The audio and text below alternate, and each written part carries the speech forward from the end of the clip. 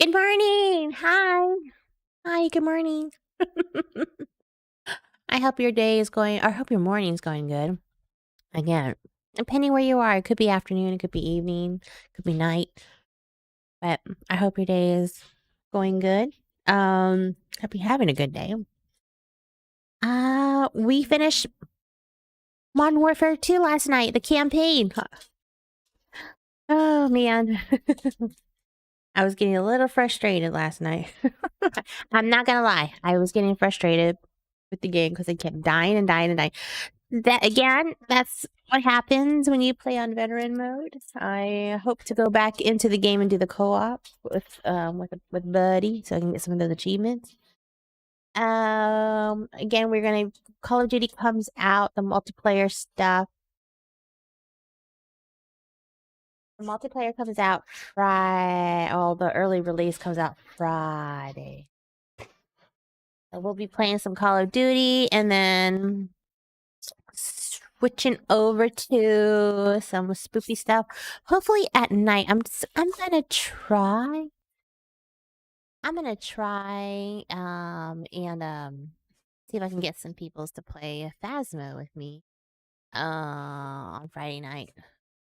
Spoopy night. Again, I don't really do good with Phasmo. And I saw that there was an update and I haven't played it in like maybe a couple months, maybe.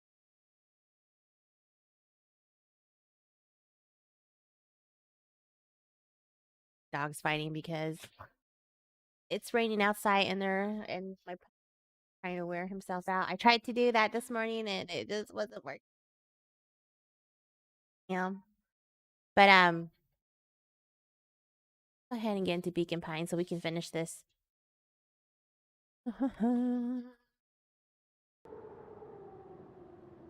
Damn, we gotta resume from where we left off. Juniper, don't! His final plea, Gran flung the torch into the deep darkness. No, Grandma.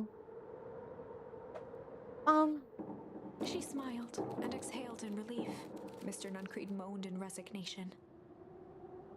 The torch echoed as it ricocheted down the hole, punctuated with a thunderous thud.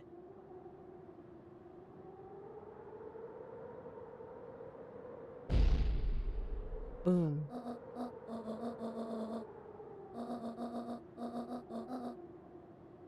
Before Gran could finish, the ground shook her to silence.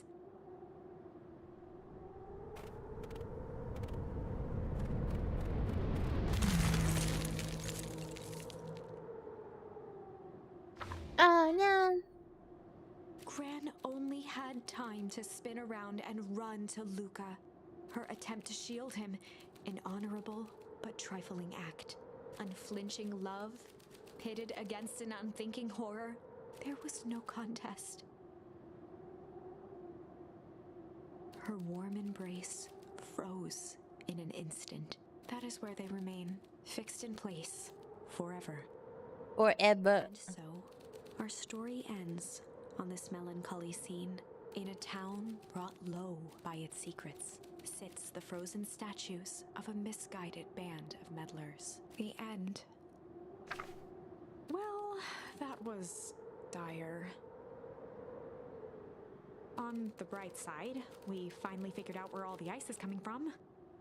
Now, we just need to find a way to deal with a mystic, unfathomable force of nature. Wah, wah, wah. Okay. No, no, no. Oh, shoot. Unless he began to... Well, that's all we have. Go back to the branch. And in the stillness, he began to weep.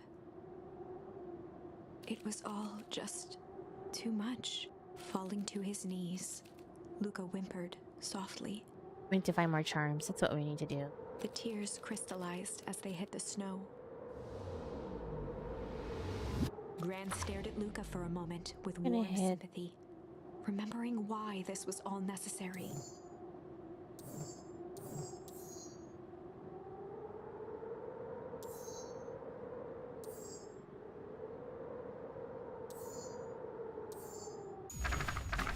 What happens when we hit this charm?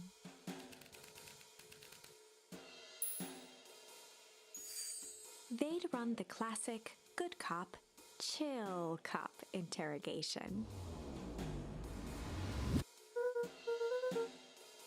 Gotta play it cool.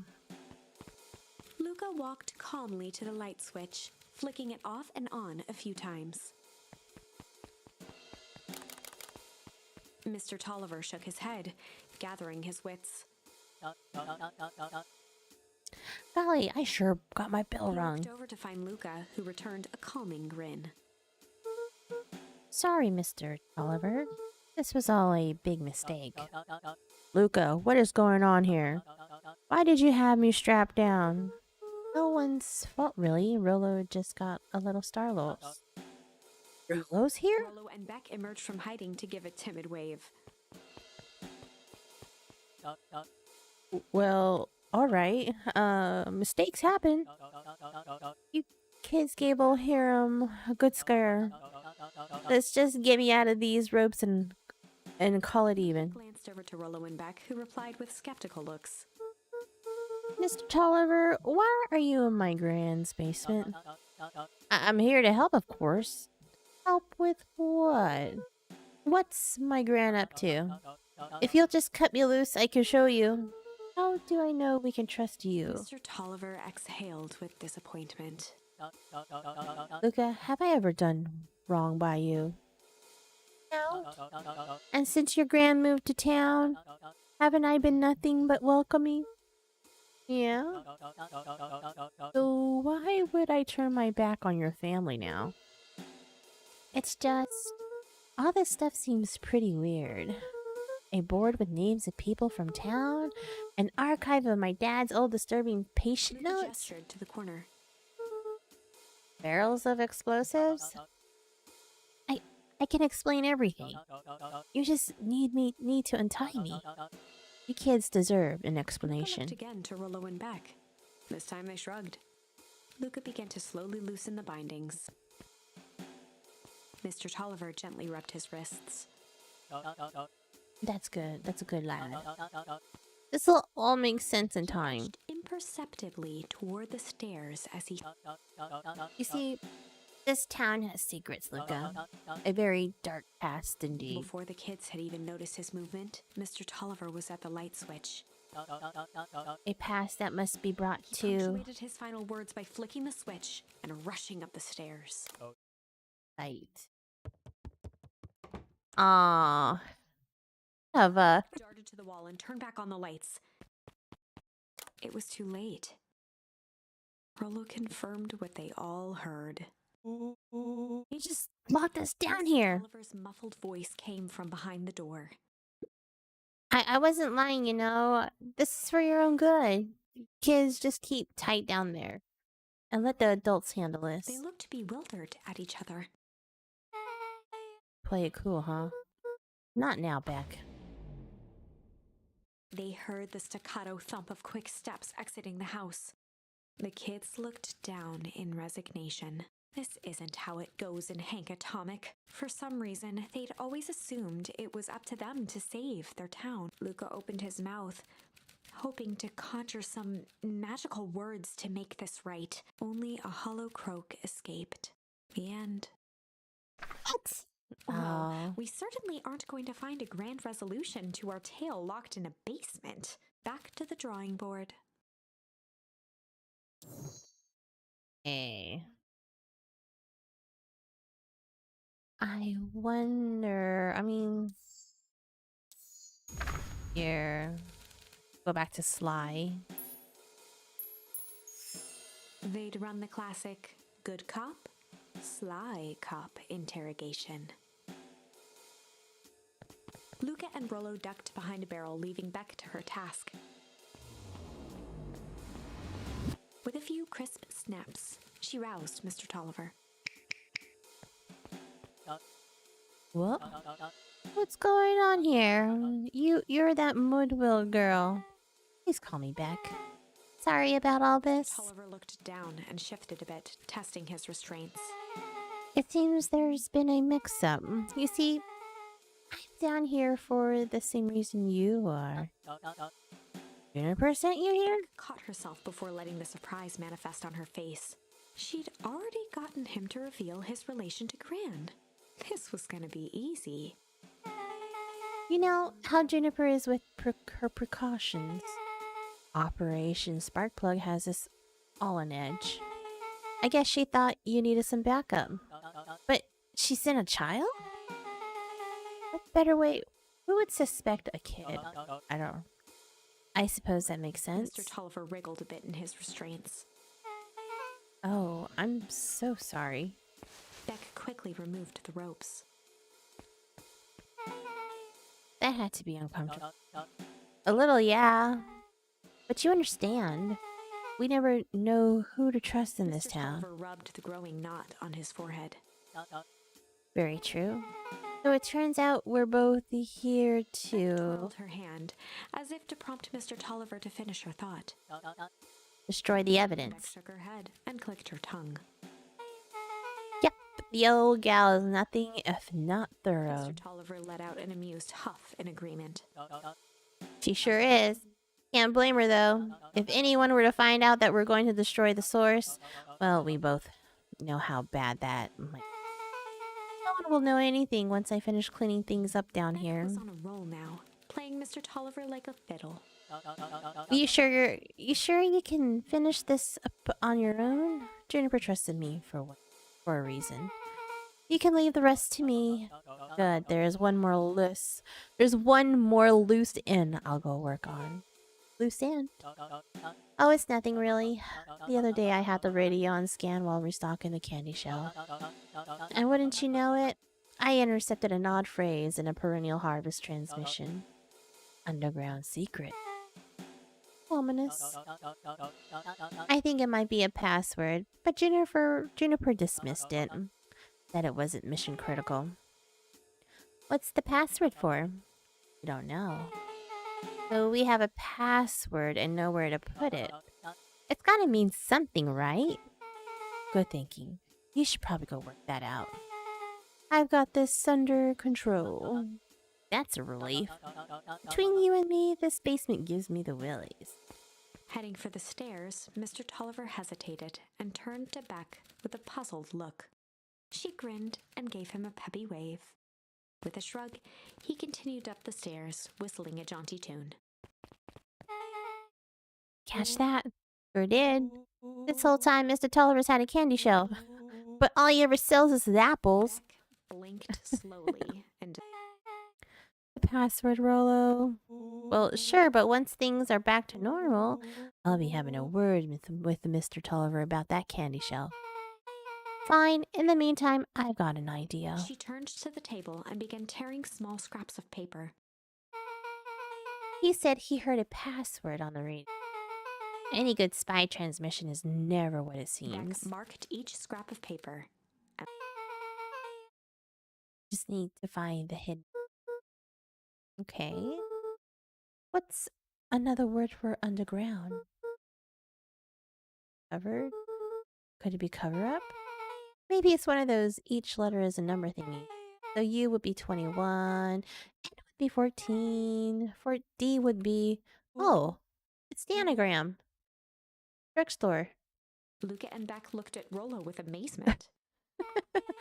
Rollo, that was incredible. Well, it's either that or Kren's nude rug store. Yeah, I think you're right the first time. How did you do that? What can I... Love ciphers. Well, I guess we know where to go next.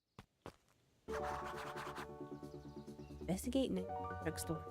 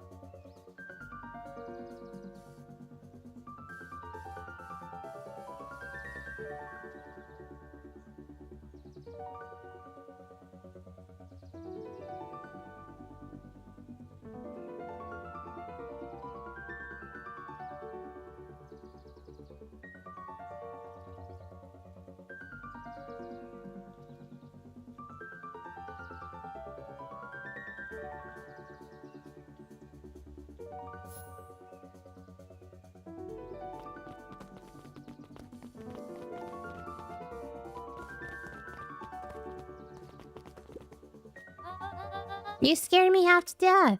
Sorry. You kids haven't seen Mr. Toller around, have you? Hmm? Nope. He's got me waiting around like the last slice of pie. I swear that man would be late to his own funeral.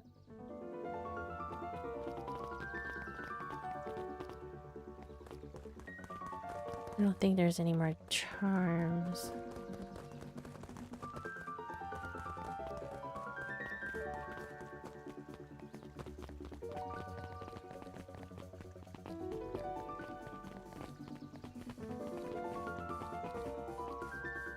Oh.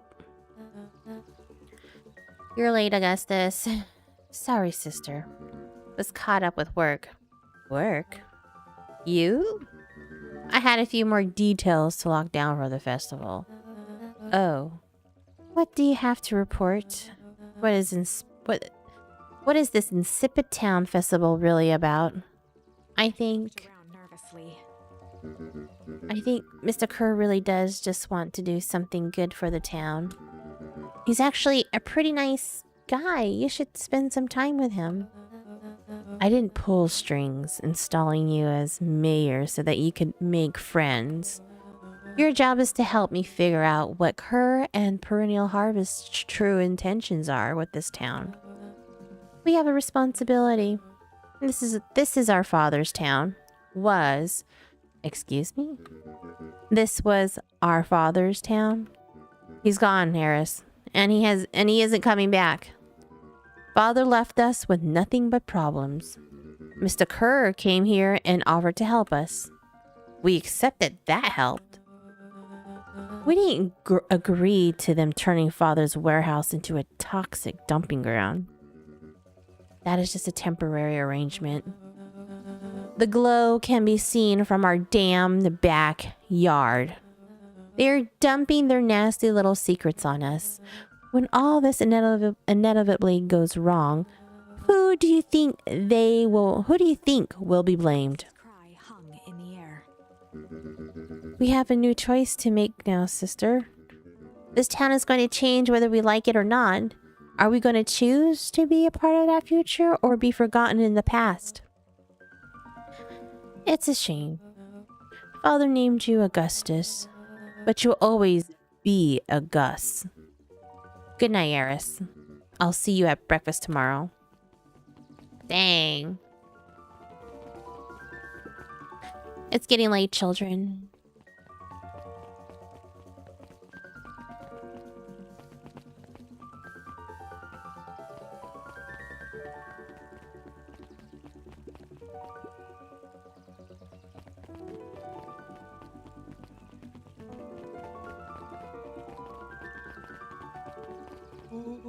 We better get to Nuncreed's. Oh yeah, that's right.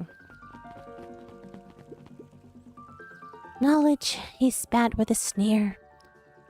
There exists a gulf between knowing something and being able to do a damn thing about it. I do hate it when the villain makes a good point. Oh yeah. We gotta slap that pumpkin. I don't know. I really like slapping the pumpkin.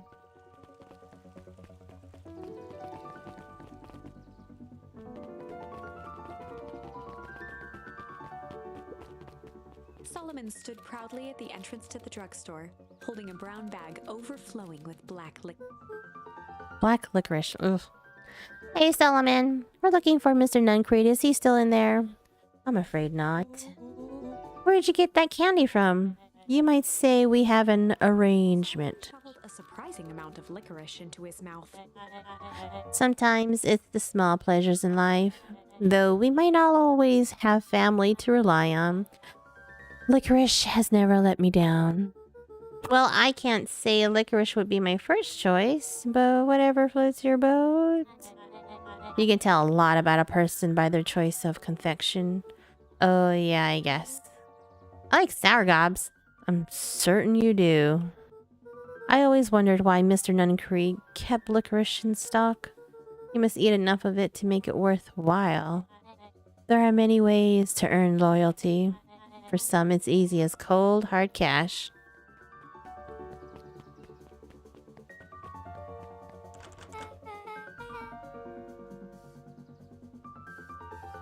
Well, he's right. It's locked. There's gotta be more clues. Okay, let's see.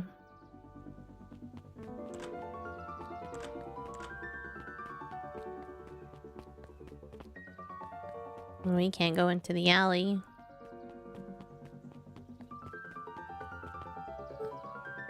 The answer's gotta be around here somewhere. Oh, that's where we're gonna hit the phone booth.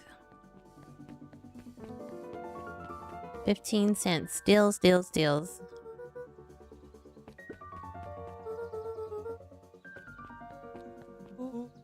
Besides President Creed? No. Beck cupped her hand. This is where we get back to the... Beck flung open.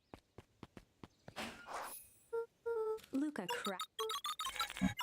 Where we end up in the bottom. Darn it, I didn't go farther. The inside of the phone booth dropped loose from its shell. Without even the space to panic, they closed their eyes. Suddenly, it was... The air was stuck.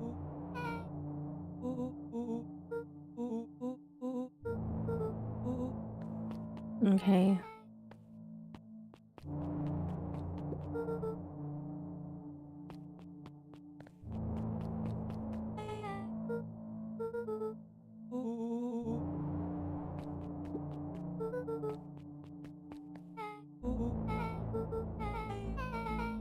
I wonder if there was...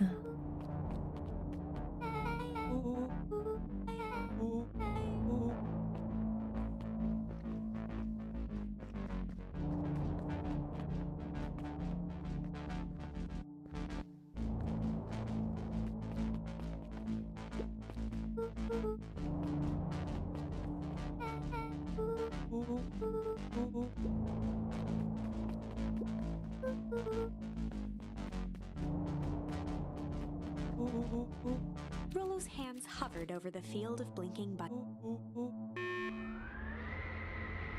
This is where Mr. Nuncree comes in.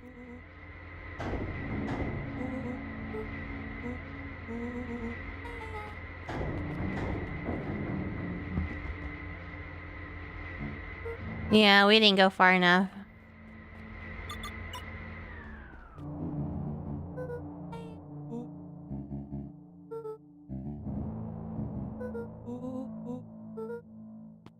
Joseph. He gestured toward this.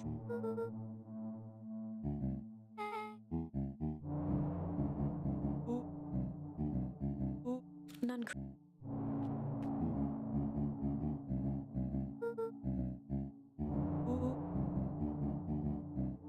He shook. We already got past this, and then we have to go find him. I think we're gonna have to go further.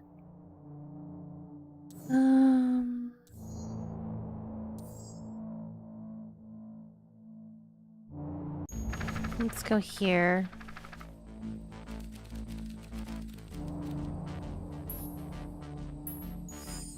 Luca drew himself up and decided to take the only option they had left. Flight. He squinted down the barrel of the mission control defense cannon, aiming it through an opening in the dense tree branches.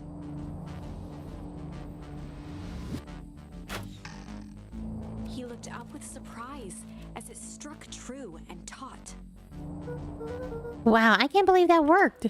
Hey, Mr. Kerr. We'd love to hear your thoughts, but I'm afraid we have places to be. Come on, Iggy. You see, you jerks. Ugh, fine. We know where that leads them. This way, we'll take the tunnels. Luca and Iggy winced as they sprinted through the thicket. The branches clawed at them, reluctant to give passage. After what felt like a marathon, Luca stopped in his tracks as they reached the clearing. That was all What he was the? able to say before Iggy slammed into his back. The boys tumbled down a steep decline and crashed with a wheezing thud on a surface as hard as ice. In fact, it was ice. Chapter 5. Signs. They stood silently, catching their breath. The sky was like sapphire. With each breath, a plume of steam escaped from Luca's lungs. Let's keep moving. Luca pulled Iggy to his feet as they gazed across a snowy terrain. Oh, it's actually pretty badass. Huh?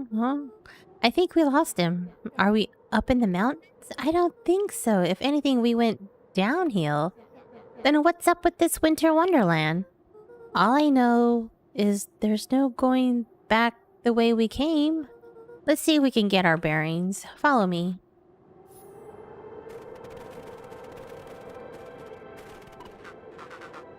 Luca, are you there? Luca had almost forgotten the walkie-talkie he was carrying.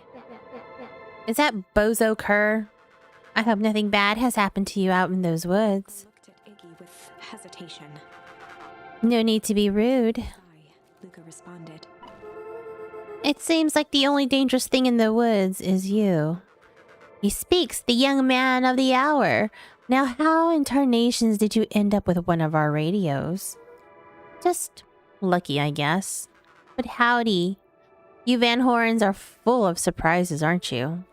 You knew my parents.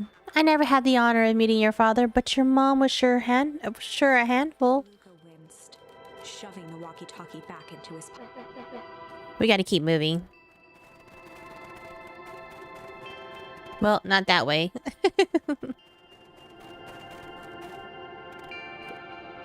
What's the readout? Sitting above 258 Kelvin. That's down a bit from last time. Should we report this to Mr. Kerr? Meh. Still within safe ranges. It may be spreading, but it's under control for now. Even a small nudge in the equilibrium could cause a cascade. Dude, relax. Just a few more sites to hit before we can punch out. Let's get this over with.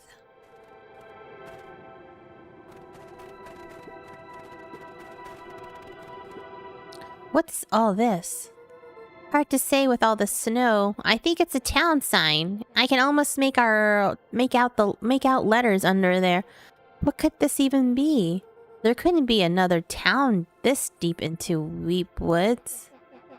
I'm looking at evidence to the contrary. Let's figure this out. Let's figure out what we're dealing with here. Step 1, snow's gotta go. I'll see what I can do.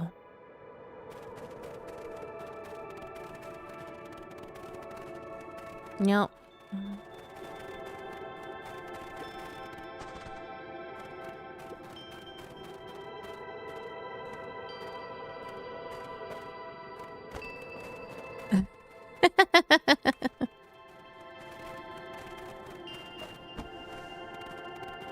Welcome to Beacon Pines. The boys stared in disbelief at the sign that now clearly read, "Welcome to Beacon Pines."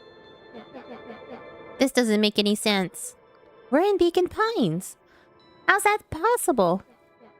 We ran away from town. How did we get back here?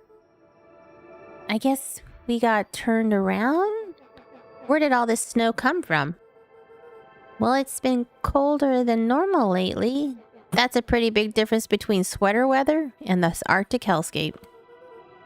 The puddle we fought at before, it was cold too. Maybe all of this leads to one source. You think it's related? What the hell is going on? We're going to get you some answers. Let's keep moving. Whoa. This stuff look familiar to you?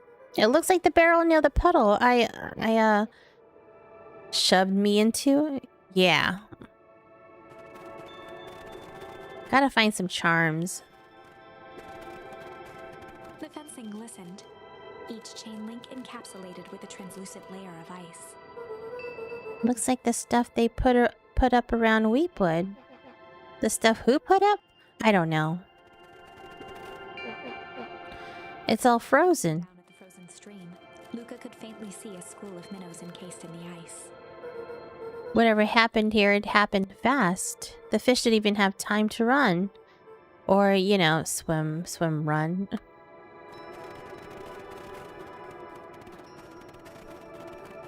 The crunching of footsteps trailing Luca went hush. He looked back to see Iggy's face twisted with confusion. Everyone's gone. What? There's nothing here but more snow. There must be an explanation for all of this. We have to keep looking. You can look all you want. I quit. Iggy, we have to keep going. You don't get it, do you? This isn't one of your pathetic Hank Atomic stories. We aren't going to save the day. We aren't even going to save ourselves. My face is mangled, the town is destroyed, and everyone we've ever known is gone. We don't know that. You just can't quit. Do whatever you want. I'm done. Iggy, it's going to be okay. Luca peered upward at the darkening sky. He let out a long, foggy breath. Faintly, Iggy began to cry. Seeing Iggy in such a pathetic state gave Luca a sense of compassion and more than a little guilt. It is getting pretty late, I think. Probably not a good idea to stumble around in the dark anyway. Luca allowed himself to collapse next to Iggy. Let's just rest for a bit. Huddled together for warmth and comfort. If not for exhaustion, their minds would be racing, trying to make sense of the events of the day. Oh, they better not freeze. All they had energy for was to sit in silence, numb. What? Oh my goodness, don't sit. The way the snow covered everything over, it's kind of calming. Yeah.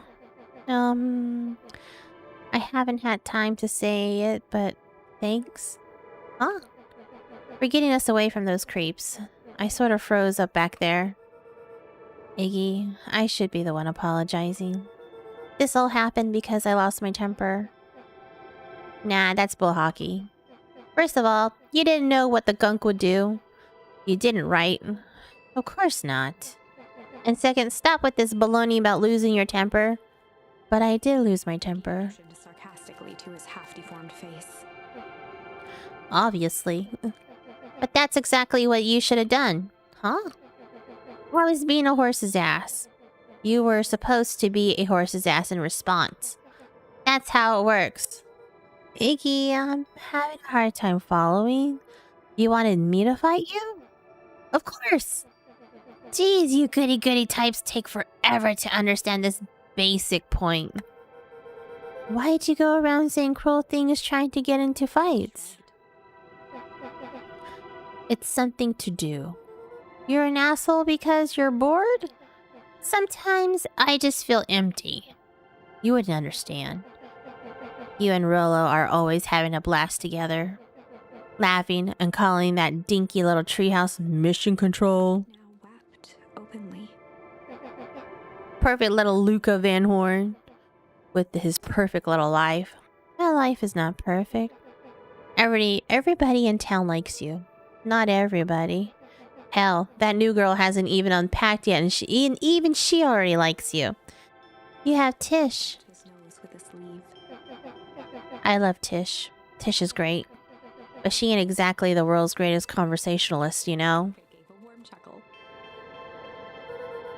I get that impression. Cleared his throat as he wiped his eyes. Huh? It must be raining out here. Definitely. Arched into a wide yawn. We should probably try and get some sleep. Yeah. Let's lay low for now. Tomorrow we'll get to the bottom of all this. Eyelids began to slowly drift shut. Luca? Yeah? I always did want to see the inside of your dinky little treehouse. What'd you think? Not bad. I'll give you the full tour when we get back. You know what? That's all Luca could whisper before succumbing to sleep. Iggy snuggled in some more. When it comes to worst days of my entire life, this one wasn't half bad. Tell me he froze. The house smelled of warm bread. Luca was playing with toy blocks on the living room rug. He looked up to see his parents on the couch. His mother held his father's head in her lap. She idly stroked his hair while humming a song. A voice behind Luca spoke. This is how you remember them, huh? Luca turned to see his own face. The doppelganger from his dreams, still clad in a yellow hazmat suit, still carrying a look of disdain behind empty eyes. Aww, look at this perfectly cozy scene. You know it wasn't really like this. The figure picked up a toy block and inspected it. It's amazing the facades that one can build given the right materials. Not that I blame us. These are a child's memories, all warm and fuzzy. You don't remember, do you? Luca snatched the block from the figure's yellow-gloved hand. Remember what? The doppelganger pointed to the couch. The last day we saw him alive. The day he chose to abandon us. Luca turned to look at his father, still lounging on the couch. That's not true. He didn't abandon us. The doppelganger waved his hand dismissively. Everything is true here. It's just a matter of what we choose to see. Well, let me show you. The world flickered and pulsed. Luca was sitting next to his bed, listening to his heartbeat with one of his dad's stethoscopes. The doppelganger limped into the room. Now, we both know that's not how this went. He grabbed Luca's hand and guided the stethoscope to the floor. Luca heard muffled shouting, brought close by the stethoscope. It was his parents, fighting. Do you remember what we did next?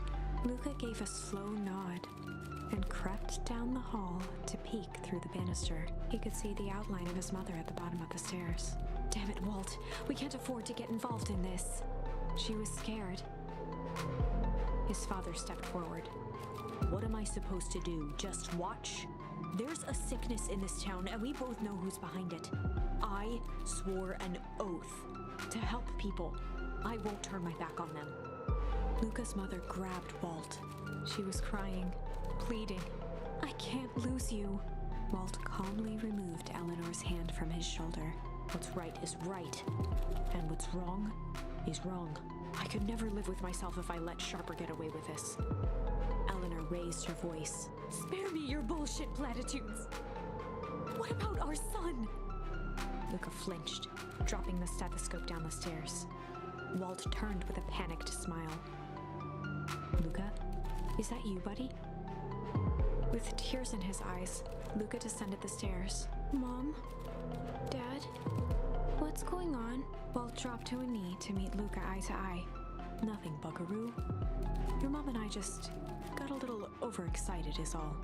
Luca placed the stethoscope against his father's chest. His heart was racing. It sounded like you were going somewhere. Walt gently removed the device from Luca's ears. Listen to me, Luca. I have some business to take care of. I'll be back in time to tuck you in. Luca hugged his father tightly. Promise? Walt stood up and walked to the door. He glanced over his shoulder. I promise. With a wink and a grin, he put on his hat and strode out into the evening sun. A figure approached soundlessly from the foggy snowfall. It stood above them, lingering in contemplation. Slowly raising one hand above Iggy, it snapped out 2 brisk raps on his head. From a deep slumber, Iggy sprang up defensively. Whoa, get your hands off me! Calming presence, or the recognition that he was not in danger, Iggy felt his clenched fists lower. Just what do you think you're doing? Gradually remembering his whereabouts, the figure exhaled a cloud of warm vapor. You two certainly have caused a lot of commotion. What's that supposed to mean? Take it easy, Iggy. You were asleep minding... We were asleep minding our own business. You're the one running around knocking on people's heads. I'm sorry if I hurt you, Iggy. You didn't hurt nobody. Anybody? Huh? Oh, I see. You think you were better than me. You... To complete strangers, Iggy had trouble cobbling together an insult. Big-hatted, scarfy-necked furball. Okay, let's lower the temperature a bit here. Interesting choice of words. I mean, let's just all calm down. Who are you? A friend. An observer. A hitchhiker of infinite expanse of possibility. Great. How about a name? If you must call me something, you can call me Nat. Huffed with gratification. How about you make like a gnat and buzz off? Very well. Began to turn away indifferently. Wait. Do you live here? You might say that. So you know where we are. You might also say that. Look, pal, we just want to find a safe way out of here. You gonna help us or not? Before knowing how to leave, one must know where they are. Alright, that does it. Luca, I don't know about you, but I'm gonna get out of here, one way or another. Turned sharply and began to stomp off. Enough with the riddles. Iggy, wait up. Realizing he'd worn their patience then, Nat relented. Very well. I suppose this isn't a time for metaphors. I'll show you how to get back home. He turned around with hope in their eyes. Come here. Nat took a deep breath in. Close your eyes. Nat exhaled slowly, then snapped his fingers. Okay, open them. For a brief moment, Luca and Iggy let themselves believe that some great magic was about to unfold, until they opened their eyes and found themselves in the exact same place, cold and disheartened. This is your home. This is Beacon Pines. Look, Nat, we don't know how we got here. Maybe we stumbled through some time travel gate in Weepwood? Or we teleported to some alternate universe? Or this is just some cruel experiment by Kerr and his goons? But this is not our home. You're inching closer to the truth. Alas, the reality is much less fanciful. Just give it to us straight. So be it. Oh.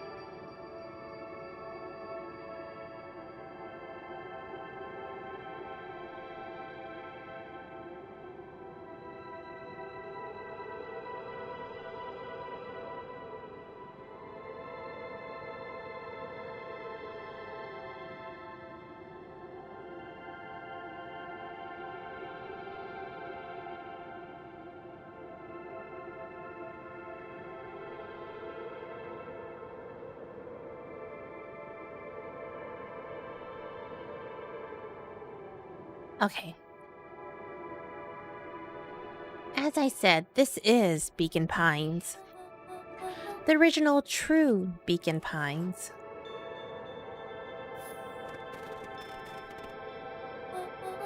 You both grew up here, but the town you've called your home for the past several years is a replica. A remarkable achievement of engineering, to be fair, but a replica nonetheless. It's impossible. It's too much work. You need a whole town to replicate a whole town.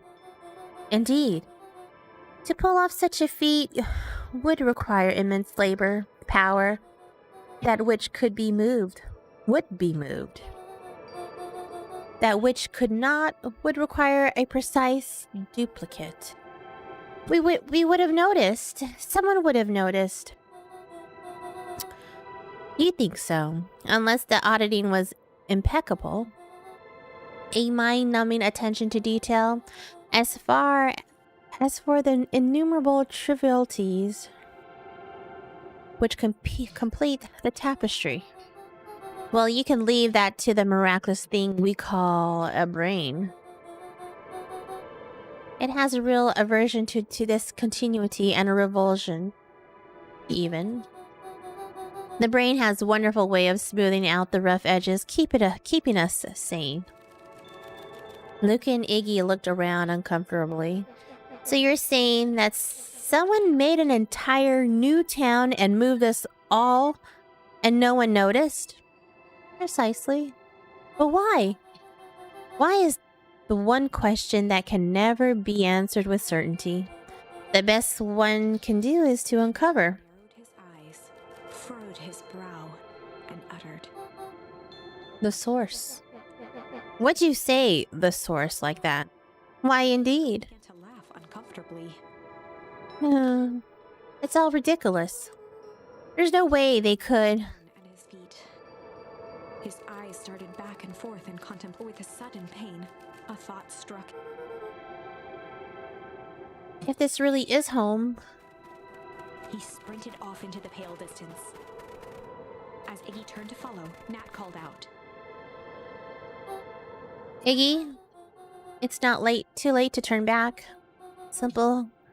Head west through the Weepwood.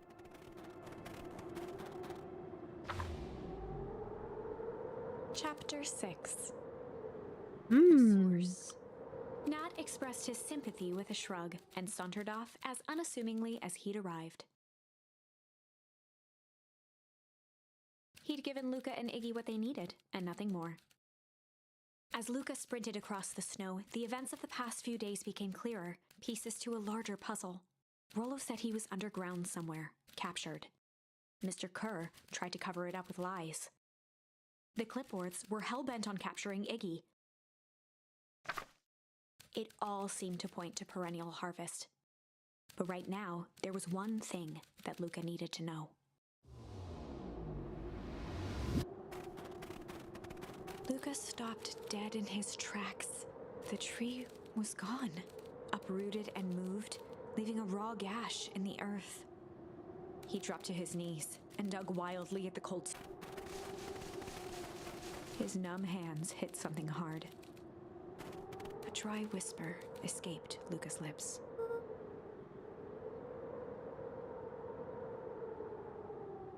You're here. All this time I thought I was visiting you. But you've been here, alone, in the snow.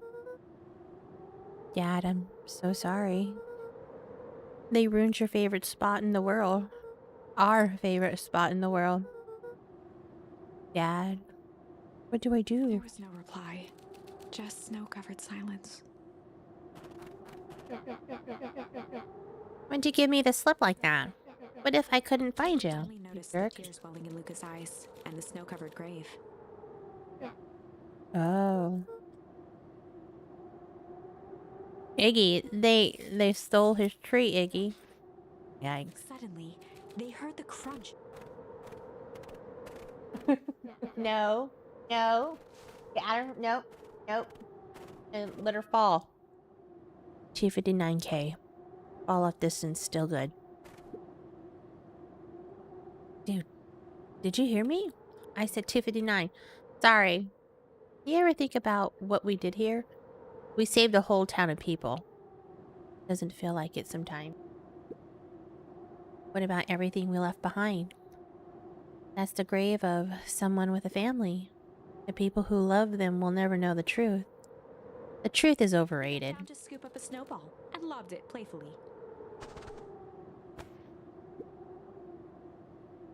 Hey, don't be such a downer, dude. We took this job to change the world. Yeah, come on. It's almost lunchtime. Weirdo.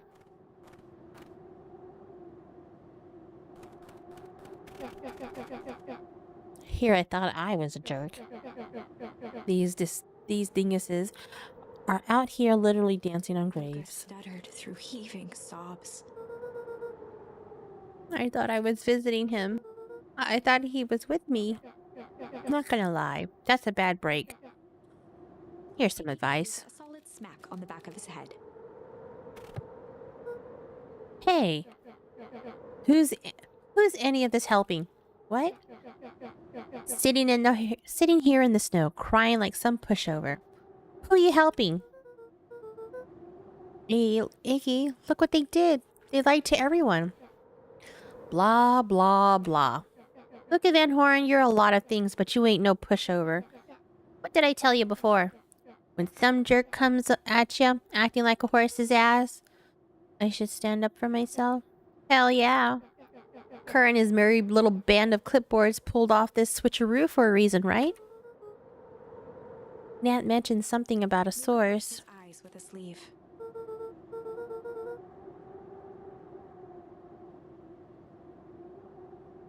Whatever's at the source must be awfully valuable to perennial harvest. It sure would be a shame if something unfortunate were to happen to the precious source, wouldn't it? What do you have in mind? If it's small enough to steal, we snatch it. If it's too big to snatch it, we smash it. Oh no. And what if it's too big to snatch? He flashed a mischievous smile and cracked his knuckles. I'm always up for a challenge. I'm gonna make this right, Dad. I promise. Let's do this.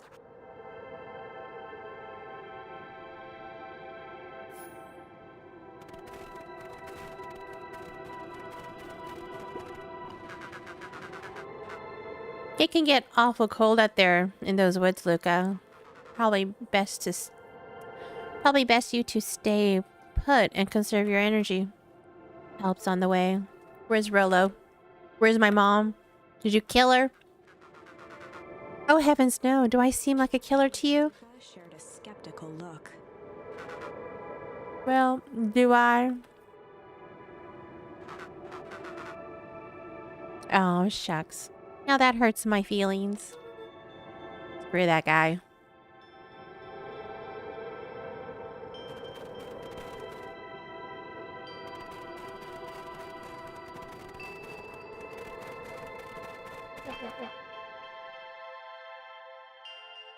Wait a minute. If this is the original town, then that means... Iggy darted behind a large pine and began digging furiously.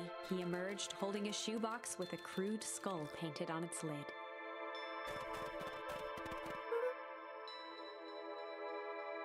What's that? Long story. So a few years back, I came into a position of some premium grade fireworks. Not the wimpy firecracker stuff they give kids. The good stuff. So why did you bury it under a tree? That's a long part of the story. You and Rolo were doing chores at Rolo's chicken coop. And you guys pissed me off for some reason or another. Rolled his eyes with realization. No, you didn't. Stifled a chuckle. Yep. I just wanted to give you guys a little scare.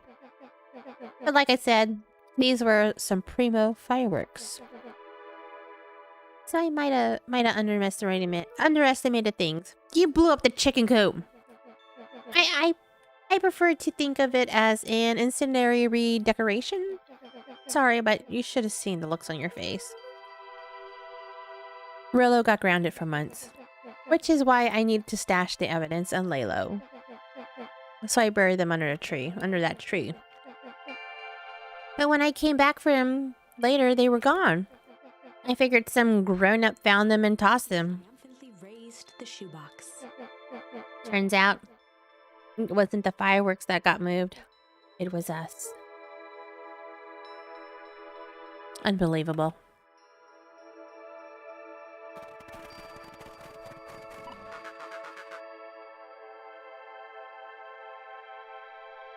Do you think this is a game? Newsflash, boyo. You're not a hero. You're a little brat who's in way over his head. A hero is just someone who refuses to give up. Comics these days are rotting children's brains. Everyone thinks they're a spaceman superhero. I was always partial to Hank Atomic myself. Is that so? Do you really think you have a chance against us? You have no idea how powerful we are. Prepare for blast-off, loser.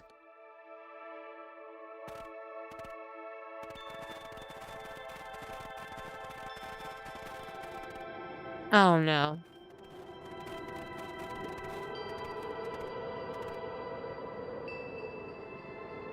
Luca and Iggy inched up to the edge of the hole with bewilderment in their eyes.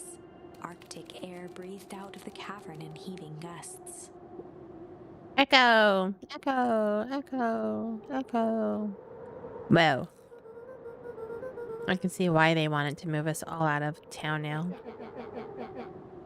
But why would they dig a giant hole? I think this is it. Oh no. This is the source? It's a dang hole. How do we smash a hole? Uh-oh.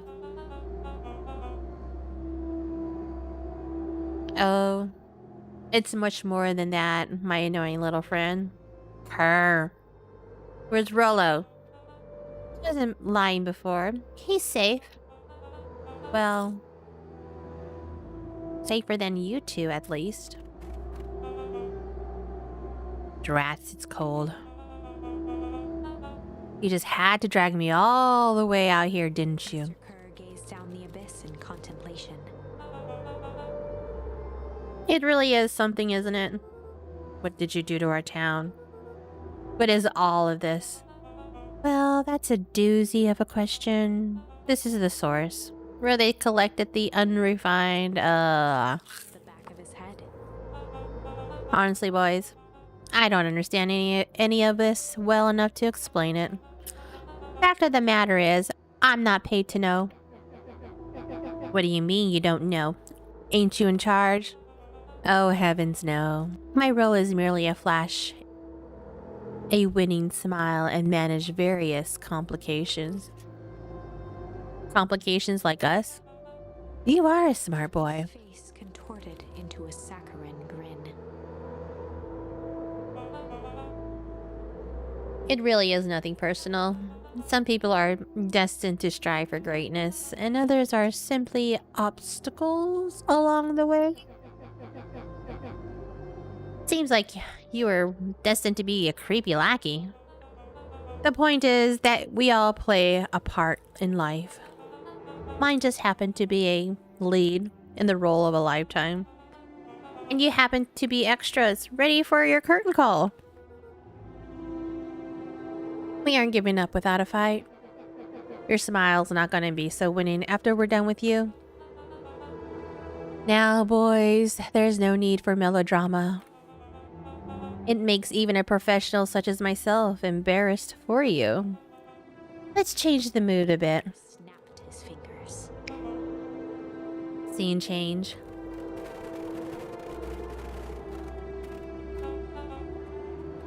There. That's better. Deal with them. Iggy turned to Luca with a sly glance. Why are you smirking? Oh, Because I have a box full of fireworks and you don't. Iggy waved the box into the air, threatening to drop it down the hole. But stop. Let's not do something regrettable. Joke's on you. Regret is one of my specialties. Out of curiosity, what would happen if I threw these in your precious hole? Nothing. Nothing at all. You're a terrible liar. I'll have you know, I am an exceptional liar.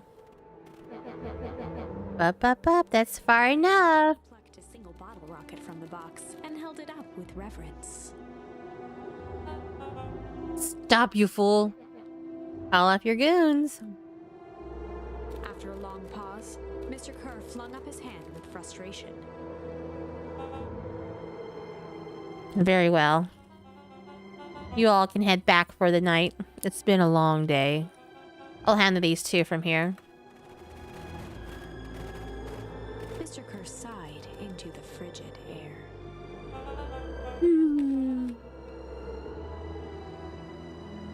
It's just us now, Iggy. You can put that down. What, like this? With a nonchalant flick, Iggy tossed the firework into the hole.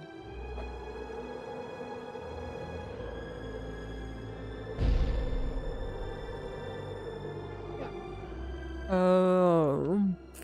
Whoa. With a growl, Kerr leapt at Iggy, crashing through Luca.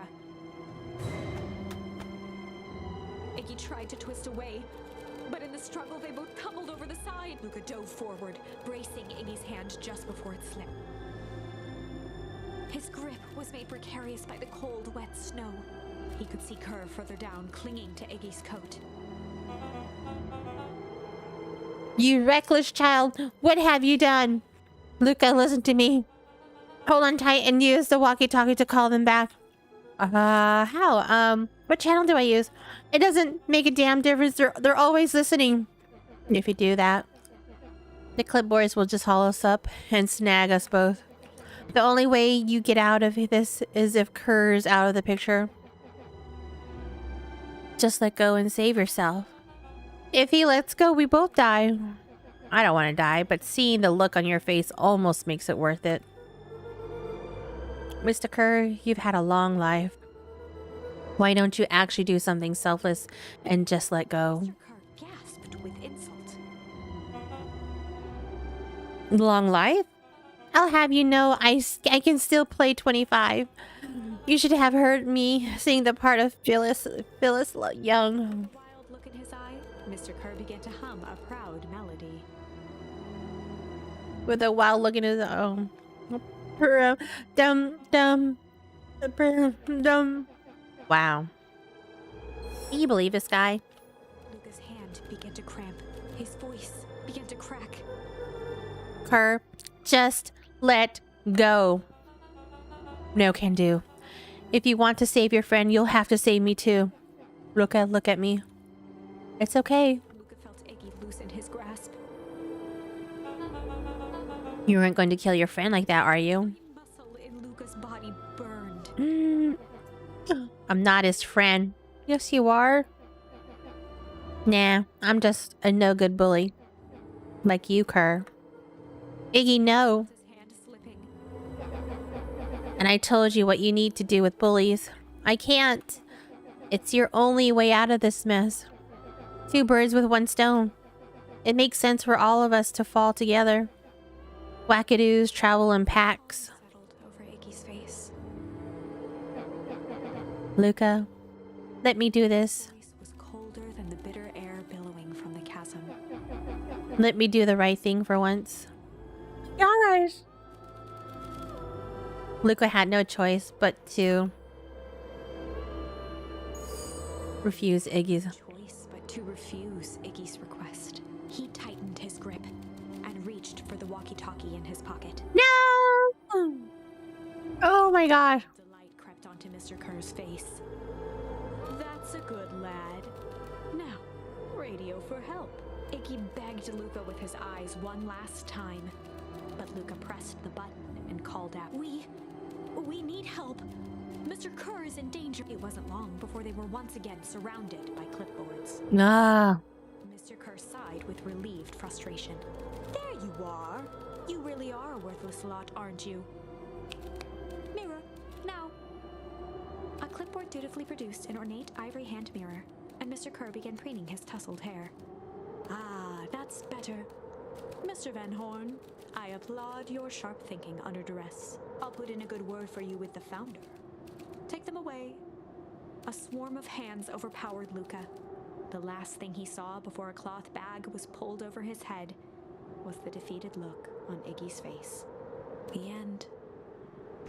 What the? I think this was one of those times where doing the right thing was the wrong thing.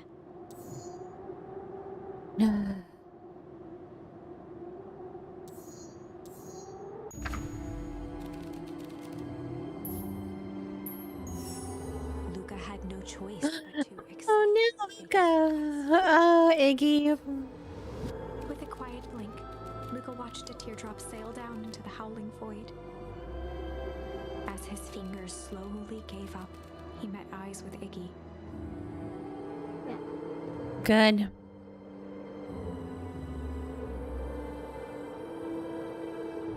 The two silhouettes were swallowed by darkness. Oh my gosh, it's like...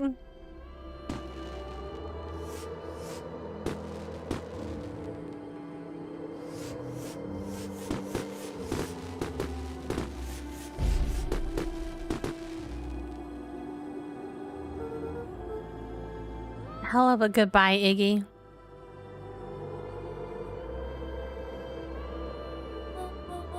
Luca, you should really step back. What? Quickly.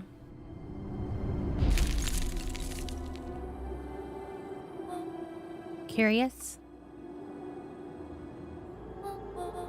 Ah, but of course, those fireworks of Iggy's must have just been the right amount of energy. We should get out of here before perennial harvest arrives. Not until you tell me what just happened. Your friend's sacrifice just saved this town. For a little while, anyway. How? Tempest liquamine is a peculiar substance. It can change the relationship between matter and time itself. But doing so requires unfathomable energy. In a closed system, the energy can only come from its surroundings. A useful side product of this property being by adding precisely the correct amount of energy to it. One can create a cryogenic cascade. So the gunk makes things cold and fireworks made the whole freeze over?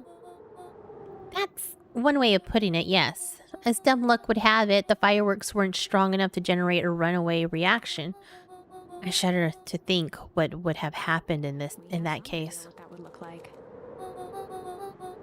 It will take them a good while to safely break through and access the source again. If you know all this stuff, why haven't you been helping? I have been. In my way. Each one of us has a role to play. Iggy's role, it turns out, was to buy us precious time.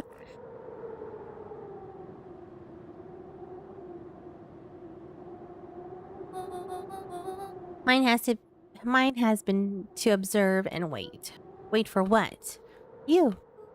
Me? Why? What's my role? A twinkle flashed in Nat's eyes. Luca Van Horn. You are going to save the world. With a chuckle, Nat turned and walked west. Dumbfounded, Luca followed behind him, trudging through the snow. Every step taking him further away from everyone and everything he knew, and closer to destiny. To be continued in Beacon Pines, Pines Harder. Revenge served cold. Second time's a charm? Wait, that's it? This ends with a crummy cliffhanger just when it was getting good? I was even starting to like Iggy. No way. I refuse to be associated with some never-ending parade of sequels. Let's go back and find something more definitive.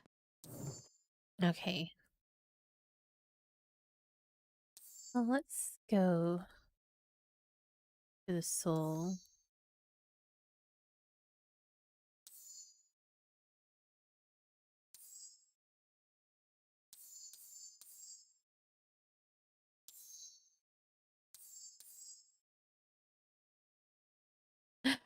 Oh, where'd I go?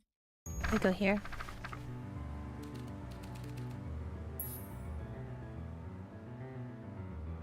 No, let's go back to the tree. Well, time to bust out the tickles.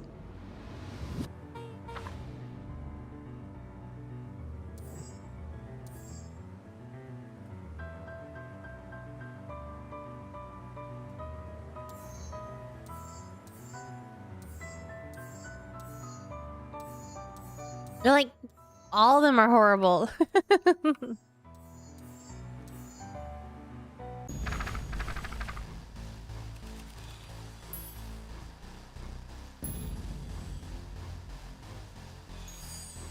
This is a story about struggle. Luca could hear a machine humming somewhere nearby. He felt around wildly, searching for something, anything that could help.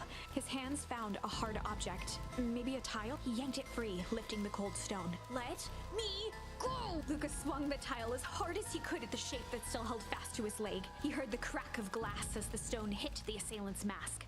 With a muffled yelp, the hand let go. Luca was free and scrambled to the door. He never looked back once on the long run home. Chapter 3. Okay. Everything's fine. The next morning, it was quieter than usual at the breakfast table. Only the sound of silverware and chewing interrupted the awkward silence. I finished jarring a mess of jam last night. So that'll need to get delivered into town today. Okay. So what did you and Rolla get up to yesterday?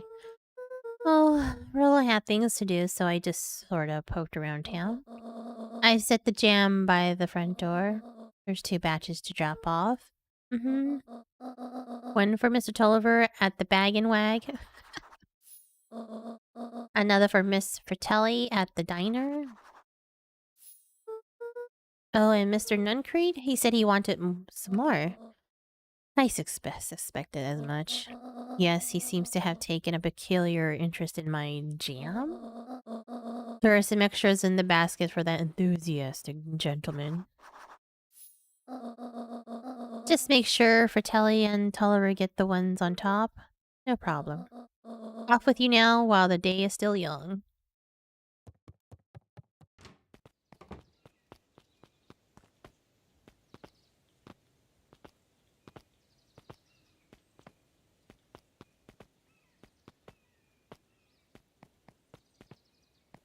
Wanted to see if there's anything here.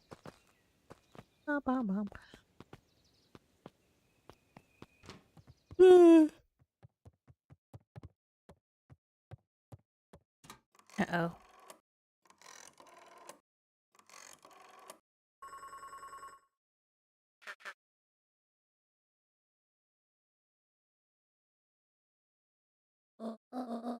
Hello, it's Juniper Hartford. Before you hang up, just hear me out. I have a business proposition. The simple matter is we both have the same problem that needs solving. Very well. We can meet tonight.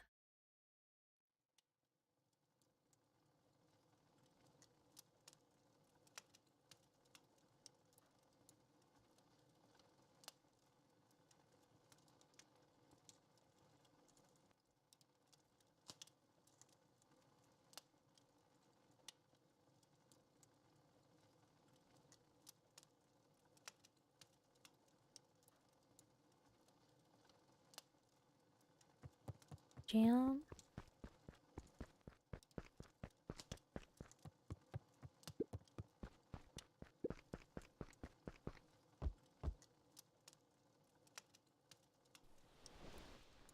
He's so cute when he does that.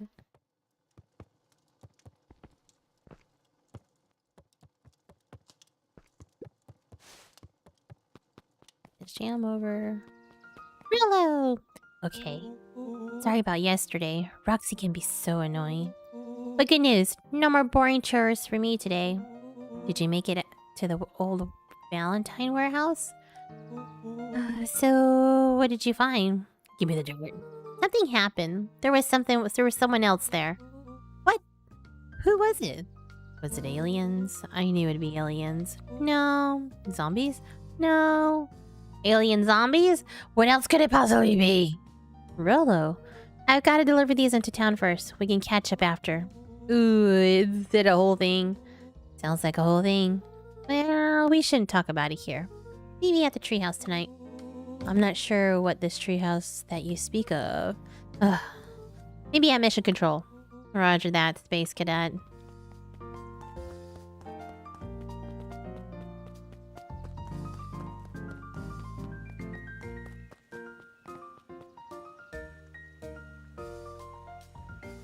Onion has mayo?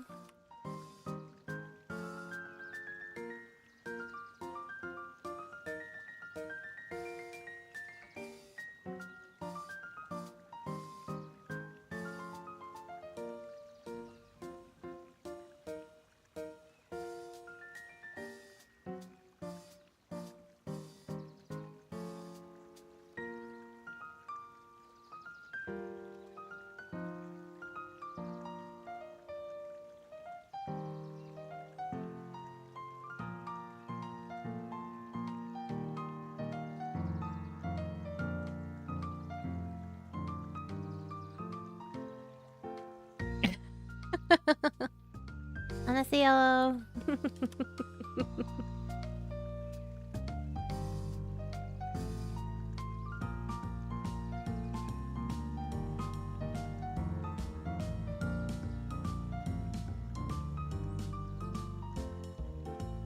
Oh, that sucks that I can't use those emotes.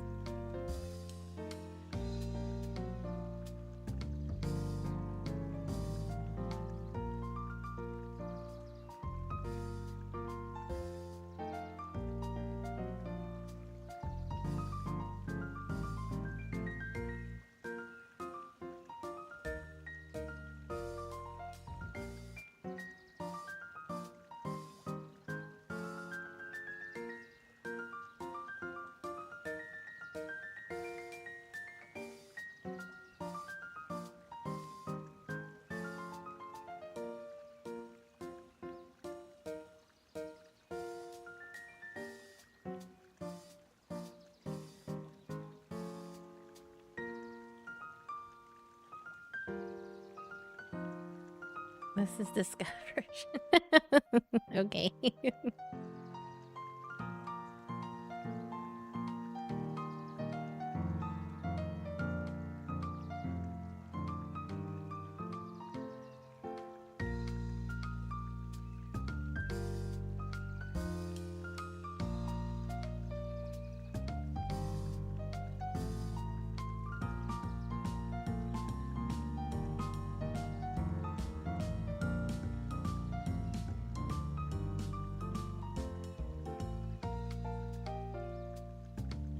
Undefined, undefined, undefined, undefined.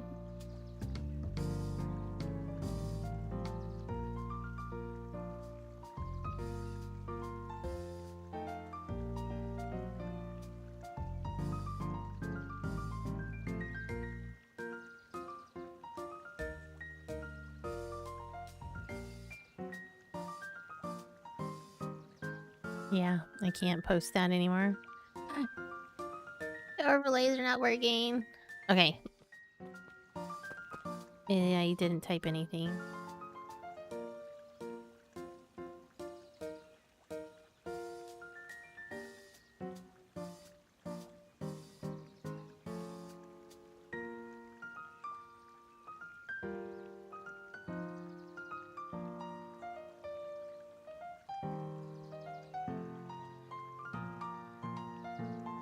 Yeah, for some reason I can't bring up messages. Text messages.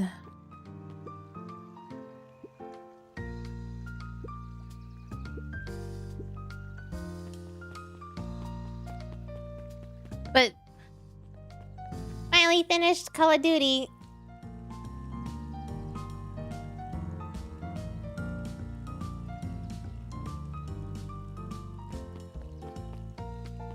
It was a bit annoying.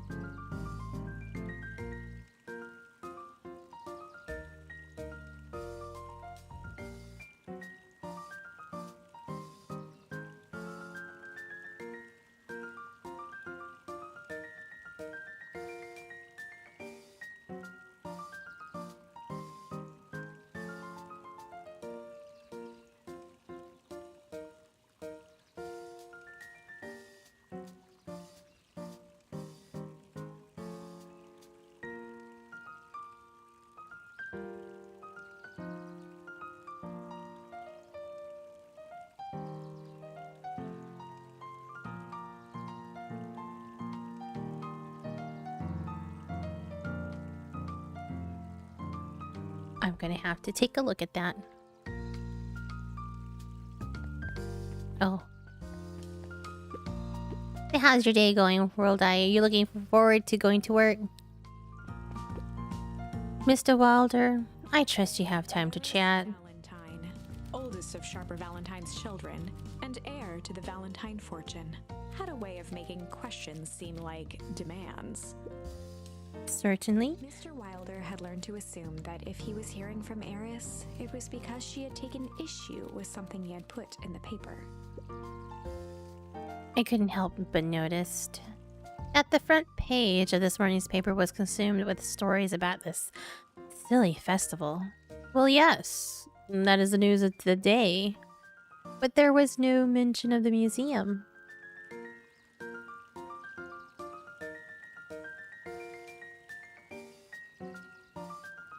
Offers me as a health check. What do you mean? Like a physical that you have to go through? Nor the foundation through which is endowed. We read this part before. I may or not have the diabetes. Oh no! What? Averted his gaze and began to polish his monocle.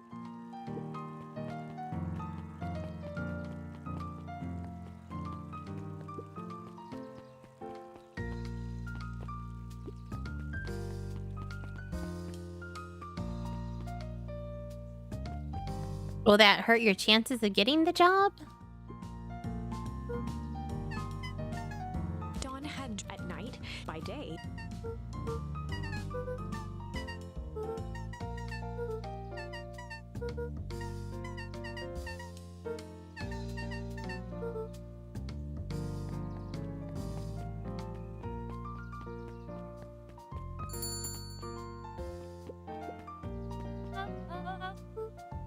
She leaned.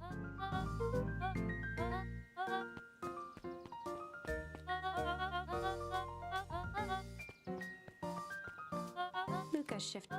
Mrs. Fratelli. She careful.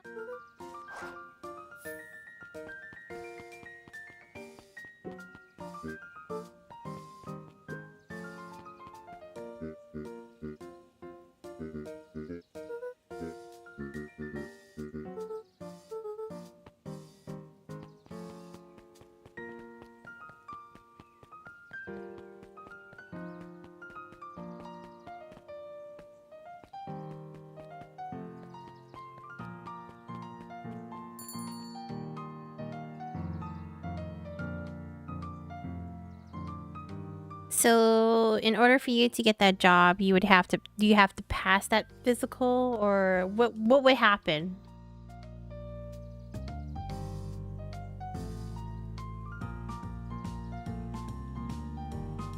So, if you don't,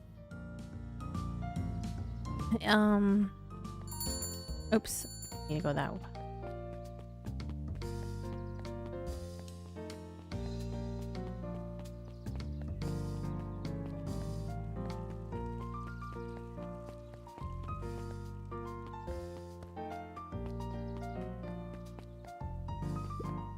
Huddled at his counter, more act with a yelp. He leaned forward and low. He leaned in a bit further. Mr. Tolliver leaned back, speaking loud enough for anyone to hear. Ah, yes, the damn. He reached forward and he leaned in for a final whisper.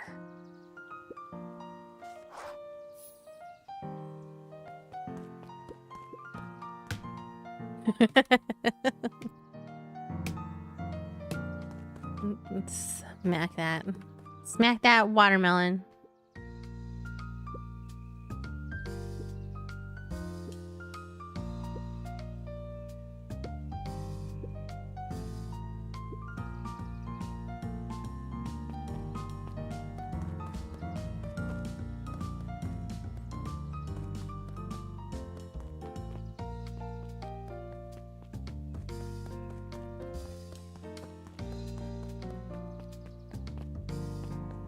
Buds and bulbs. Farmer's market.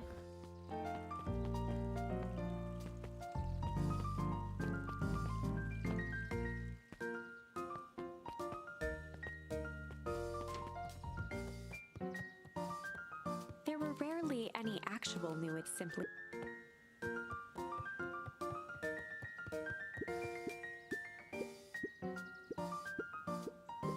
I'm trying to figure out other ways to... The bottom corner shelf, only one cellular... I think I'm gonna have to... It's gonna take some time and I don't have much of it because... The entire... most...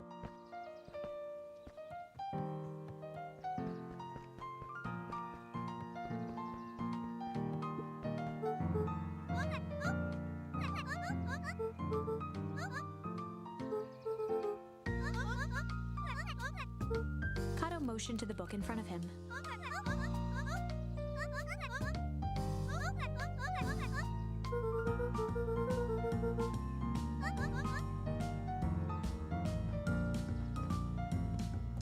Oh, the cobs I've eaten. A salad-centric travel guide for the mildly Sally Seashore's simple, succulent sundry. Luca brushed off a smudge of dust. Or maybe it was flour. 30 recipes so easy you'll doubt it's even edible. A peek behind the curtain. The methods and ruminations of Patrick C. Montesquieu. One of the greatest acting minds of our... By Patrick C. Montesquieu. Hmm.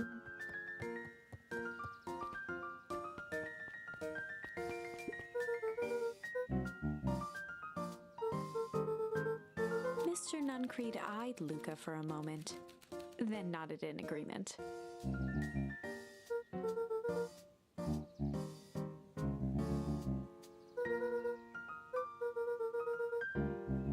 Nuncreed snatched the basket from Luca. Creeper.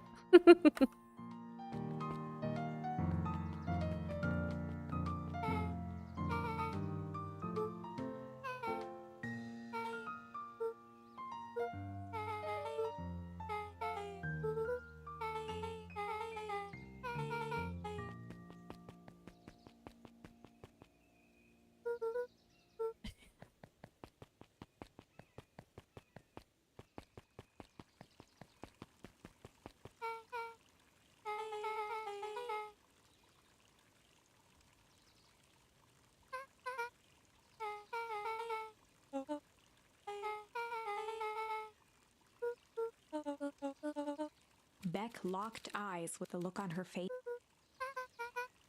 Beck gave Luca a quick nudge.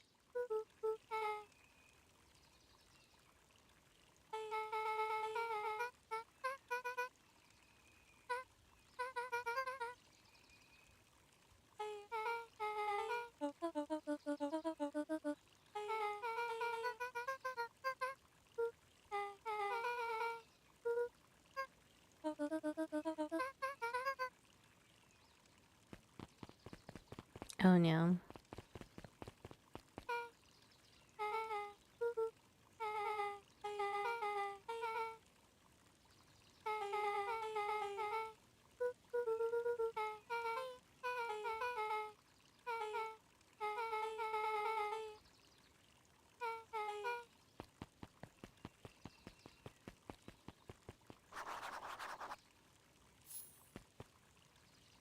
kind of charms do we have? I want charms.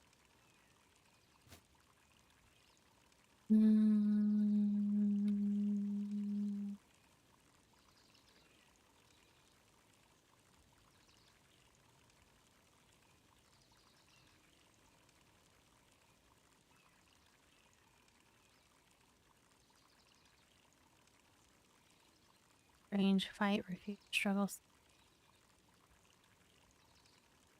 Okay, those are the charms we have.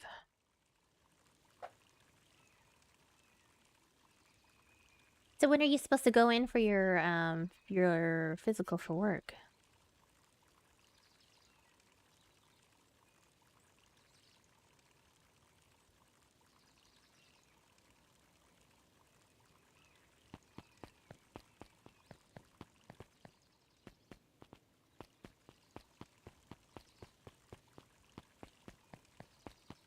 I wonder if I can go into the town hall building. Nope. Nope. Nope.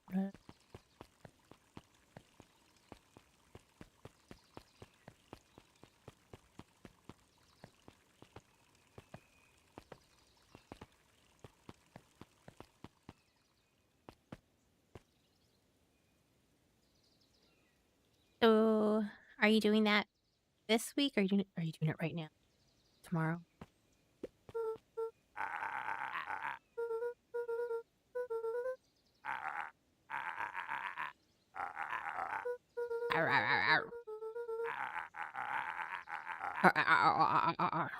Jeff dug through his pockets for a bit.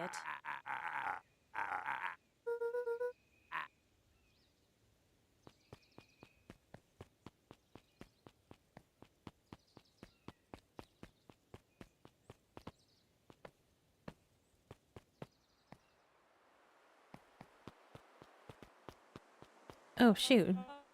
Oh there, little buddy. What brings you to this neck of the woods? Oh, I was just wandering around a bit. Wandering? How wonderful. Children and their wonderful want. Oh, to be young. Anyways, I can't let you pass just now. Mr. Kerr winked with a wry smile.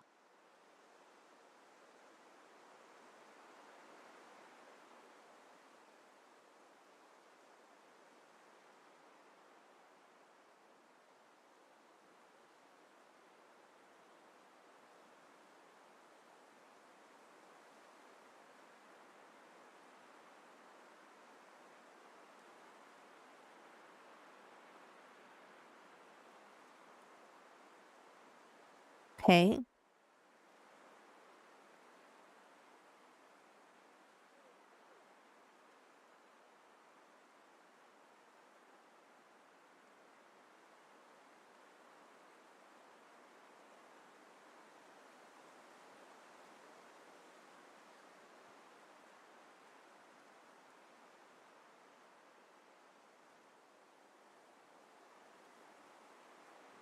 Yeah, get that checked out. I mean, doesn't hurt to get a second opinion too.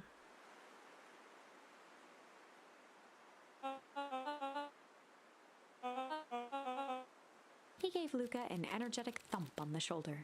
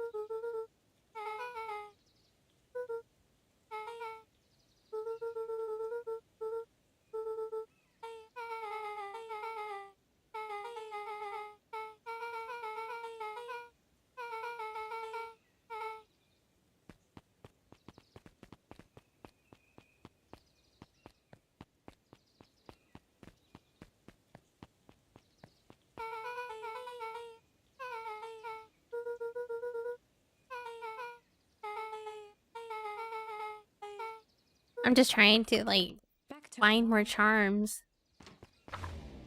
We've done this already. Chapter dinner with the Ilona, but they're almost done. Dinner went by with as she walked the thing she Nellie Beck was Ilona's she could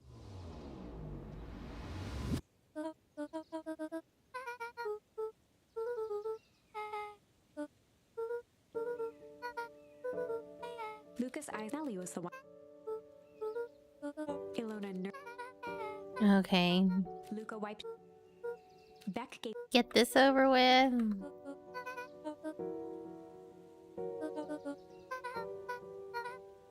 Luca glanced over. Beck slammed perhaps. Luca the sky. Luca wiped.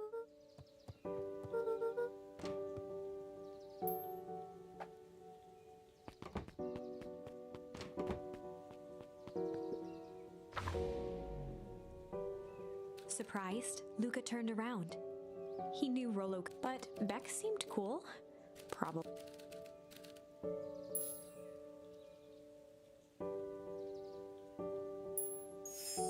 Luca began to respond, but the sky answered for him as the clouds above began to break, revealing patches of star-filled summer night.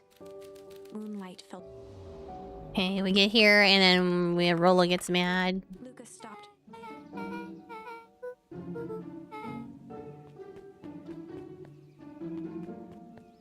Luca saw Beck skulking by the gate.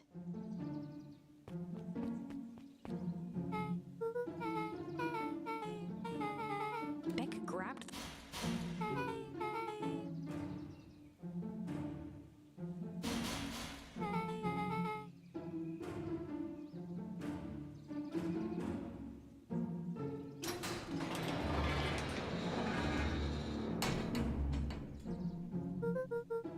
What did you do? Okay, this is where we find his gran and the heiress.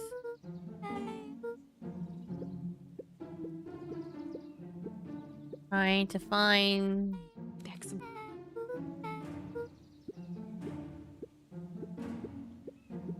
blah blah blah blah blah. the mysterious. A chill his Beck stifled. Gran tousled her hair. Gran gave it. Like, who couldn't tell that was, you know, Juniper?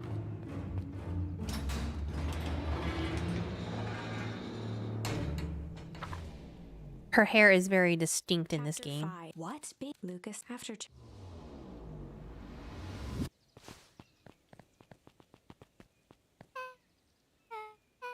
Come on, come on, come on, come on. We gotta get to Rolo.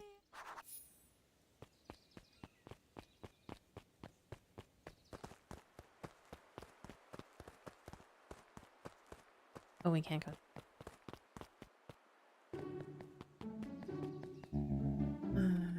The clipboard. Mr. He snatched the pad. The clip then broke.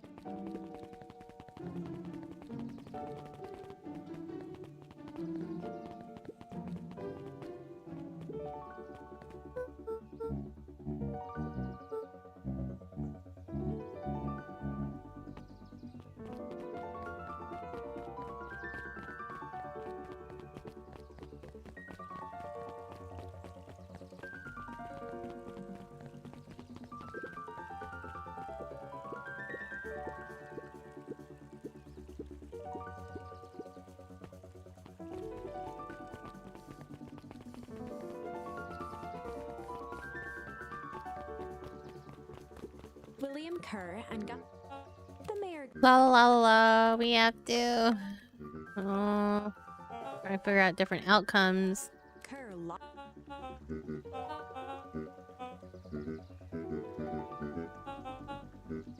with a glimmer.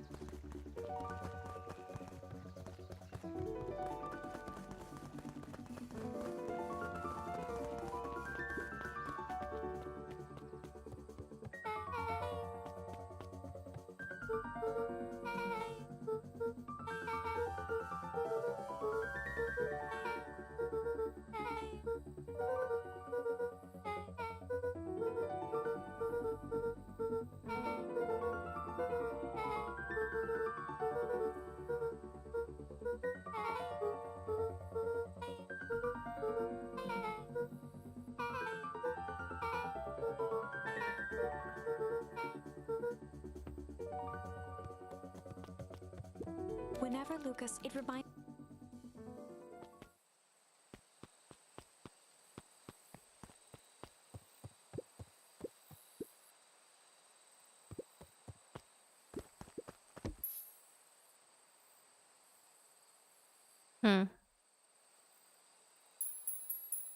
Luca wrapped a femfish half ref.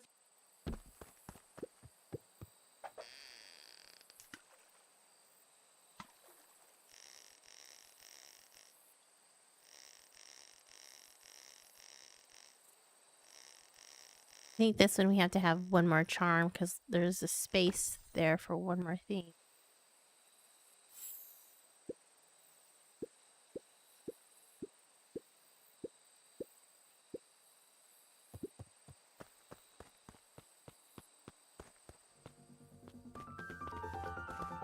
Oh shoot. We're missing one more charm for that.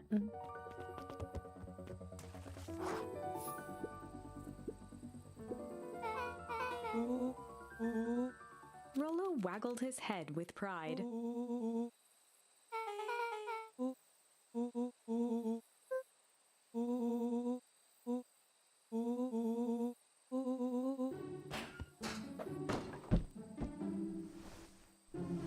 Oh no.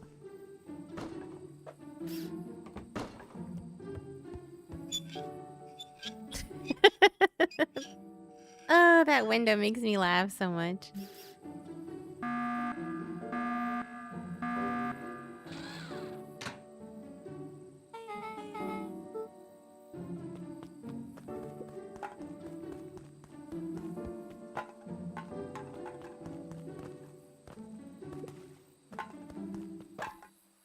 Oops.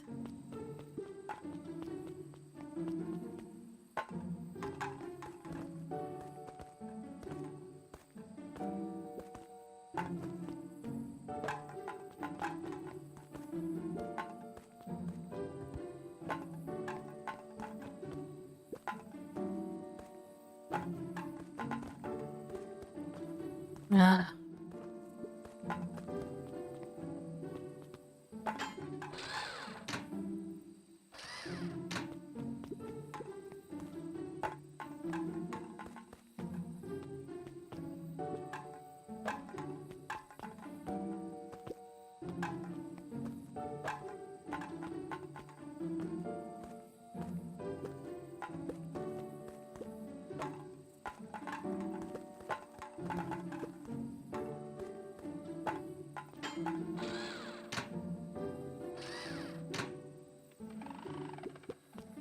Great.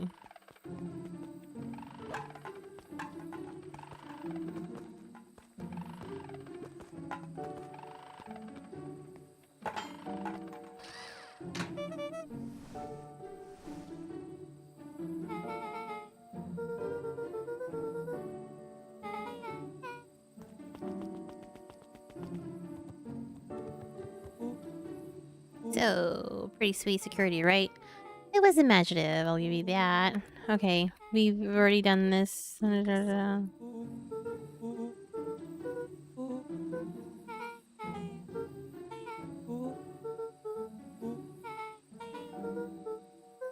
let out.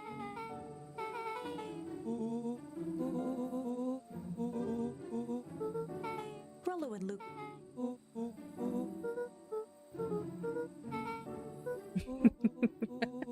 Rollo is so cute.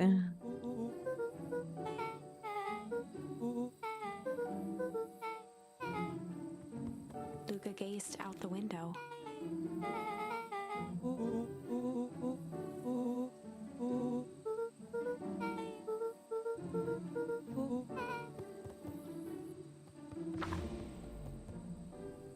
Chapter Secret. Summer 4. Luca walked, reaching home.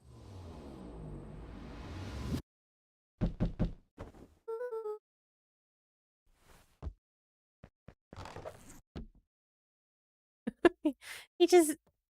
Mm.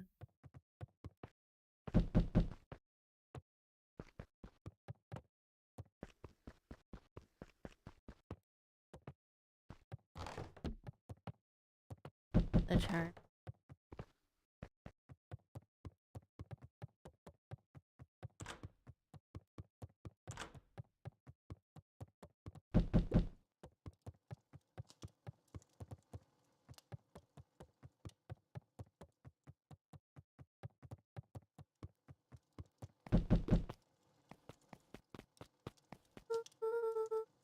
Luca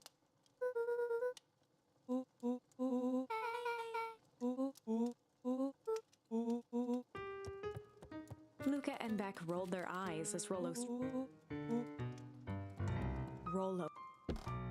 He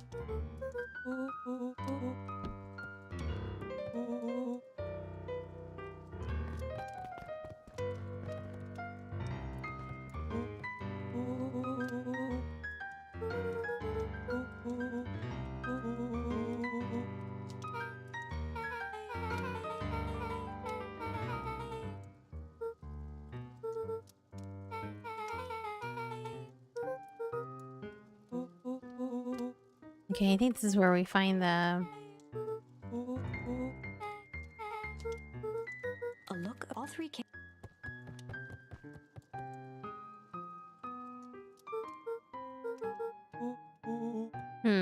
before he could finish. Luca.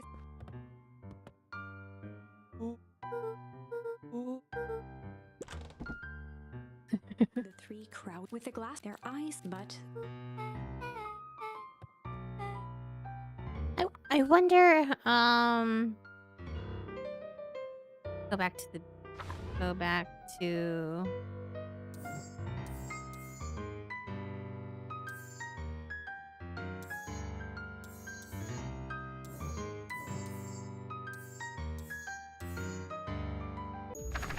Go back here. Luca began to. Luca surveyed. I know, wondering what happened.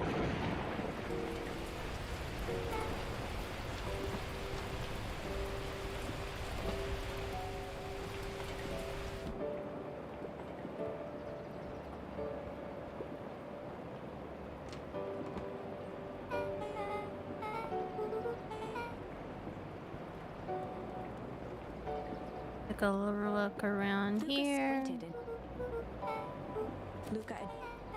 Luca. Beck looked down.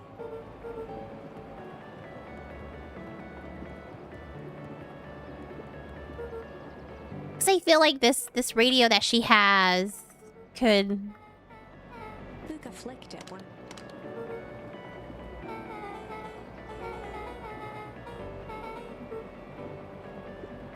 Luca bent, judging by he flipped.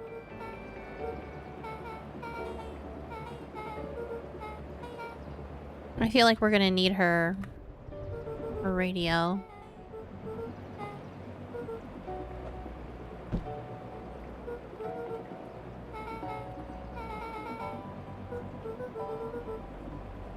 Beck took a moment to watch the reveal.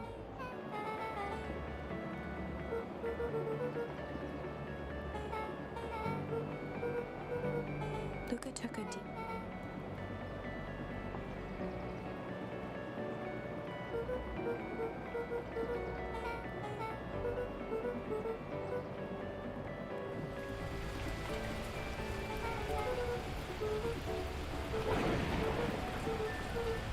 Luca let.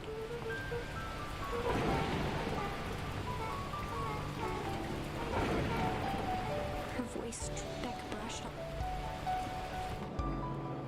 As abrupt.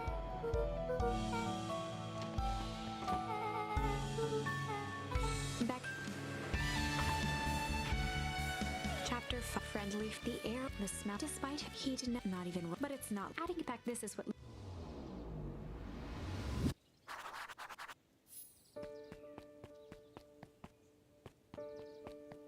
So we gotta meet Rolo. Oh, there's...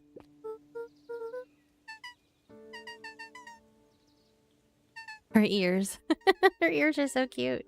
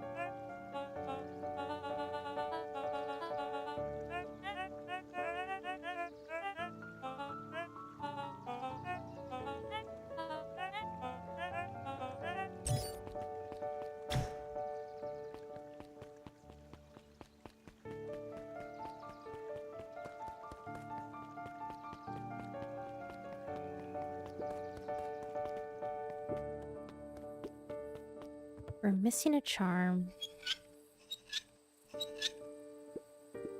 Luca and it all. Rollo scoff.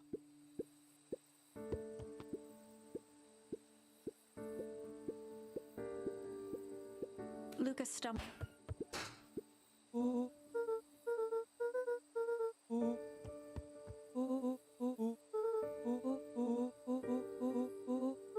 Luca beat both boys.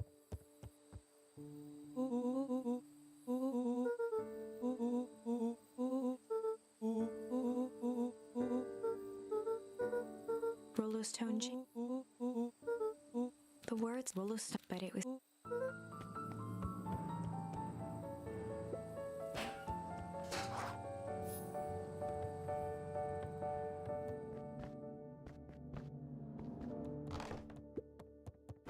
Luca dug through his old stuff.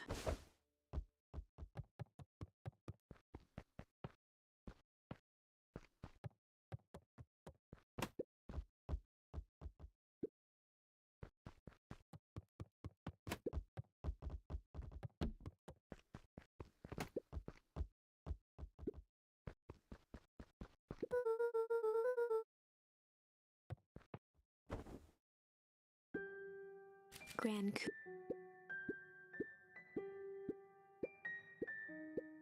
Luca, he waited.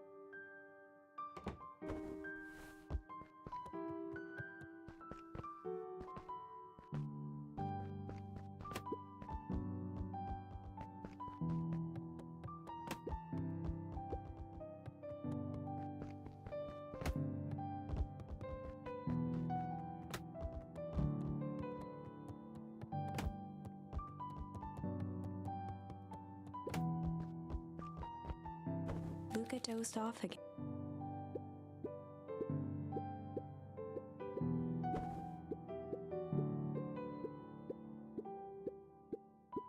Lucas, besides.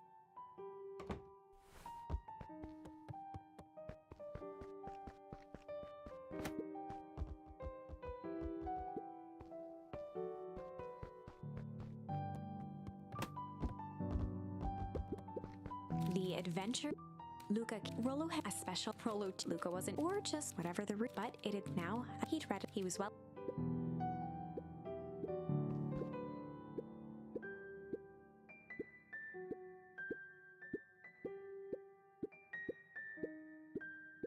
Without realizing, he once again felt. Oh, Lucas my goodness. looked up at Walt was work dad, taking a fine. He jangled and lifted the sword. Lucas in an Oh, fast forward, fast forward, fast forward, fast forward, fast forward, fast forward, fast forward. tiny bill. Luca could people. Luca leapt. We've got the figure. Why wait? The figure back. They only not let Lucas voice. The figures with a jolt. A cloud. Lucas own older. The sensei as if he the doppelganger. I tried. He gestured, and all Lucas stabbed. You. Luca felt his father every this. Luca watched. Welp. Luca watched in a flash. What? Luca felt her just from. Luca woke up to see a hazy figure at the foot of his bed, silhouetted in the morning sun. Luca, the kind grandson.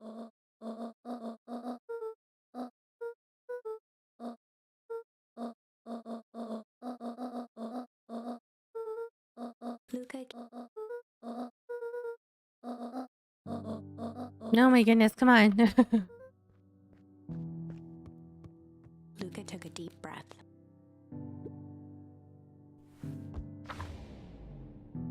Chapter Okay. 6. Through thick and despite a big fight changes whether, in the end, if one is not. Luca emerged from but the events of the he had.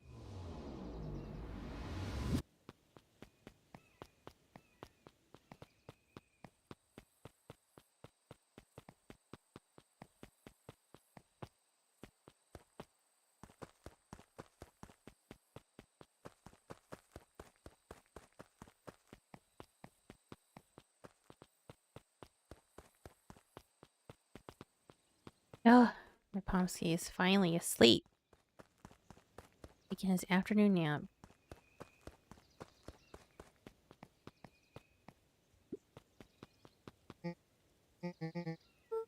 Roxy rolled her eyes, shaking.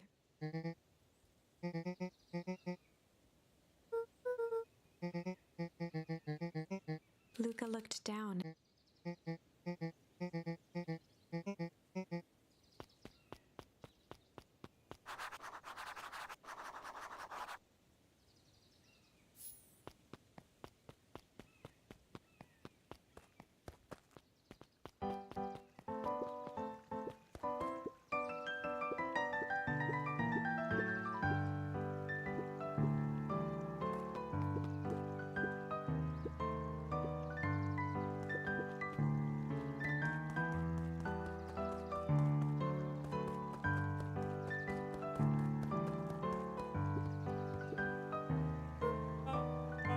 Mr. Kerpoint. I can't remember.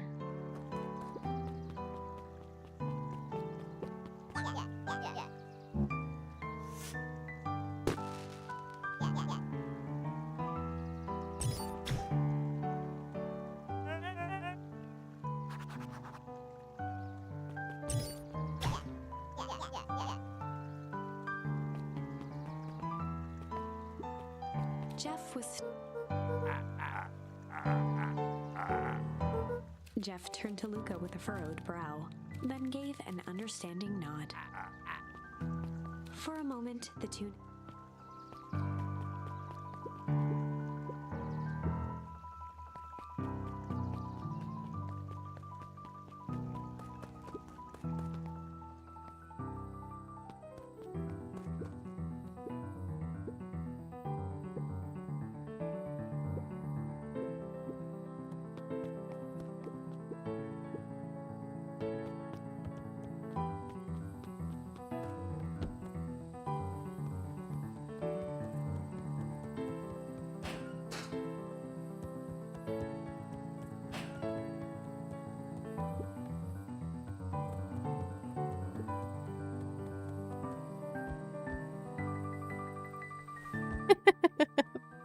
Okay, I don't even know what the riddle was. Yeah.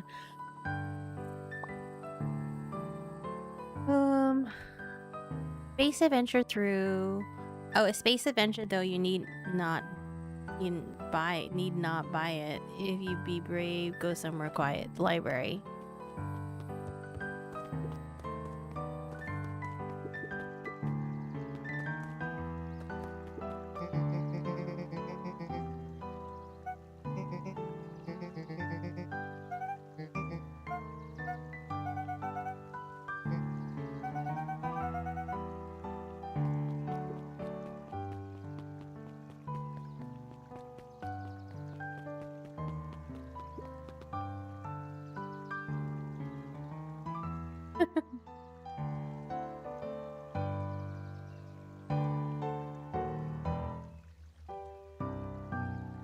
I don't get a charm for that.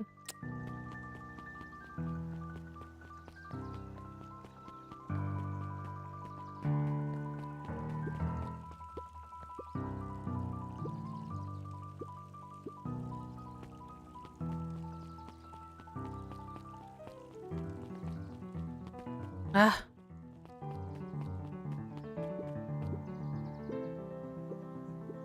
Sorry, all became flesh.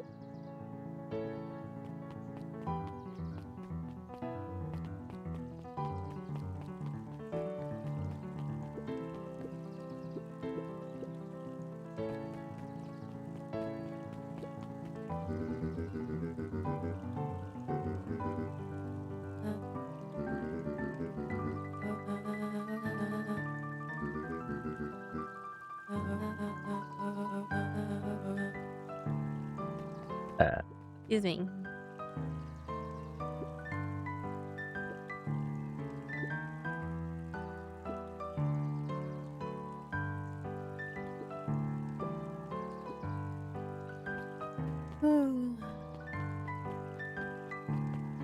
Yup.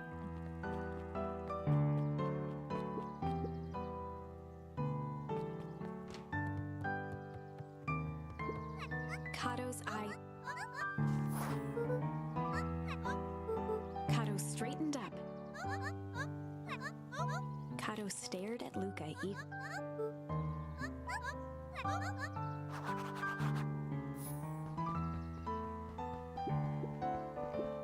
Luca Luca grabbed The Adventures of Hank Atomic, issue number 5, from the shelf. Luca grabbed The Adventures of Hank Atomic, issue number 4.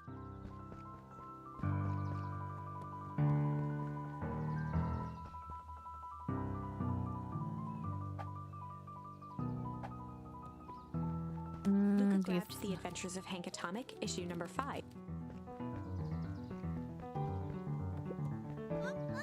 Kato removed his book from the desk and replaced it. As he slid the book under the purple light, 2 words glowed: The Adventures of Hank Atomic, issue. Luca clicked his tongue with recognition.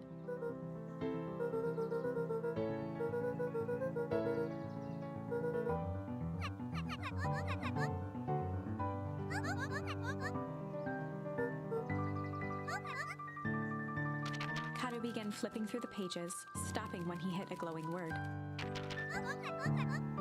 He continued flipping.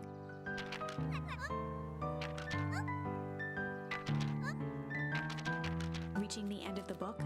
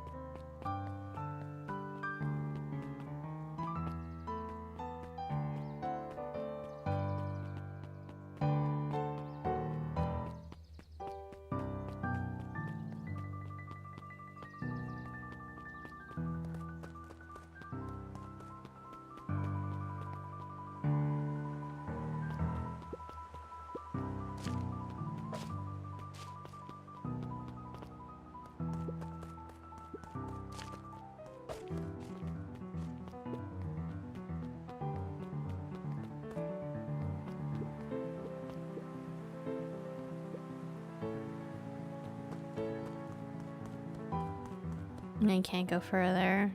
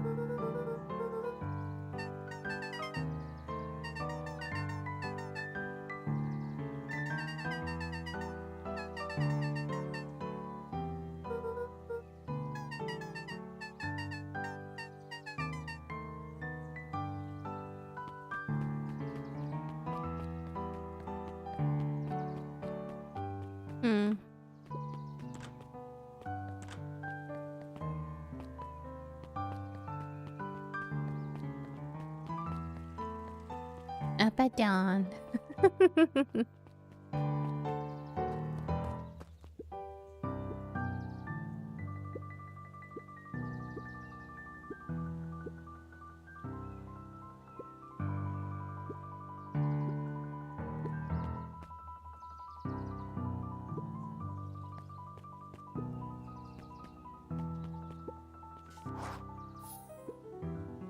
Before Luca could finish his sentence,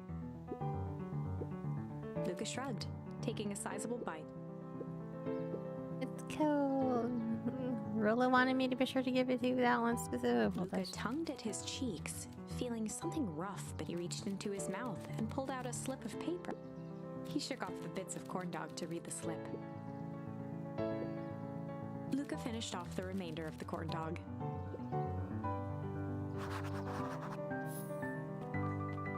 I like slapping this watermelon.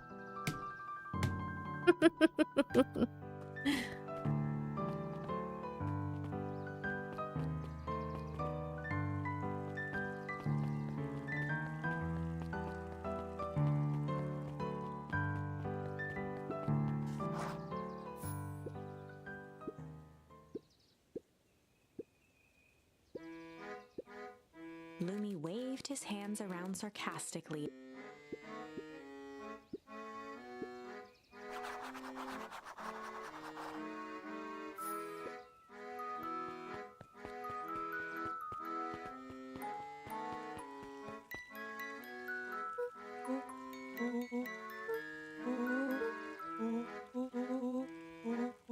Rollo sheepishly handed Luca the balloon.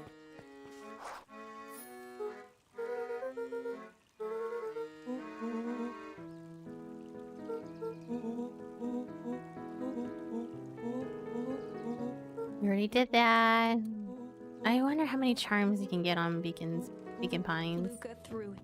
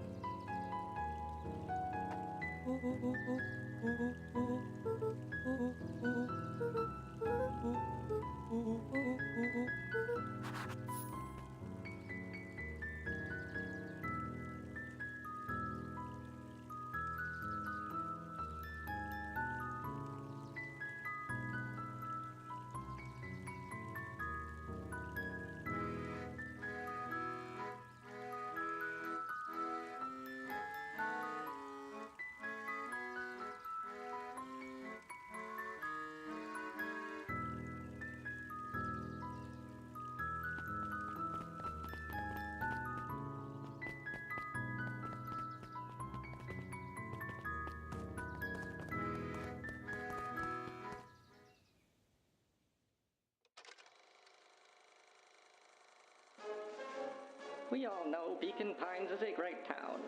What you may not know is great towns grow from mighty roots. And that is why you cannot tell the story of Beacon Pines without telling the story of one shopper Valentine. Young Sharper's keen intellect and strong moral fiber led to a grand vision.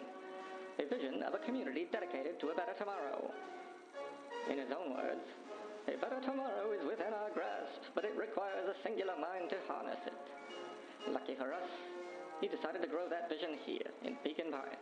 And how does one grow a better tomorrow? With fertilizer, of course. Valentine's Fertilizer Company became the lifeblood of a town yearning for purpose. But then tragedy struck, a scientific experiment gone wrong. An accident which took Shopper away from us far too soon. To this day, we struggle to pick up the pieces. But one foul harvest isn't enough to stop the people of Beacon Pines. The spirit of Shopper Valentine lives on. It lives in the hearts of everyone with a dream for a better tomorrow. Together, we will follow his example and grow a bountiful future. Paid for by the Valentine family and the Valentine Fertilizer Capital Revenue Fund.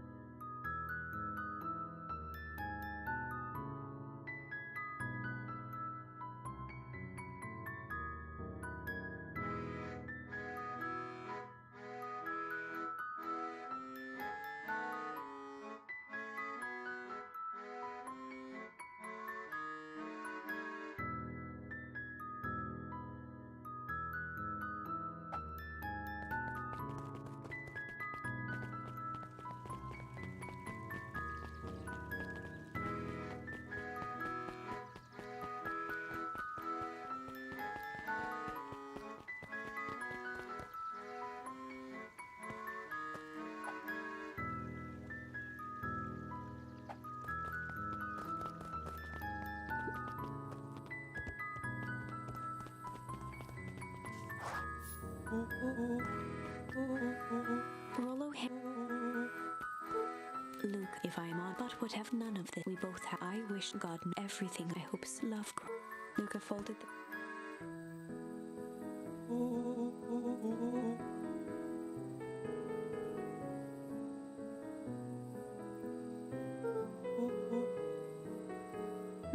Still looking for charms. I'm gonna have to play through this all over again. Luca, but that was sadly I just did. It was not. It was something as.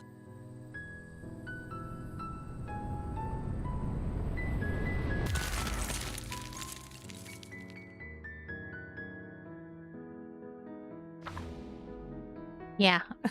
Okay. Before the two boy and so in a for the rest of the end. No, there we are just. Oh shoot. Go back to the tree. Luca began to respond, but the sky answered for him as the clouds above began to break, revealing. I'm gonna go back to the tree.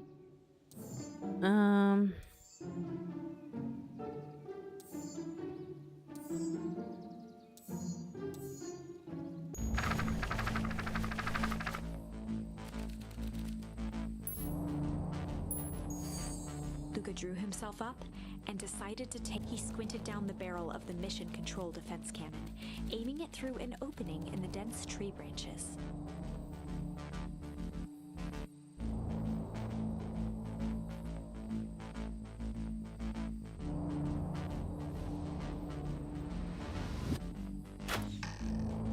He looked up with surprise as it struck true and.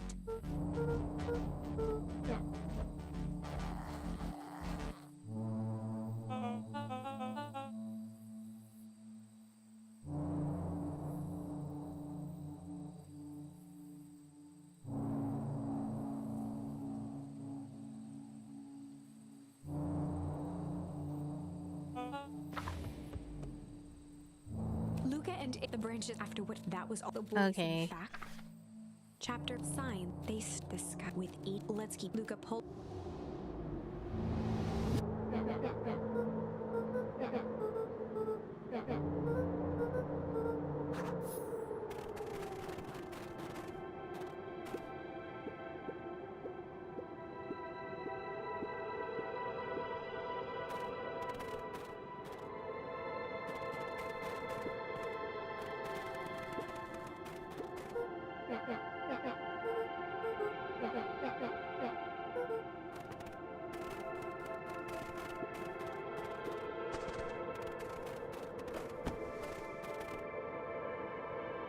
The boys.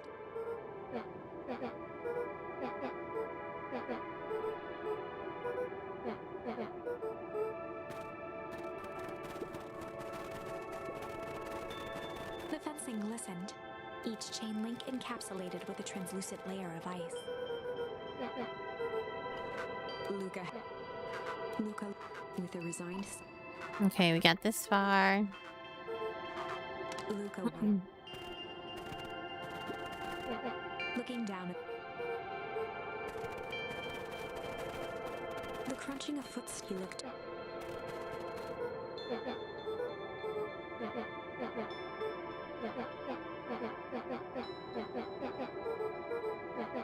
Red, red, red, red, red, red, red, red, red. Luca peered upward at the darkening sky.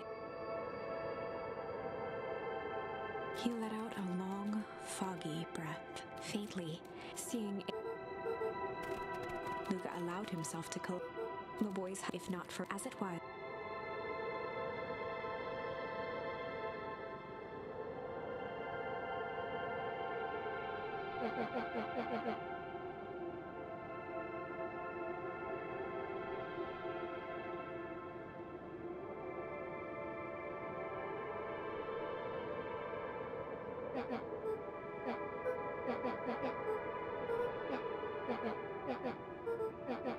Iggy motion.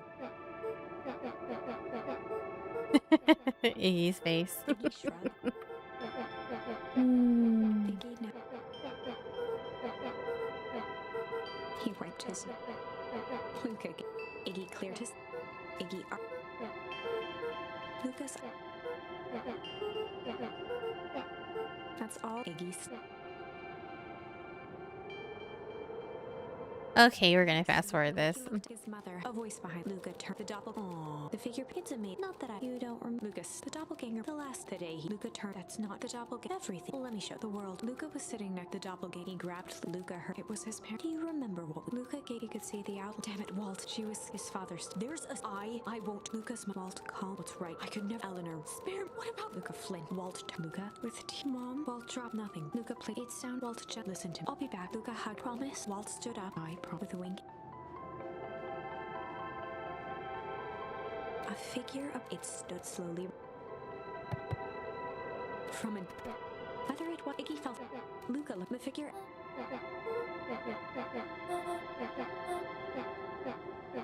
when it came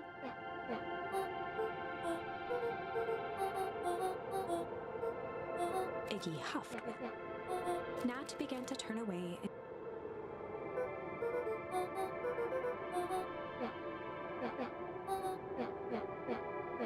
Iggy turned. Realized. Luca and Nat took a deep. Nat exhaled. For a brief, Luca and until they cold and dis.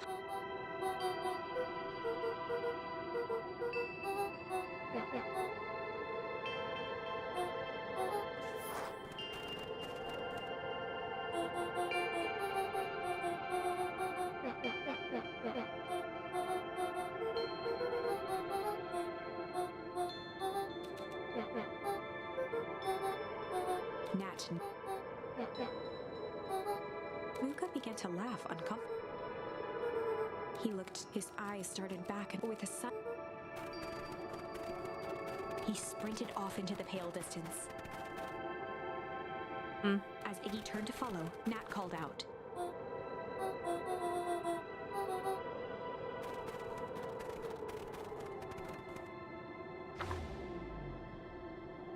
Chapters. This Nat he'd given as Luke Rollo said, Mr. The clip. It all, but right now. Lucas stopped the tree. He dropped to his numb hand. A dry whisper. There was no room. Iggy finally. Suddenly.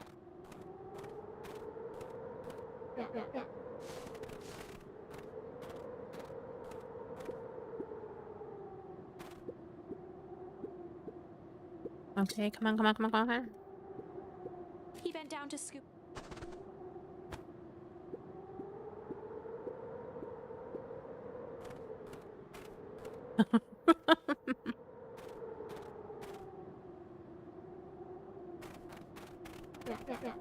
Lucas stood. Iggy gave Luke.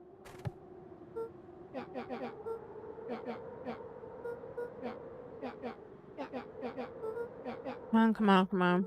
Luca wiped. Iggy.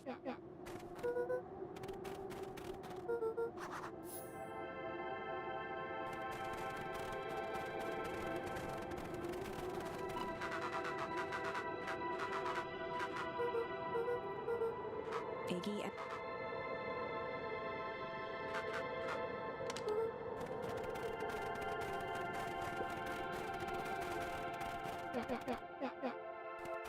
Iggy darted behind a log. He emerged.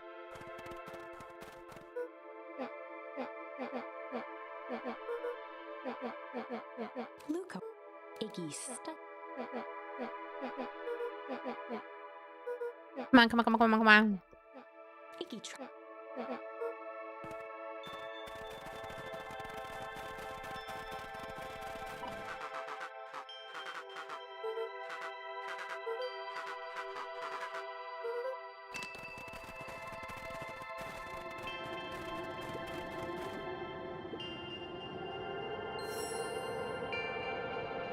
Good.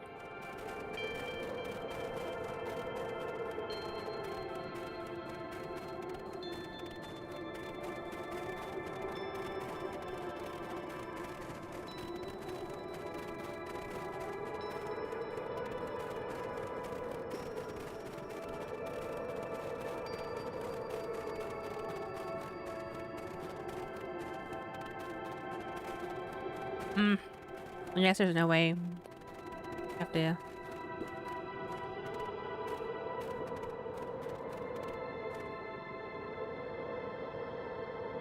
Luca and Iggy inched up to the edge of the hole with bewilderment in their eyes.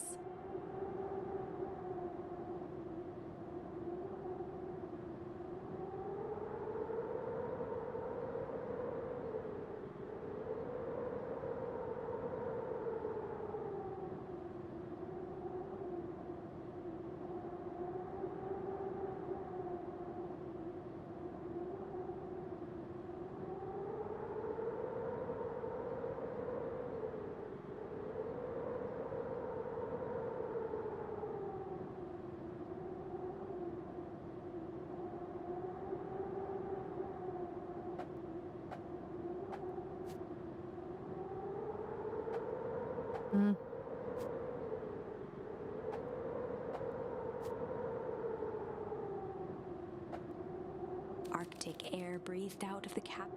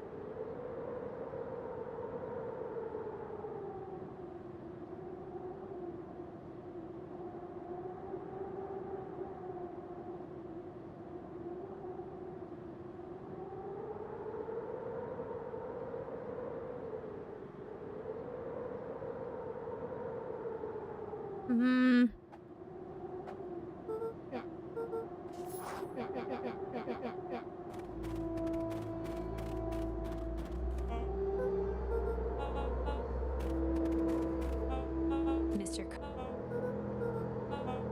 Kerr scratched.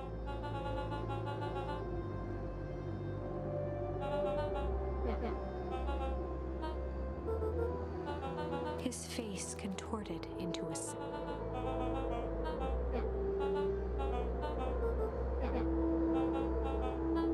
Kerr snapped his fingers.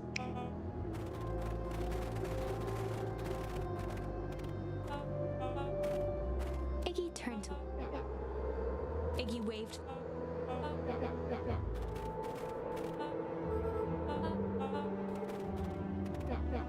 Iggy plucked a single bottle rocket from the box and held it up. After a long pause, Mr. Kerr flung up his hand with frustration.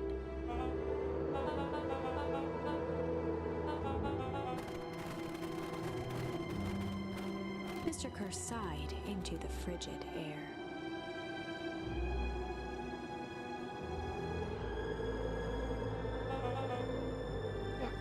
With a nonchalant flick,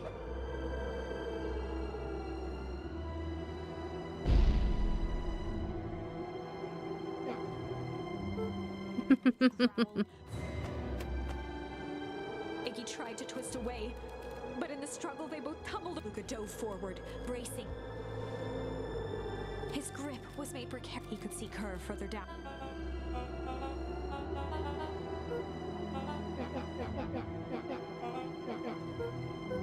Mr. With a wild look at Luca's hand. Luca felt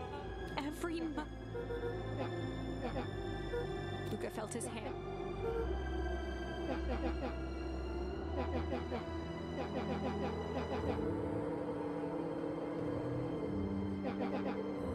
A calm settled over Iggy's face.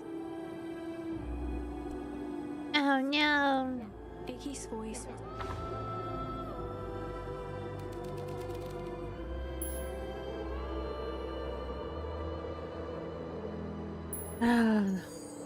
Luca had no choice but to accept Iggy's request.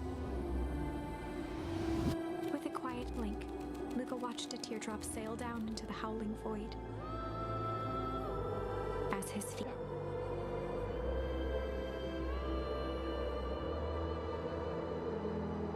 The two silhouettes were swallowed by darkness.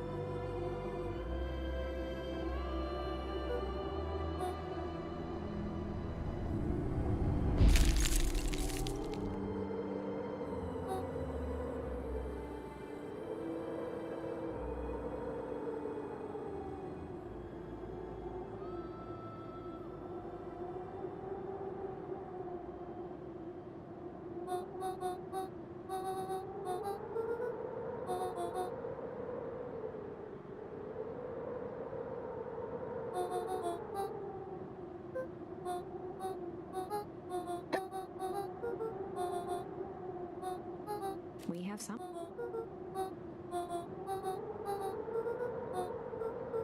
A fierce twinkle flashed in Nat's eyes.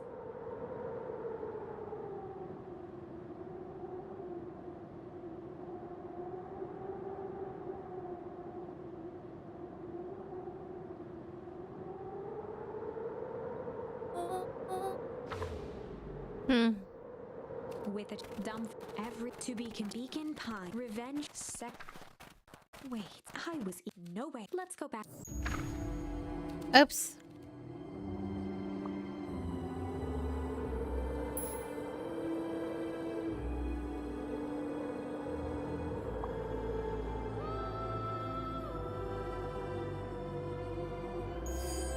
Luca had no choice but to refuse Iggy's request. He Ah. That's a good lad.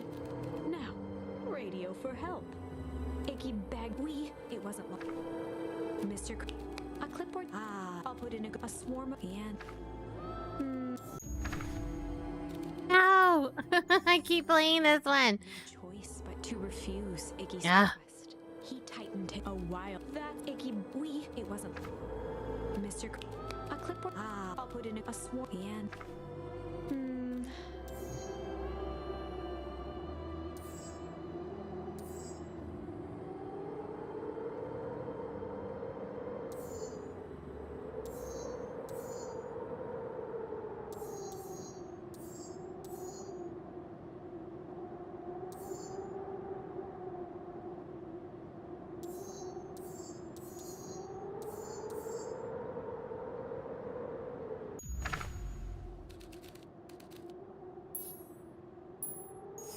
and in the stillness, I don't know. he began to hum.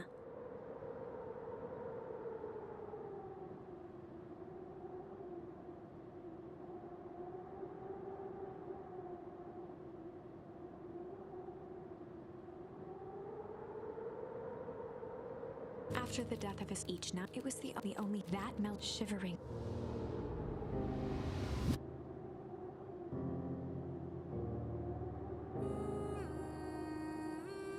What happened?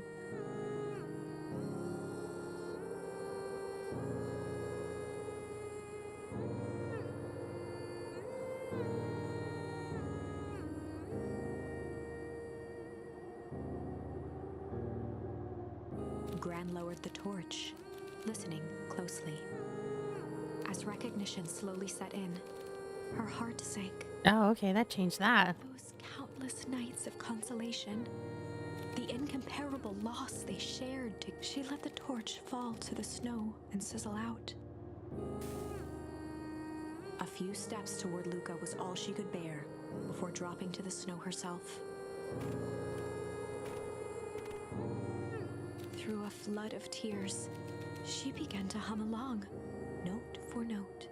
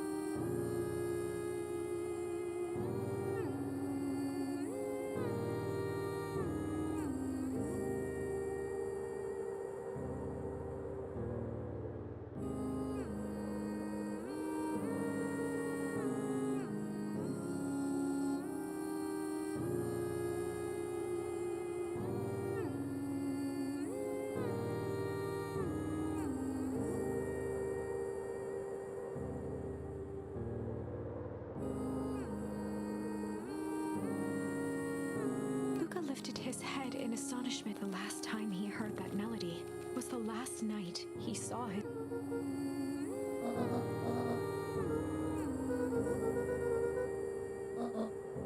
Luca blinked through blurry, watery eyes, trying to see more clearly. He could just make out the impression of a familiar face. He peered across the snowscape at the woman on her knees. Something about her was undeniably his mother, only smaller, older, changed.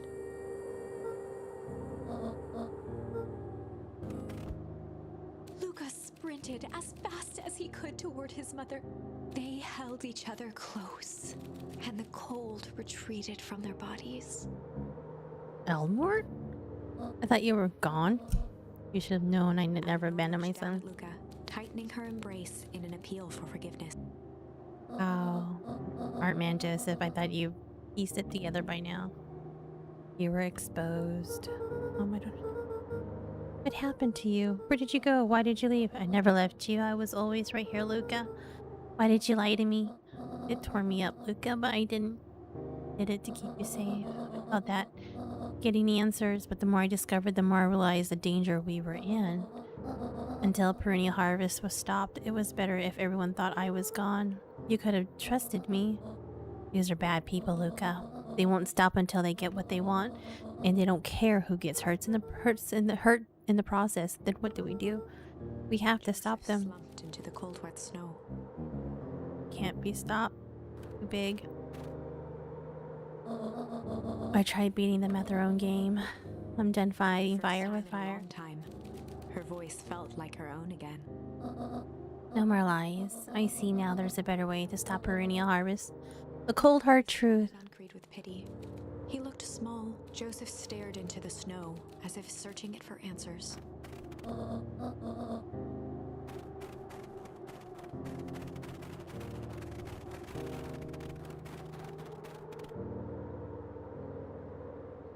Okay. You don't understand. He always wins. Chapter 9.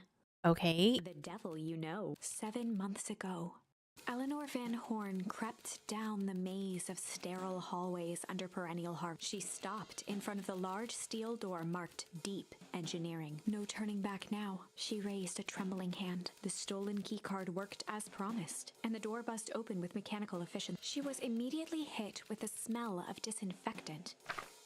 It was some sort of laboratory. In one corner was a desk covered in papers.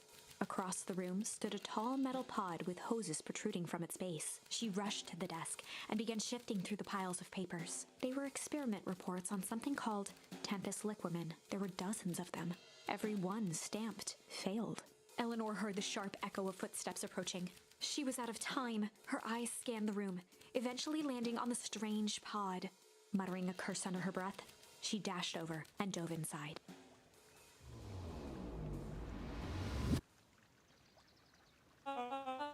And that is what change is all about.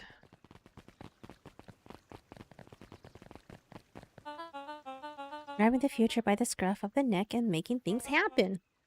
Change is a choice. I am tickled pink when we will all be making that choice together. I can't read today. How great is that? This man is a liar. Excuse me? I will not. This town has a dangerous secret and perennial harvest only exists to keep it hidden. Nonsense. They picked up the whole damn town and moved it right under our noses. You are making sense, dear. Mr. Kerr addressed the crowd with a sarcastic tone. Imagine such a thing. It's absurd and just plain impossible. They promised they could fix the foul harvest. They told us they would clean this place up. We just had to leave town for a few days. But while they had us evacuated, Mrs. Hartford, I'm afraid I'm going to have to ask you. You're afraid of a lot of things, aren't you? You sniveling little worm. This is growing tiresome. A little help, please? Don't you all see? This festival is a sham, an excuse to have the whole town gather in one place. They're planning something awful. I don't know what, but these people are wicked. Don't listen to her. She has absolutely no proofs. I am the proof. I'm Eleanor Van Horn. Filtered through the crowd. Well, aren't you just sneaky as the dickens? We all knew Valentine's fertilizer was too good to be true. And now this whole town is paying the price. Ladies and gentlemen, I am so sorry about this interruption. My associates will take this obviously disturbed woman somewhere comfortable so she can get the help she needs. Oh, she's not the one who's disturbed. You two-timing clown. You all know there's something wrong with this town. It's just easier to look the other way. The truth is... Solomon. That's quite enough, Mr. Nuncreed. Torment dragged on Joseph Nuncreed's face. Yes, sir. Take them away. No, I want them to see this. All the ever-tempestuous Eleanor Van Horn. You've been quite the thorn in my side. Like a weed that's burrowed in where it doesn't belong. I must confess, you look dreadful. Plucking a piece of fuzz from his sweater and discarding it to the ground. Consider yourself in a rare company. You've managed to pull one over me. It would happen again. I knew you had some sort of plan to disrupt our little party. But alas, I expected something a bit more impressive than incoherent rambling. No matter. Your failures are yours to bear. Mr. Kerr? Yes, sir? It's a shame it was cut short, but I thank you for that rousing interrogatory. I will take it from here. Yes, sir. Of course, sir. You have done quality work for me, William. You can look forward to the recomps we agreed upon. Bow of deference. Founder, you are most gracious. Rippled through the crowd. Thankfully, we can dispense the formalities from here on out. A glass vial from his pocket. In one smooth motion, he downed its contents. A triumphant smile grew across Solomon's lips. You can all call me Sharper Valentine. His body and face began to contort and expand as he disappeared into a belching green mist.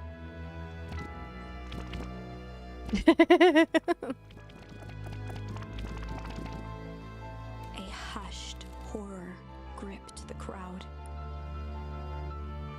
This is a story about change. What? No. So you didn't see that coming? Good. Schubert examined his new hands. Well, this is quite the improvement. Everything looks so much smaller now. Eleanor was right about one thing. This festival was a ruse. I wanted you to all witness my glorious return with your own eyes. Why does everyone look so downtrodden? This is a celebration, people. Maybe it would help if we set the mood. Mr. Kerr, be a dear and reveal the sign. Ha, wonderful. Schubert choked out out a crude squawk of a laugh. Frustrated grumbles sprinkled through the crowd.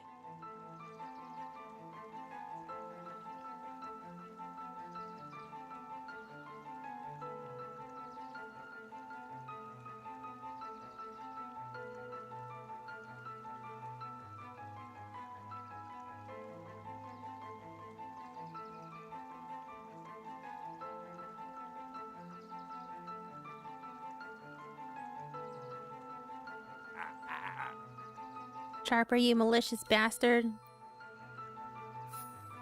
Oh, man. I'm glad you're back so I can tell you to your face. You destroyed this town. We ain't gonna let you get away with it again. Sorry.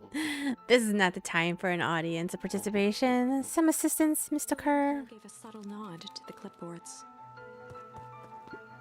You coward.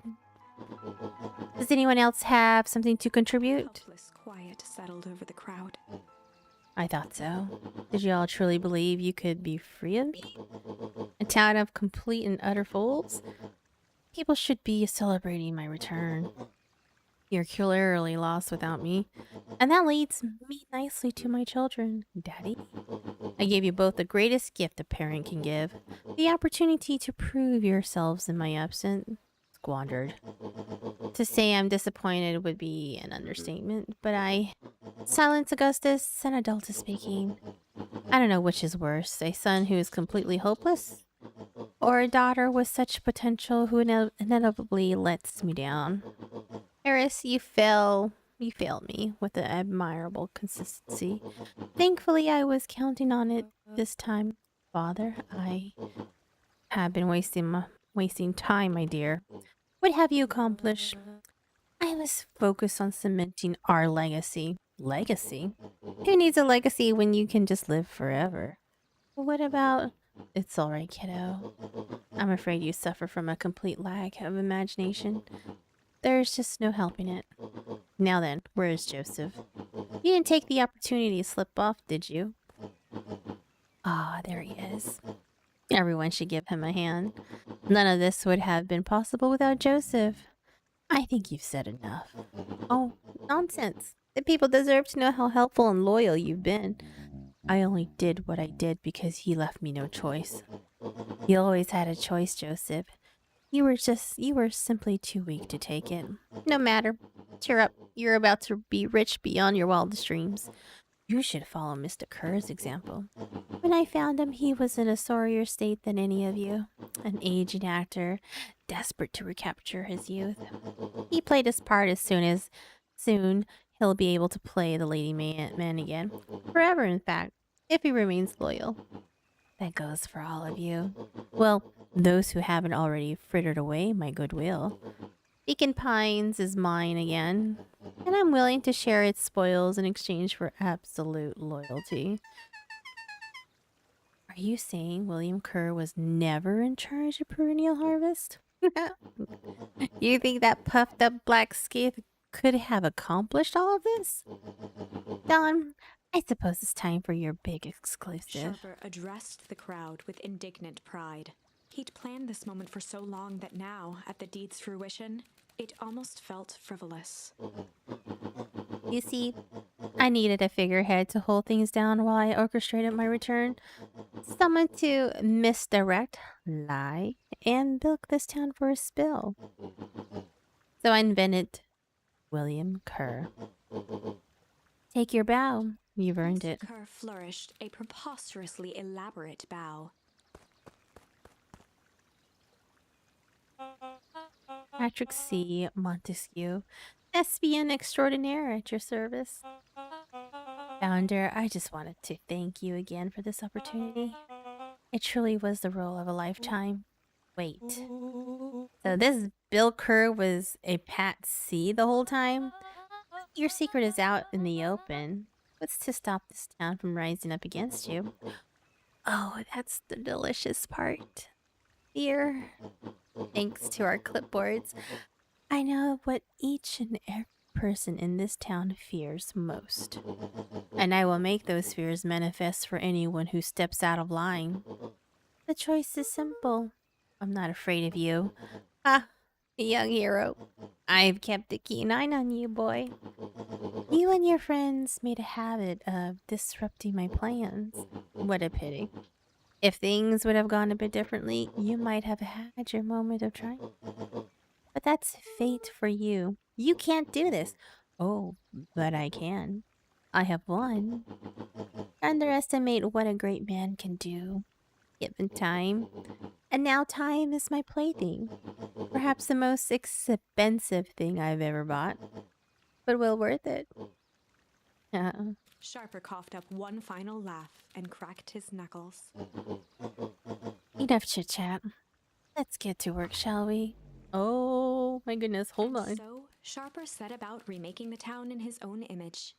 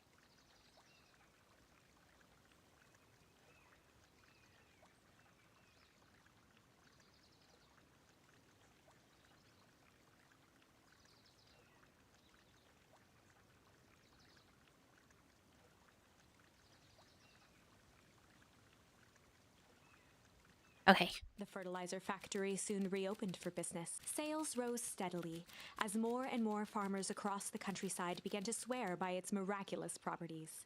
Beacon Pines became famous, a secretive town that, for the right price, shared its gifts with all. Gifts that became more and more necessary in a world where winters grew longer and longer. The end. What? This is wrong, but you can feel it, right? We can't let Sharper win. He might just be the key to this whole thing. Let's see. Mm.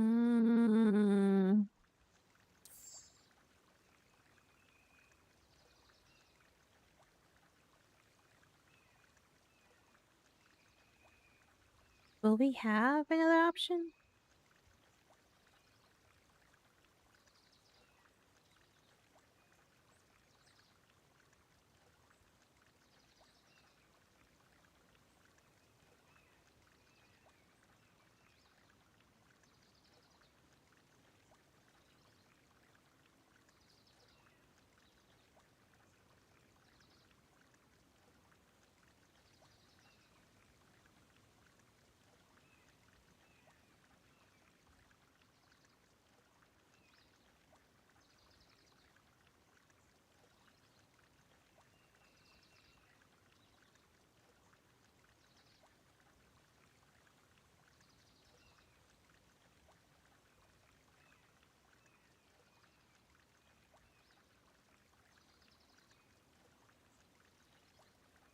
Hmm.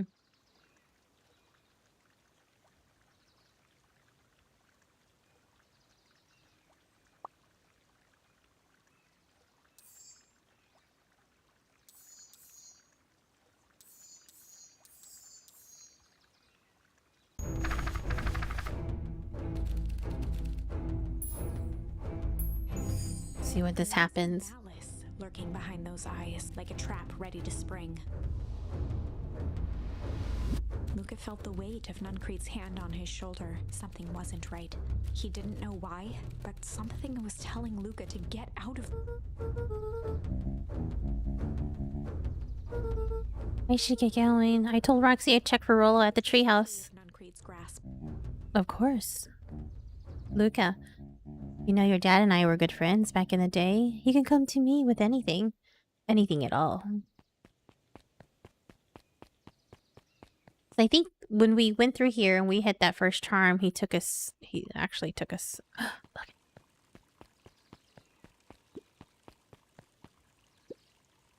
These festival decorations are a bit humdrum.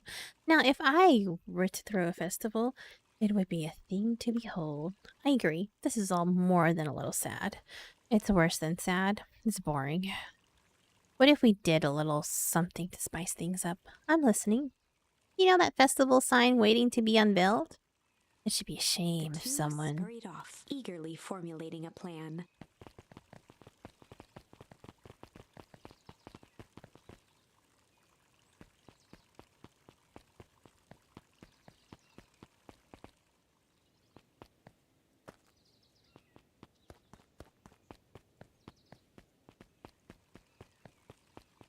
Where'd they go to?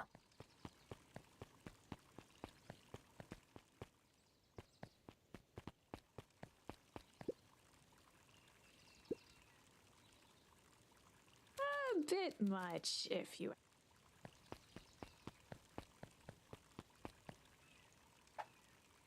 Wait at the treehouse in case Rolla shows up.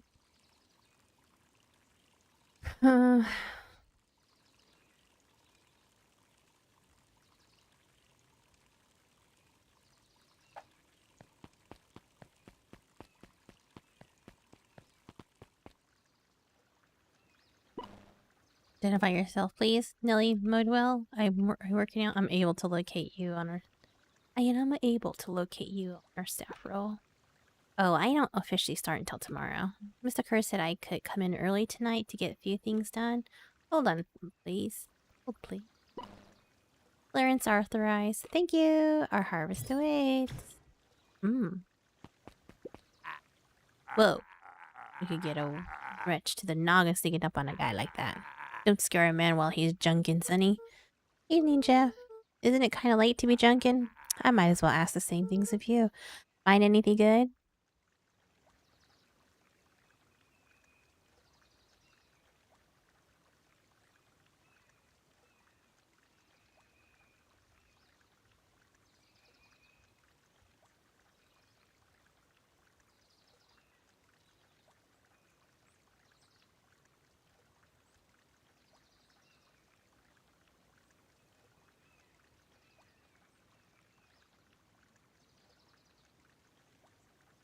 No, that's not what I'm doing.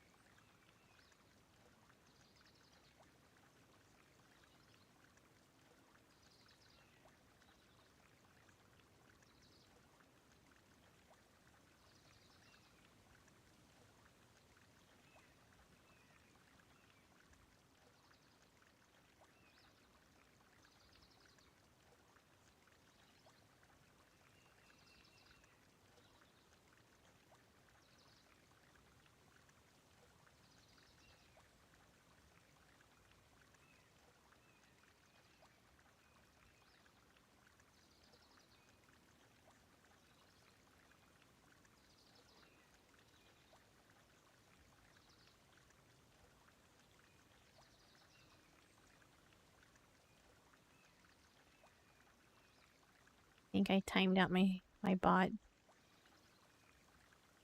Oh no.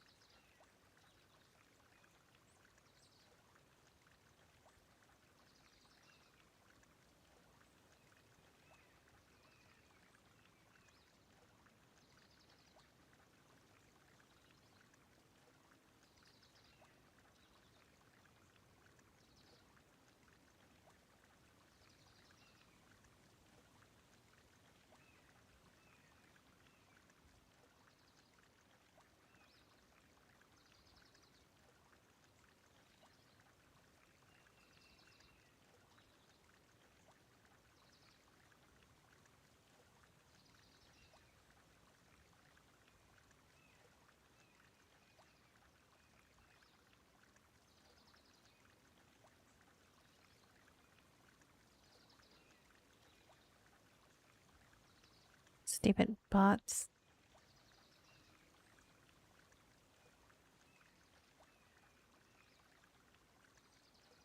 I can't go into... How do I remove?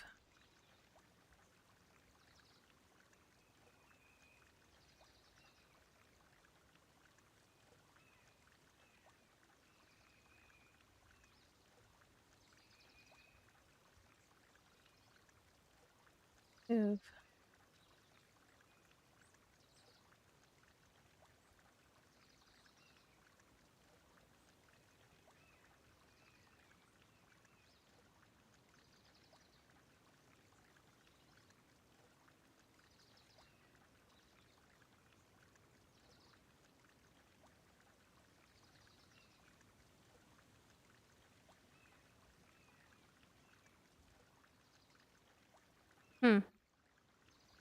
Why won't it let me remove?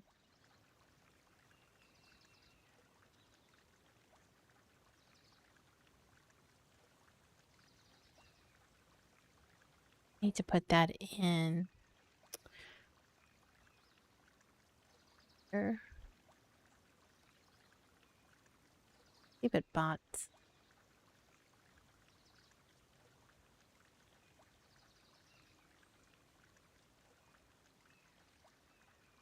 Can't remove.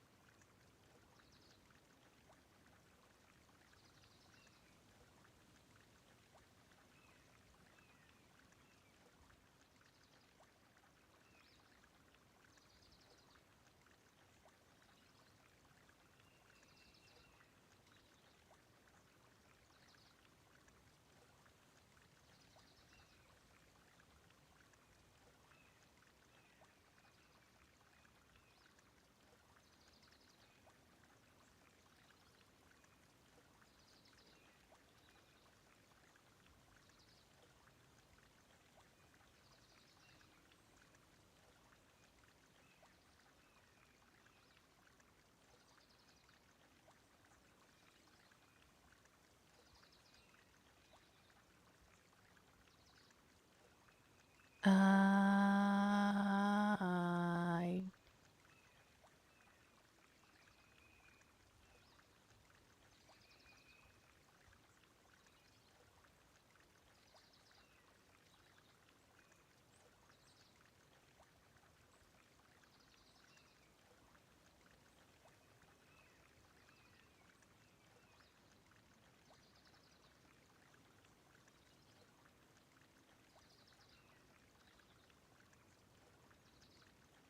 I'm gonna have to figure that out later. I can't get it.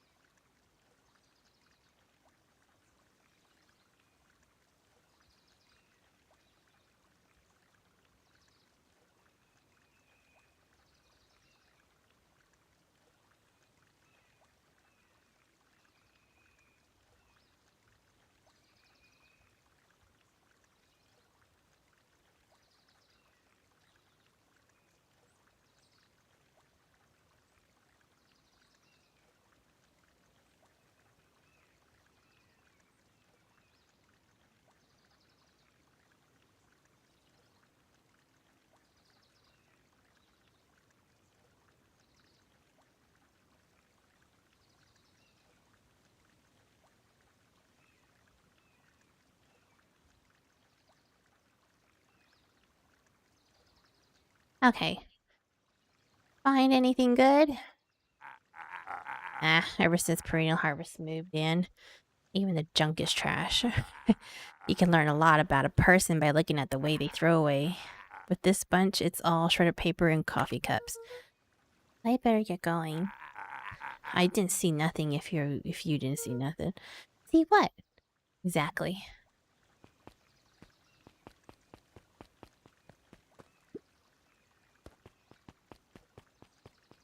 Looking around.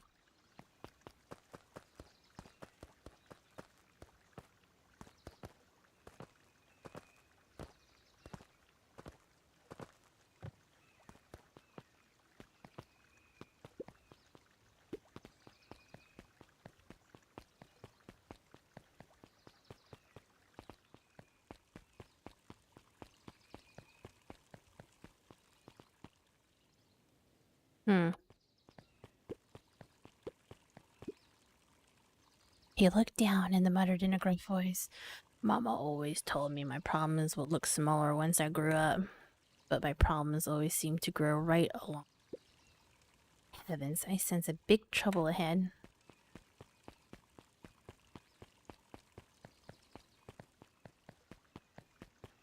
Where are we going? Wait at the treehouse. Okay.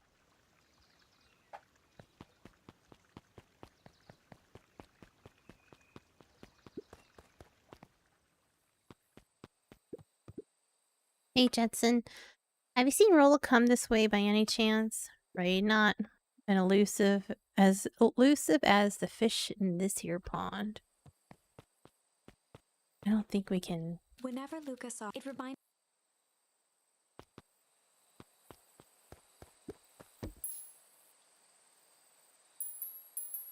Luca tied a bent nail onto the. If all you have is a hammer.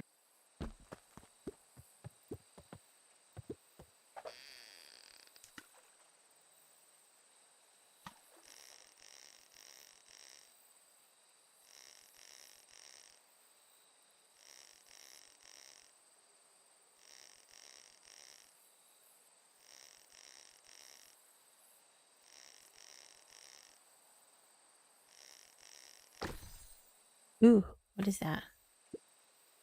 It's a photo of you and Uncle Joseph. Let me see that. Huh? Look at those two young fools. How did it end up at the bottom of the pond? Who can say? Some things are just hard to explain. I miss Uncle Joe. How come he doesn't come fishing with us anymore? He's busy with his new job at Valentine's. What's the new job got to do with him fishing with us? It's complicated. Like I said, some things are hard to explain. There's supposed to be more stuff?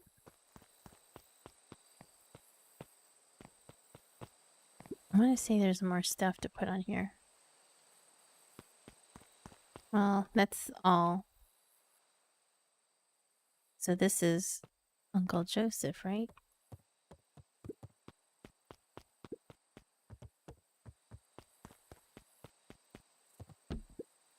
Rollo! He aired a long holler into the woods. Rollo!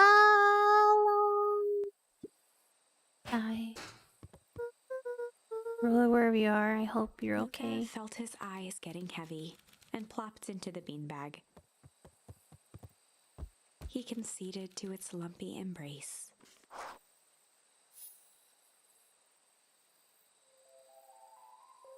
Once again, Luca found himself in a vast black expanse.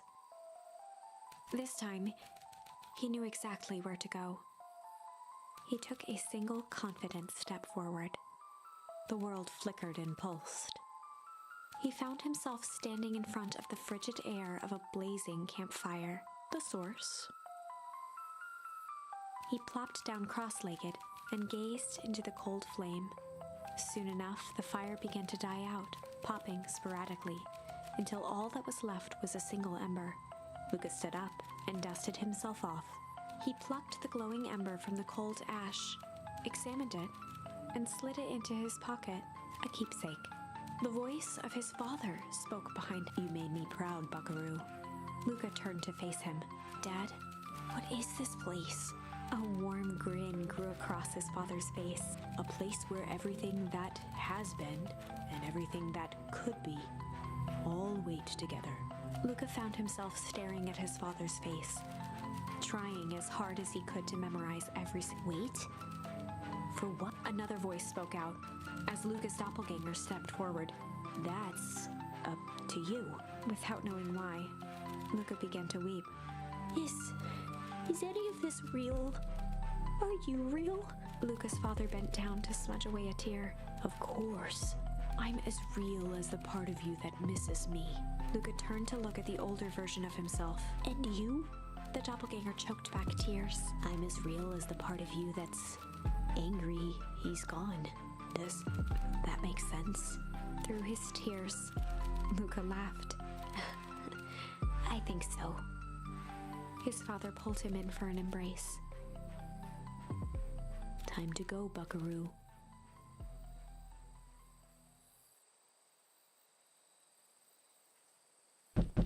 Luca was startled from his dream by a banging on the floor.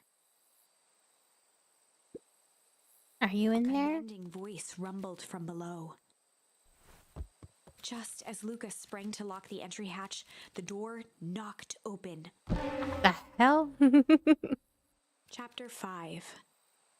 Dangers big and small. Luca stumbled back. He heard the rope ladder creak under significant weight. Keeping his eyes fixed on the hatch, he inched backward to the balcony. As his hand grasped the door handle, Luca froze. A large figure clumsily wriggled up through the hole. Who's this? Stop right there or I'll... Sheesh, I know it's dark and all, but I figured you'd recognize me. Who are you? The figure cocked its head inquisitively. Domnar will cover you with this baseball bat. Whoa, whoa, whoa, take it easy. Luca, you need to get your eyes checked. It's me, Rollo. Nice try, but I know you aren't Rollo. You're like one of his random uncles or something. Where is he? Uncle? Luca, quit messing around. It's me. If it's really you, prove it. Play me chicken coop, Luca's Luca. jaw dropped. He peered more closely at the man standing in front of him. Something about him was undeniably Rollo. Only bigger, older, changed. How? What happened to you? When I was running away, I ran into more people in those yellow suits. They grabbed me and dragged me away. What? Where did they take you? I don't know. They threw a bag over my head. It was cold and smelled like a swimming pool. I think it was an underground lab or something. They made my hands all big look. Big Rolo look. proudly presented his hands.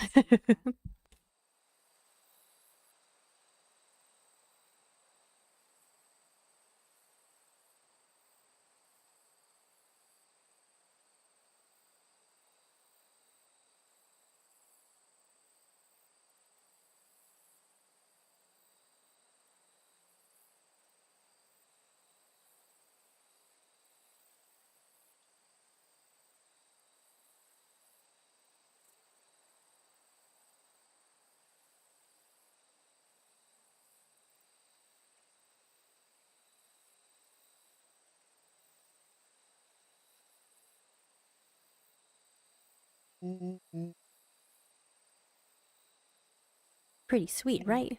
I mean, it would be my first pick for a superpower. But beggars can't be choosers. Rolo, it wasn't just your hands. My feet, too? Dang, Pa just made me new shoes. Wait, Luca, why are you so small? Luca moved to the side and pointed Rolo to his reflection in the balcony window. What His the? hands shot up to his face. Holy Toledo! Bro, what did they do to you? They made me drink some kind of sort of green crud. Ew.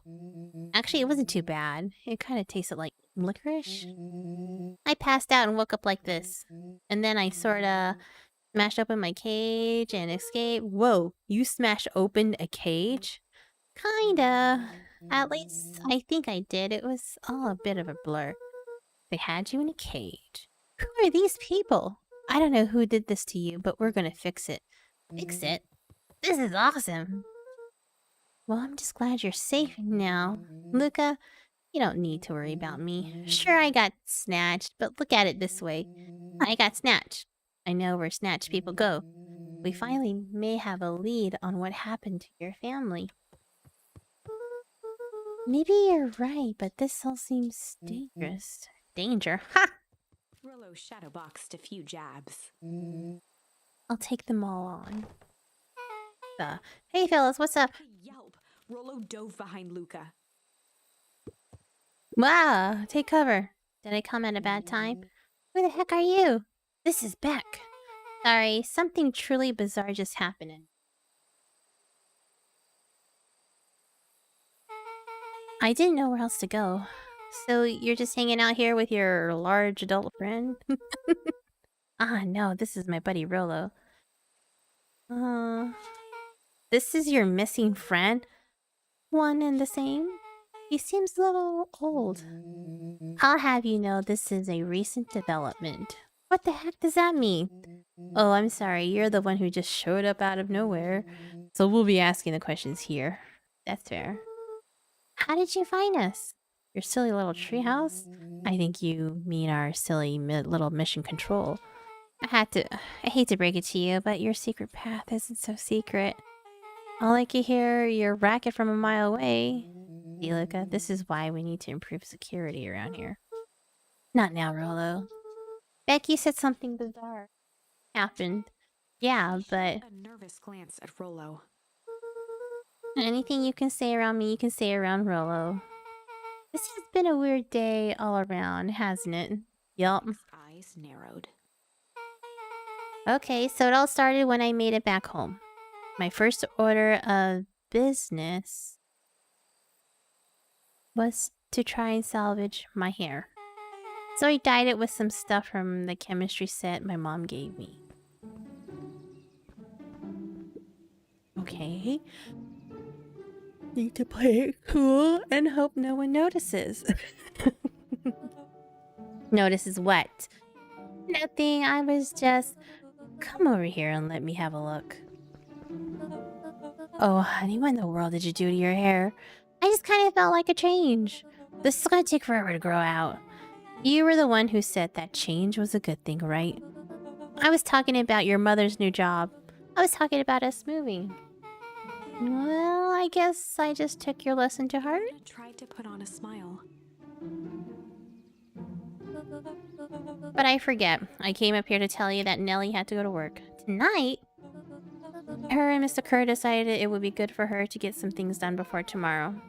That Kerr guy seems like a grade A creep. Beck.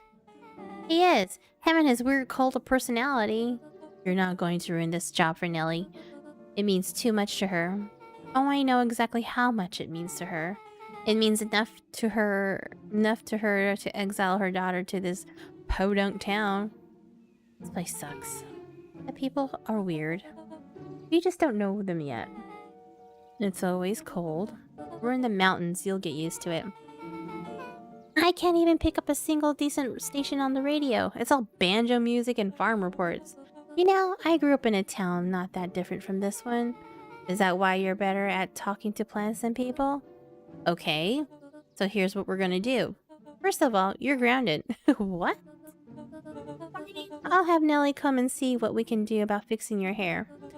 You need to look presentable for the festival, but not another peep. Sighed, and after a moment, looked down at Beck sympathetically. I know moving is hard, honey, but that doesn't mean you have to make yourself miserable all the time. Other people seem to have that covered for me.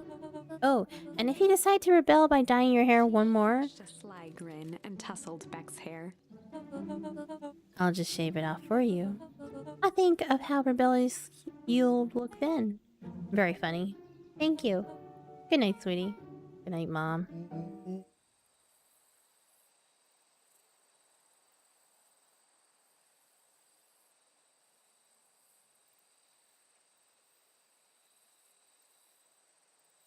Wait. First of all, this town does not suck. Second, you need help because you got grounded. No? I'm sorry you got in trouble. It's my fault your hair got screwed up in the first place. Don't worry about it. I actually kind of like this look. Great. Can we get back to the story now? The next part is the important bit. I had this radio I upgraded with my mom and I was too angry to sleep, so I tried to dial in something worth listening to.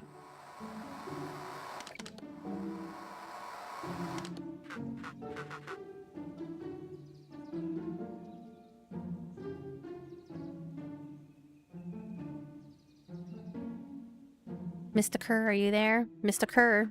Yes, I'm busy. What is it? Apologies, I had the founder on the line. Patch him through immediately. One moment. Hello, sir. It's nice to hear from you. Skip the pleasantries. What's your report on our new lead research of deep engineering? Nellie Modwell seems to be integrating nicely. At this very moment, she's working to help us meet our deadline. She offered to work overtime before I even had a chance to suggest it. Excellent. And you have faith that she is capable of finishing the work left by her predecessors? Her work must be complete before the festival. I will make sure she stays day and night until she's accomplished. Good. You know how I feel about loose ends. Yes, sir. Once she has finished the work, we need to make a determination regarding her. Long-term prospects in the company? Immediately, sir.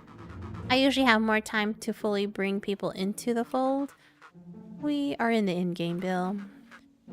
Are your failures with Dr. Prescott? I can't afford to take any risks. Of course, sir. Fill us in, sir. When she finishes the work, she will either leave the office completely committed to the perennial harvest, or she won't leave at all. Perfect. Sir, if I might suggest, maybe we should delay just for a bit. Oh. It's just we seem to be rushing to hit this festival deadline, and rushing into things has caused some issues in the past. I see. Please understand that I just want what's best for you. I'm eternally grateful for all that you have done for me. Bill, I'll make this very clear for you. I brought you in to make things run smoothly, to have opinions. Of course, sir. Chin up, Bill. You only have a few days away from having everything you ever dreamed of. Yes, sir. Thank you, sir. Whoa. Yeah. So, we're clear when they said loose ends, they were talking about murder, right? Like, actually killing someone? Capital murder? Gave Rollo a quick elbow to the ribs. Who is this founder? I was hoping you guys would know. Now, as far as we know, Kerr is the top banana at Perennial Harvest. He sounded scared of this founder guy. So we have an even topper banana field? What the hell is my mom caught up in? Has she talked about the job much? Really? She said she was going to come in and continue the work of someone she respected. Luca, do you think that body at the warehouse was the person Beck's mom came to replace? That would make sense. Beck, it seems like Nellie's predecessor got loose-ended? I'm getting that impression. Okay, so we need to get your mom out of there before the festival happens. That's 2 days away. Won't she just come home after work? The creep on the radio said they were going to hold her there until then. But if she's not coming out, we gotta go in and Beck get her. plucked a large sheet of paper out of her pocket and slammed it on the floor.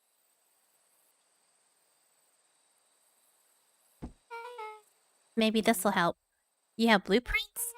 Well, it's really just a welcome map from my mom's PH orientation day, but it shows the layout. Sure looks like blueprints to me. Look here. Look, here's the reception area. There's a big room marked founder's office. It even has the exits marked. Guys. We have a deadline. We have an objective. We have blueprints. You realize what this is, right? Started to wiggle with excitement. I think we're heisting. This is officially a heist. Okay. Chapter 6. The heist. They spent the night's end huddled around that small map, formulating a plan to infiltrate the headquarters of Perennial Harvest. It would be no small feat. A modern facility equipped with all manner of technology, not to mention the swarm of clipboards that would most certainly be scattered throughout. By the time the sun began to peek through the car window used as a makeshift balcony door, Oh, it's so cute. this could just work. The final day before the festival would be used to prepare. They'd need to pool every resource at their disposal, pull every favor with a thread. Even enlist some unsavory characters around town with important tasks only they were suited for. Luckily, there was enough ill will and mistrust toward Perennial Harvest that alliances could be found at a bargain. Luca, Beck, and Rollo rubbed their eyes as they exited the treehouse. They hadn't slept at all that night. There was no time.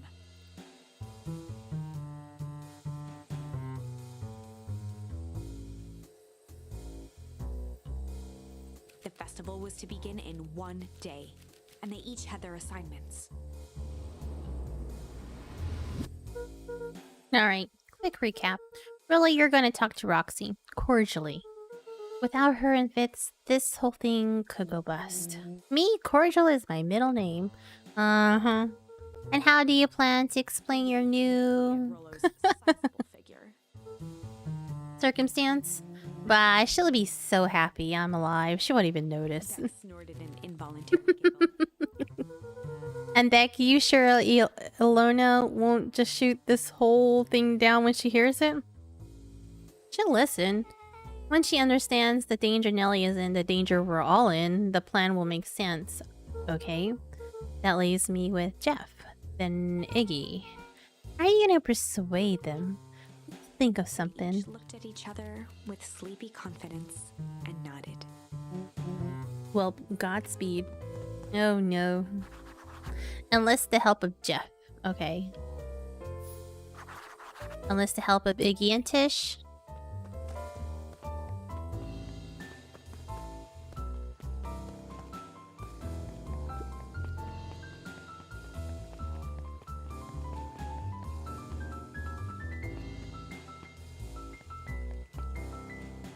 I just need to find Iggy and Tish.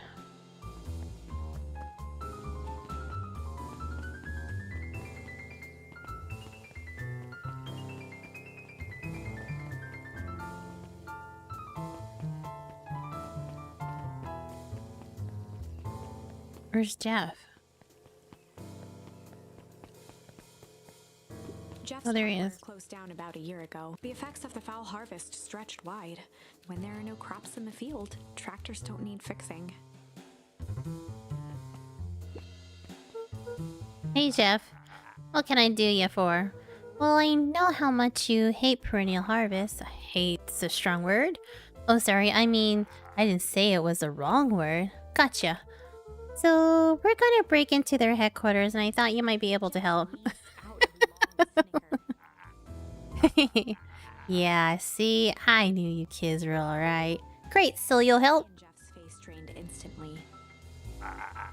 Not a chance. But give me one good reason I should risk my hide aiding and abetting you rascals. Sullen eyes of his would-be accomplice, Luca blurted out the first word that came to mind.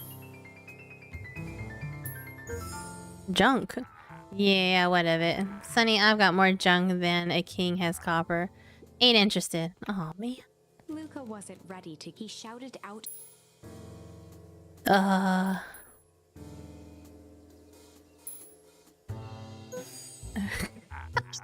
Yeah, that's all still ain't helping.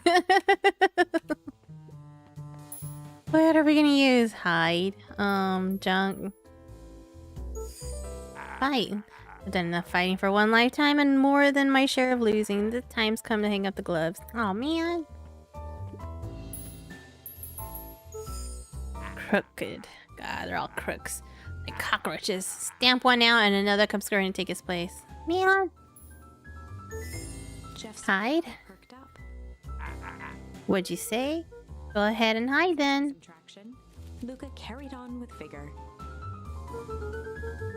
Let a bunch of kids do what needs to be done. We're not afraid. Scowl faded with a sigh. Say what?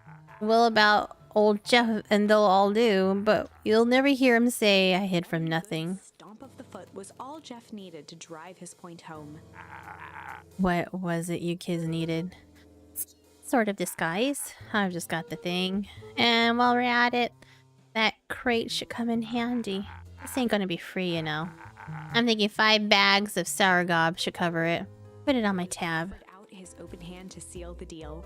With a firm and dusty grip, Jeff reciprocated. Done. Swing by first thing in the morning. Okay, so now we have to find Tish and Iggy. Whoa. Oh, there they are. Hey, Tish, look who it is. Luca, are you here to try to tickle us to death again? Look, just hear me out. He raised an eyebrow suspiciously. We're listening. Iggy, I know we've both been giant bags of shit to each other. You're not wrong. But lately life has been kinda strange, you know? Considered the point. Things have been weird around here. So I'm offering a truce and asking for your help. What do you say we pull our hostilities, at least for now? Pull? We don't pull away from nothing. Buzz off. Oh shoot, okay. Luca knew they'd need. He tried. Iggy gave a.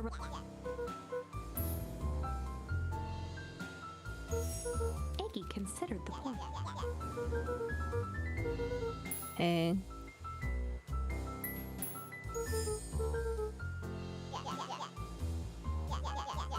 Truce means less breaking things. What if I told you that there was a way to have a truce and break stuff? Go on. I need you to cause a distraction so I can sneak into Perennial Harvest HQ. Grin spread across Iggy's face. My, look at Van Horn. I'm impressed. And after this is all done, maybe you and Tish can come hang out at the treehouse sometime? Glanced over to Tish, who nodded in agreement. Fine. But not because we want to see your crappy treehouse. We just like to cause chaos. Nod. Luca was off. Okay, so we got their help. So cute. Did you hear that, Tish? Gazed up at Tish with a smile. He invited us to hang out at the treehouse. Ran down Tish's cheek. I never expected this day to come. Oh, wonderful. Chapter 7. Into the Hive. A good heist requires preparation, and thorough preparation takes time, something they had precious little of. So far, everything was in order. Jeff, Iggy, and Tish all agreed to do their part. Beck radioed Luca that night with a simple and covert message. "We're locked and loaded on my end." And Rollo, after a lengthy confession, managed to persuade Roxy and Fitz to help. He stowed away in mission control for the night to avoid attracting attention. Rollo, being uniquely suited for the role, would be the first to breach perennial harvest. The outfit provided by Jeff wasn't perfect, but a convincing disguise is 10% wardrobe, 90% confidence. Rollo took a few vigorous breaths and shook out his arms. Just staying calm, Rollo. You can do this.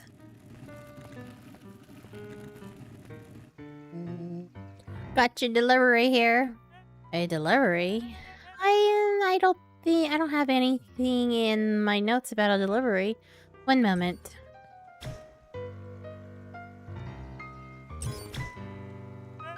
I'm sorry, but there's no delivery scheduled for this morning.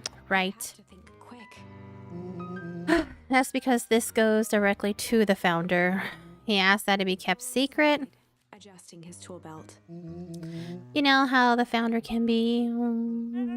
I suppose we can leave this one off the records. When our harvest awaits and such. Stroke of his mustache, Rollo proceeded into the Perennial Harvest headquarters. Our harvest awaits. Package here for the founder. Oh, I didn't hear anything about. Yeah, this is a need to know kind of thing. I'll just He stared check. and flipped through the pages of his clipboard. This goes directly to the founder. I don't have time to fill you in. Oh, I see. If you could just complete this form. Erupted with urgency in his voice. Every time with these forms.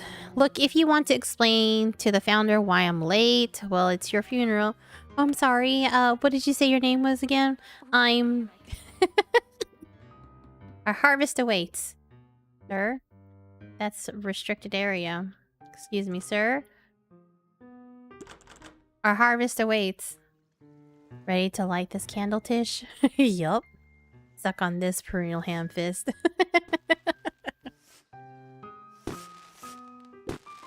What was that? Distraction was enough for Rollo to regain his confidence.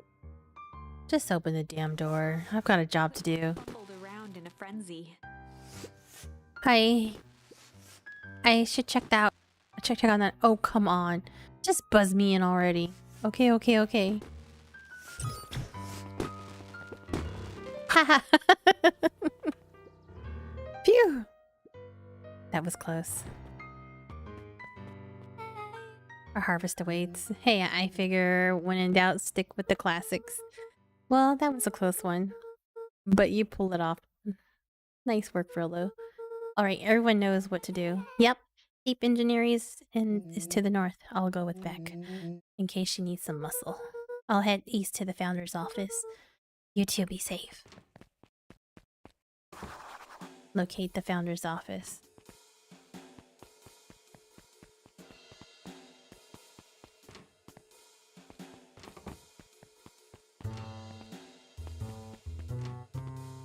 Oh gosh.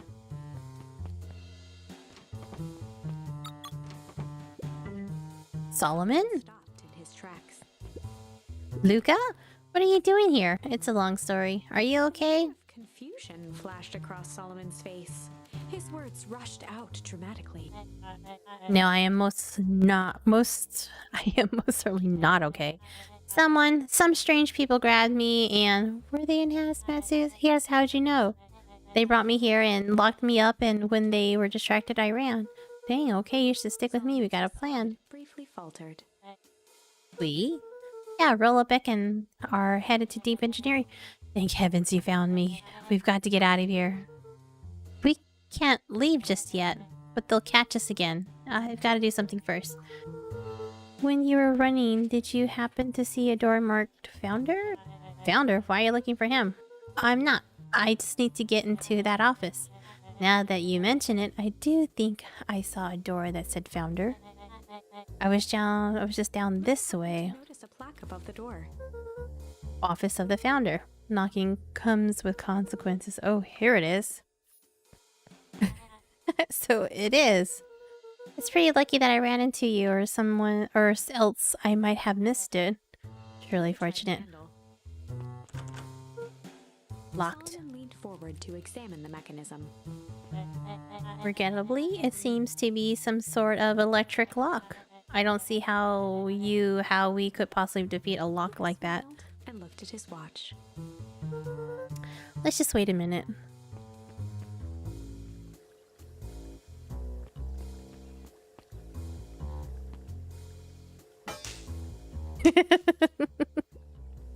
I don't know what sort of funny business you're up to, but I like it. He handed out a hat tip and ambled off with a whistle.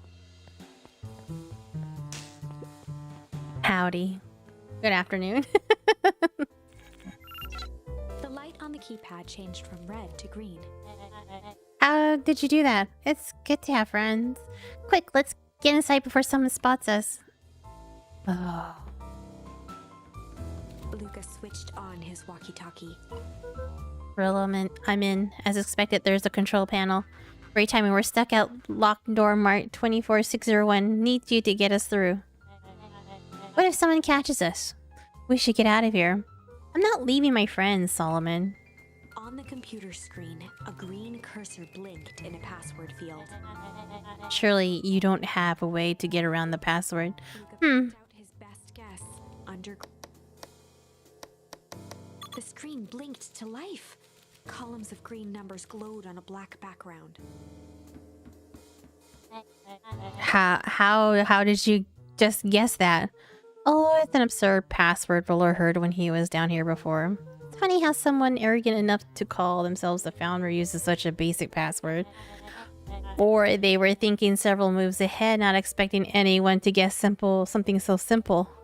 These villain types are always end up outsmarting themselves. Jaw clenched into a half smile. Your powers of deduction are as impressive as your luck. Quickly scanned the columns for number 24601. Rilla, I think this should do it. Bingo, bingo, doors open. Luca, you never failed to impress. What is that slippery lout even doing down here? No, we have a friend whose mom is in trouble. We're here to get her out. I see. Once again, Luca scrutinized the numbers on the screen. In that moment of distraction, Solomon reached forward and pressed a large red button. Maybe this one opens the lock.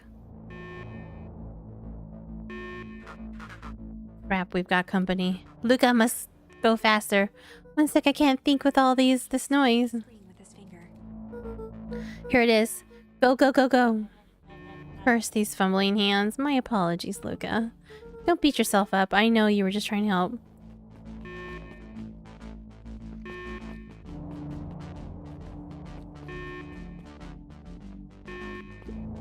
Aw, man. No water cups. Rello!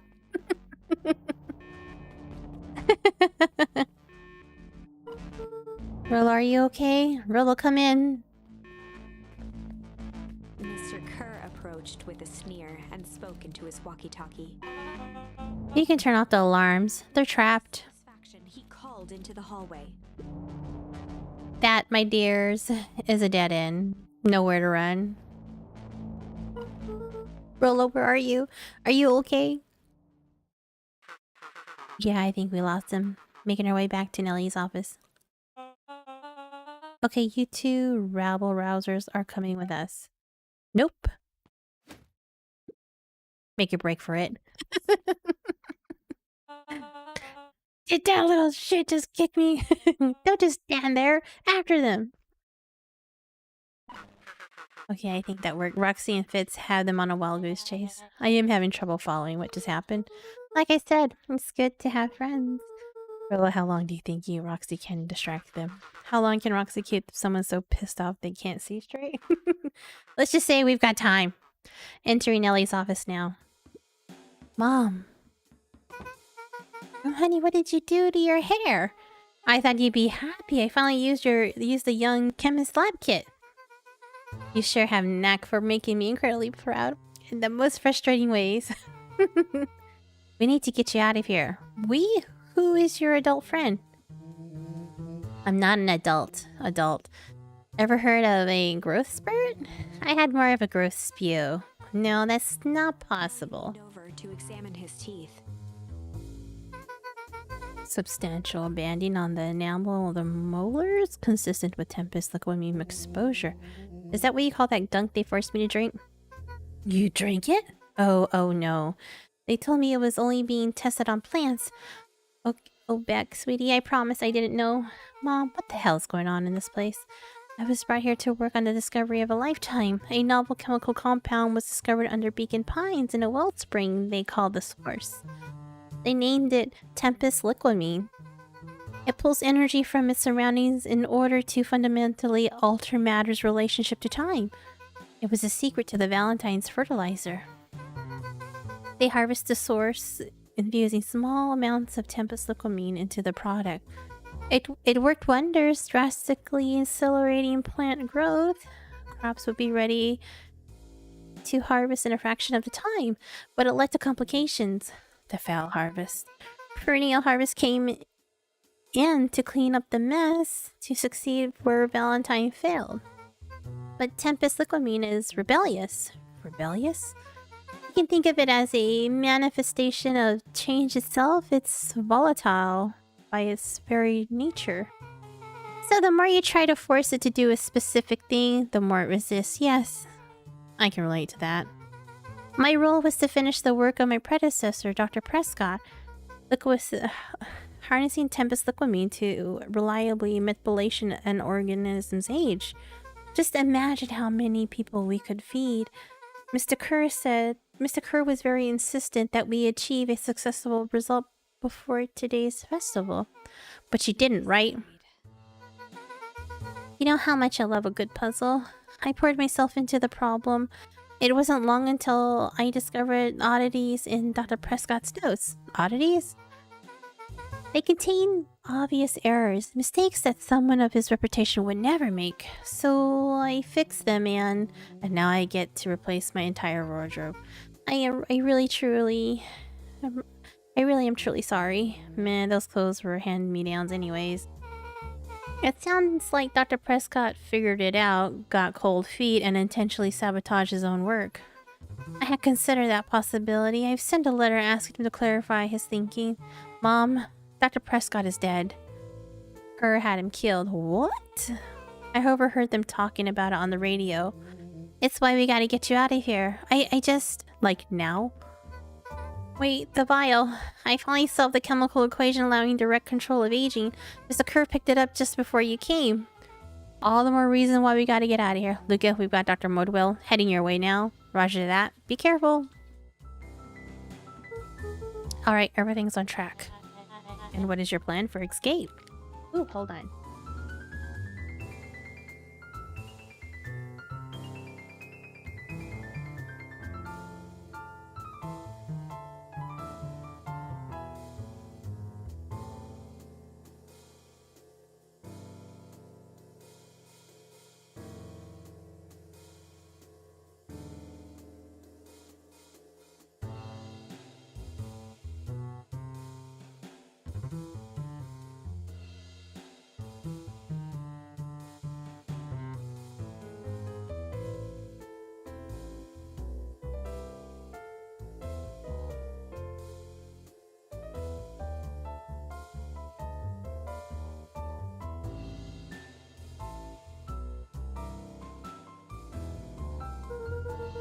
We'll go over everything when they get here. In the meantime, maybe we can dig up some more info? Malice, 80 proof whiskey? A hard drink for a hard man. Wow. Even his alcohol is arrogant. Someone muttered inaudibly. I should just smother you right now. What's that? I said I shouldn't bother you right now. Don't be silly, you're no bother at all.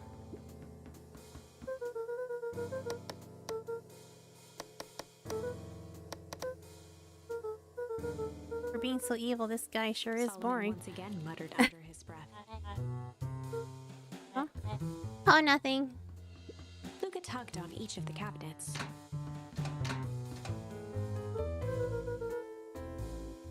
The good stuff, they're all locked. Perhaps he's not as careless as you suspected.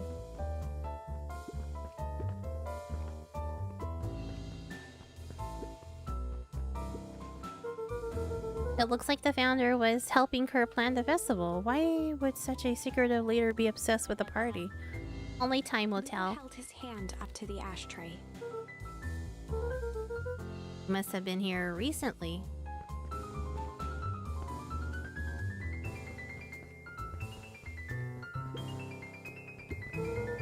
I'm really sorry you got dragged into this mess, Solomon. You needn't worry about me. Well, I feel bad either way. We're gonna get you out of this, With I a promise. subtle, quivering lip, a smile crawled across Solomon. They heard the trampling of frantic footsteps from the hallway. Lock it, lock it. That was close. I left Nellie's office. It was swarming with clipboards.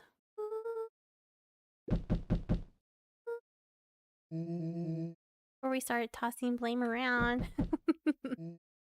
Is it possible someone ordered a pizza? Love to hear your thoughts. Definitely not pizza. What now? Don't look at me. I'm officially retiring from heisting business.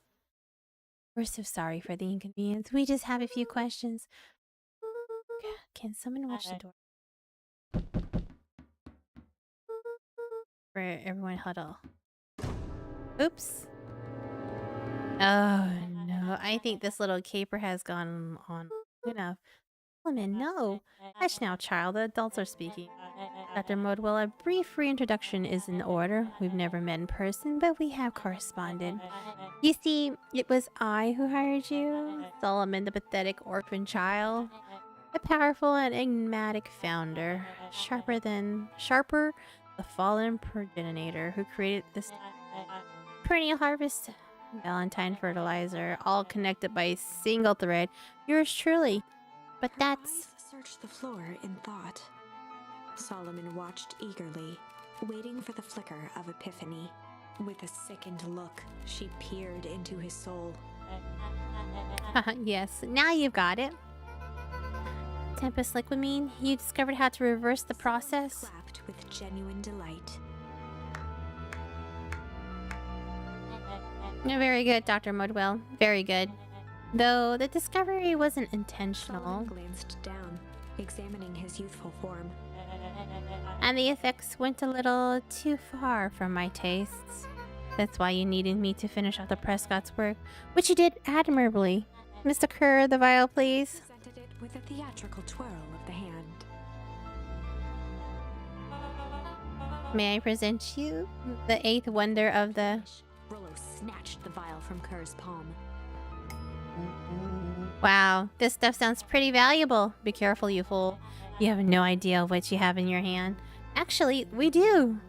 You just did a whole evil villain monologue thingy about it. Actually tossed the vial to Luca. Gosh, maybe I'll have a taste. Jiggled the vial mockingly. Seize him! Luca! Over here! Up another inch and I'll smash it. Tightly behind her back. Solomon sighed, speaking in crisp, measured syllables. You have no plan. I'll smash it, I swear. Fine, risk killing us all. Or if you're lucky, nothing happens. Then what? We capture you and grant you much less leniency. Pursed his lips with feigned sincerity. But I'll give you my word if you hand it over now. None of you will be harmed. Uncertainty washed over Beck. You're a smart girl, Beck. But there's no shame in being outwitted by someone smarter than you.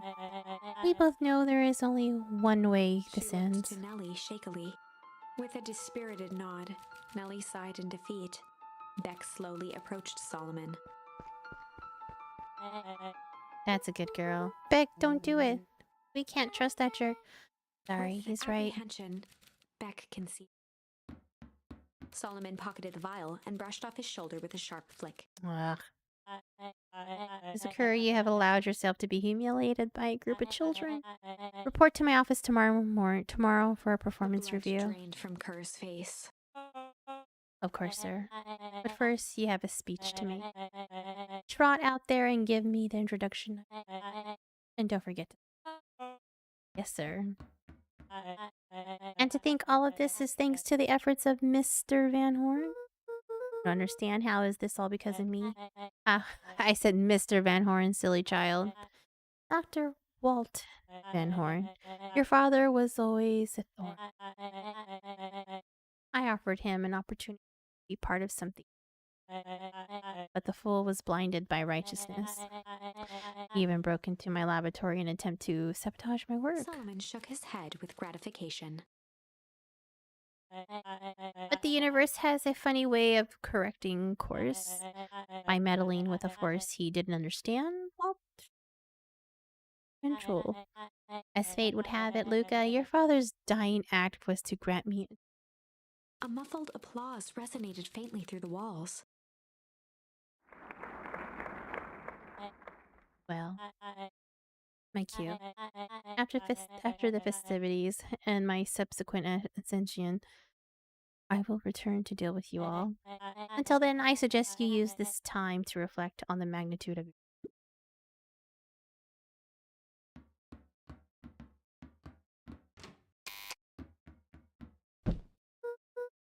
crap.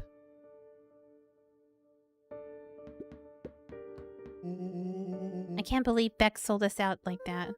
I'm not sure she had any other choice. So what now? What's the plan? I don't have one. Of course you do. You always have a plan. Rolo, you just need some time. Rolo, it's over. We lost. Nellie was staring at the floor, deep in thought. Sorry, Luca. Give me a minute to calm my mind. Sorry, Luca. I did what I had to do. I know, it's just that we were so close. I've got a feeling that eventually Solomon will get what's coming to him. My wounds all heals. Well, time seems like less of an issue for him now. Luca, there's something you should know. After Mr. Kerr locked me in that office, I had nothing but time and curiosity. I poked around a bit, hoping to find a means of escape, but I found something else. A note hidden in a false drawer. What sort of note? Dr. Prescott must have sensed his time at perennial harvest was growing short, so he left behind a letter with the hope it would be found by his successor. It was a confession of sorts. He left it for me, but its contents... Look, I think they were meant for you. Why? What did it say? It was about an incident with your mother. Dr. Prescott found her in his lab with a stolen keycard. There was an accident. She had been exposed to extreme amounts of Tempest The color liquamine. dropped from Luca's face.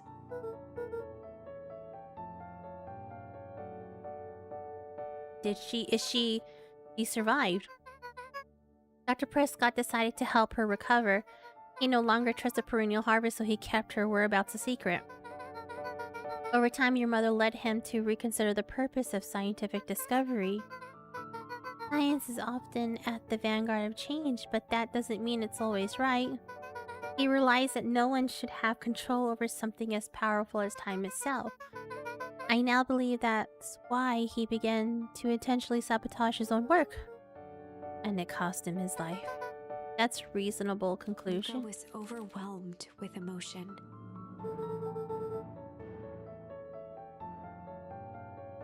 But if she's alive, where has she been? Where is she now? A sudden explosion sounded from the hull. Chapter 8. Comeuppance. Ears still ringing, Gran picked herself up off the ground. Through the dust and smoke, she looked over to see Mrs. Fratelli helping Hiram Tolliver to his feet. She'd had to beg, borrow, and steal to acquire those explosives. How many nights had she spent visualizing how she'd use them to make things right? And now, her one shot at destroying the source, that damned hole that swallowed so much of her life, was gone. Traded for this jagged hole in a wall and a foolhardy shot at rescuing Rollo. With Fratelli and Tolliver at her side, she stepped through. It was a strange feeling. The last time she'd stalked this maze of hallways, it was in a different body. They quickly rounded a corner to find a group of clipboards guarding a door. Something worth guarding is probably something worth seeing. She leapt forward, brandishing her cane. If her last chance at vengeance for things lost was truly gone, she would just have to fight to keep what she still had. Ooh.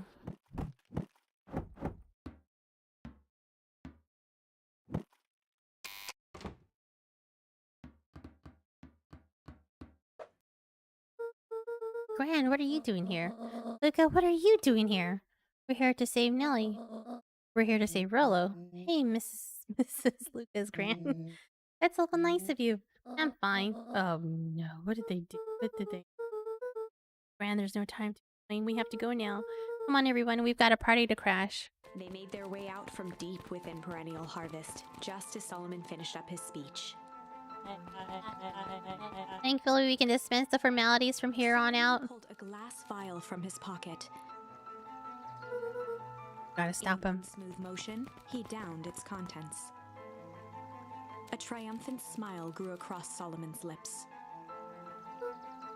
No! I wouldn't be so sure of that.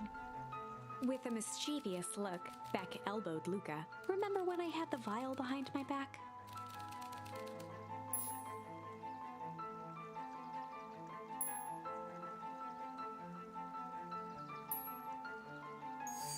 I might have tweaked his wonder potion with a little junk. Can't wait to see the look on his face when he realizes he drank his own cigar ash. How did ashes get into the vial? It's pretty easy to mess with the vial when it was behind my back. Oh, that's... Well, it's a bad habit anyways.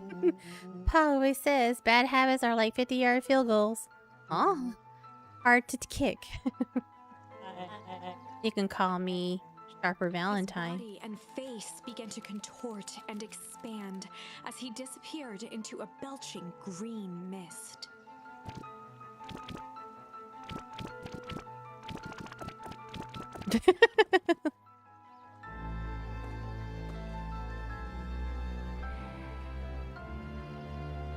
What? Well, that's one way to kick a bad habit. As the last of what was once Sharper Valentine wafted into the air, the crowd began to disperse, still numb from what they had just observed. Sharper Valentine was gone for good. His end would be a new beginning for Beacon Pines, a new chance to let go of the things they had lost and grab hold of a new future. The end. Well, I'd be lying if I said that wasn't a bit gratifying. If that feels to you like a good note to end on, I won't stand in your way. Let's change that to with a little... I might have tweaked his wonder potion with a little malice. See what that looks like.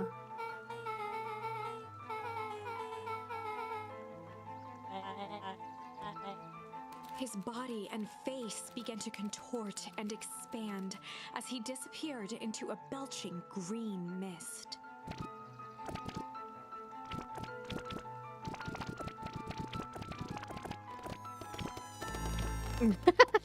Oh, wow. Well, now that's called what I call 80 proof whiskey. Damn, dude. The crowd gazed in stunned Like, got a at the now empty stage. achievement. Quiet was broken when William Kerr sprinted off stage and into the distance. He was never seen around Beacon Pines, or anywhere else for that matter, again. Watching the silhouette of Kerr disappear over the horizon, Luca began to laugh. First, a low chuckle that became uncontrolled, heaving laughter. Through his tears, he was vaguely aware that the crowd had begun to laugh with him. The end. That was unexpected. Perhaps a bit of an absurd ending for my taste, but who am I to say? I'm only writing the damn thing. Okay, let's try change. I might have tweaked his wonder potion with a little change. No pocket change? You're unlucky penny? Yeah, I plopped it in the vial when no one's looking. What can I do? No idea. That's the beauty of science. Now we observe. His body and face began to contort and expand as he disappeared into a belching green mist.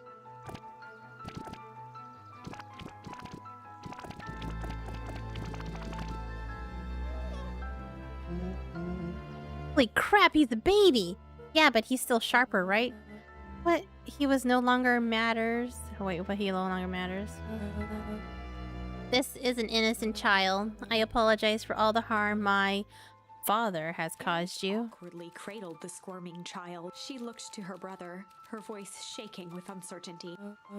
Augustus, what do we? We do what Valentines always do. What must be done. I'll hurry home and prepare a crib for father. For young Sharper. That would be a great help, She looked back down at the infant with equal parts kindness and terror in her eyes. With a shake of her head, Eris addressed the crowd with a stern scowl. Okay, everyone, the show is over. You may leave now. Epilogue. Beacon Pines' coldest summer on record came and went without much fanfare. Folks shared what they had and none were left wanting.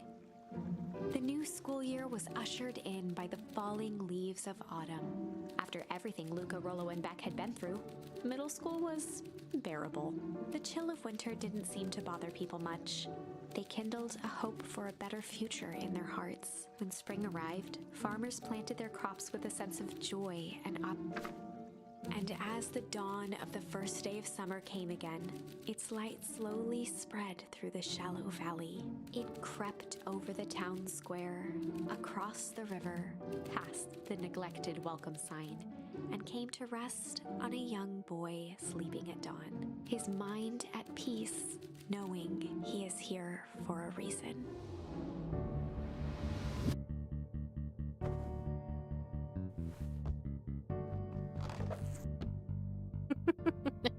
Same old.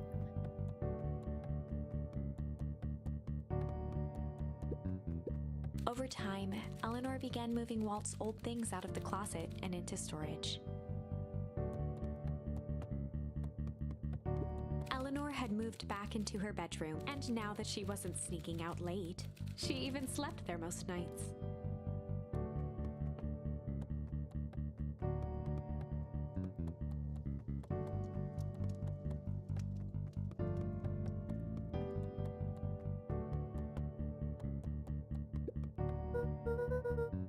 Mom, I'm ready to go. You going without me? Meet you there. I've got a batch of jam to finish jarring. It's funny. I only started making jam as a way to send messages without anyone noticing. Now I enjoy it. Alright, I'll go say hi to Rollo first.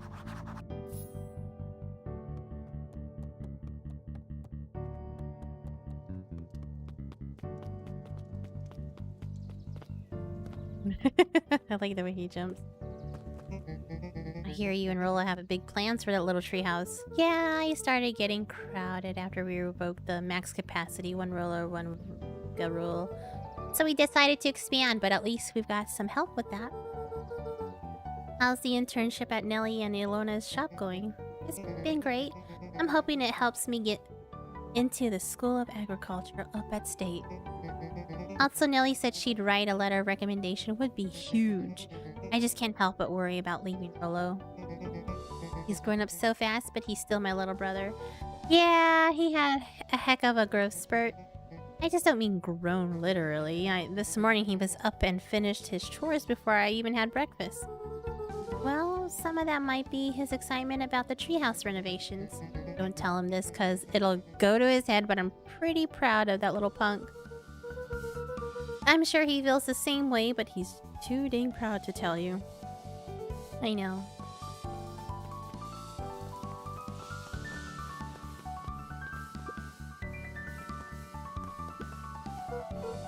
Hey Gus, how's the tree planting going? Couldn't be better. I'm so grateful to Ilona and Nellie for letting me help. I just wasn't built to be a mayor.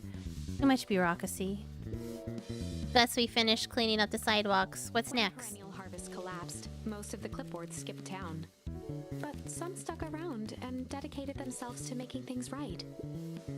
Anyone with a knack for art can help paint the new offices. You can count on us.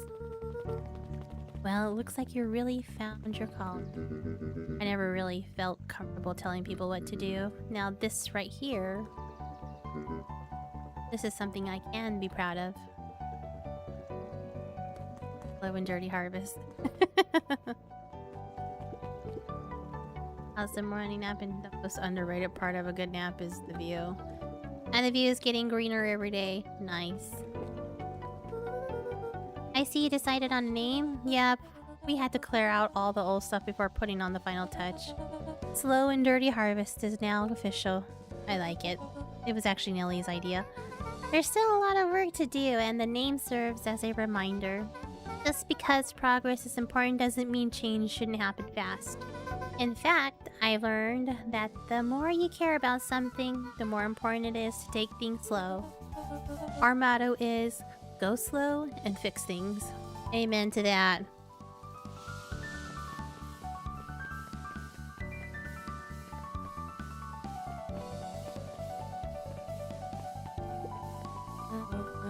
Young Mr. Van Horn, how's little Solomon, Sharper doing? Young Sharper seems to enjoy nature more than I, so we do a lot of strolling these days. Has he, attempted to crawl out of his crib and plot world domination? Yeah. Thankfully, no. I spoke at length with Dr. Modwell, and she feels that Sharper's infant mind was not developed enough to... For all intents and purposes, the child is unmolded clay. Let's hope he's a little nicer the second time around. That is the objective, yes. But really all I can do is try and hope. 2 activities I am endeavoring to find less distasteful. Well, I think you're doing a great job. And the whole town is ready to help out however we can. I can't wait to teach him to throw a baseball. Did her best to ignore the tears welling in her eyes. That would be acceptable. Still writing her book. He looked friends with a thankful smile. And everything that could have gone wrong, everything that did go wrong, made it. The end. Closing her eyes, Miss Hatch took a deep, relaxing breath.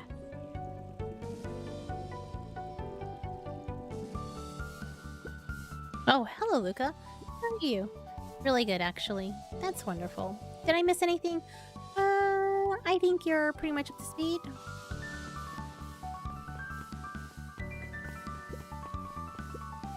What's today's news that needs knowing? I'll give you tomorrow's headline today. Our old friend Patrick C. Montesquieu, aka William Kerr, just performed a stirring rendition of The Iceman Cometh at the State Correctional Facility. I hear there wasn't a dry eye in the house. Well, I guess he has plenty of time to work on his craft. Up at Dawn Newsstand. Dawn. I'm glad you swung by. More follow-up questions for your story? Nope. I got everything I need. Thanks again for that. It's a draft of the story to a reporter in Capital City, and they offered me an internship. Of course they did. You're an amazing reporter.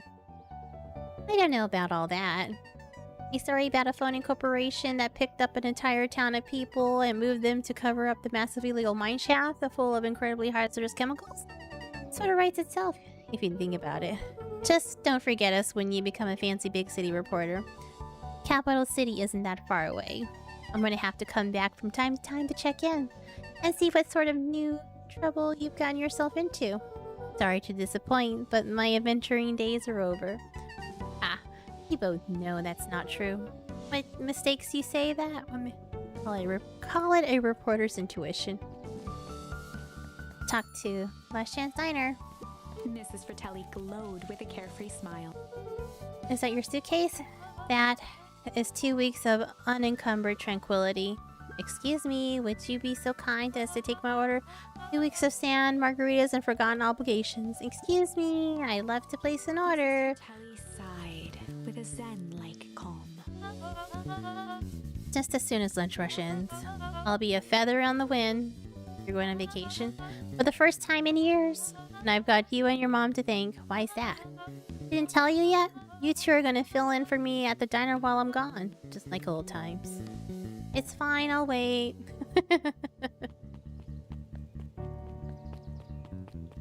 Okay.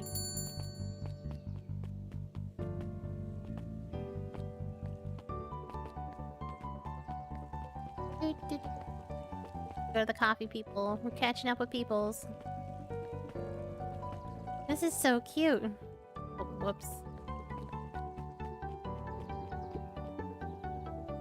Luca, do you want a biscotti on the house? I don't really have time. Dariel, you gotta come and see this. I finally did it. I pulled the perfect espresso. Aw, Lumi. If I didn't know better, I would think you're proud of something.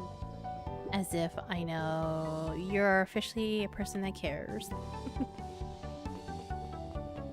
Alright, let's go to the farmer's market. Oh, that.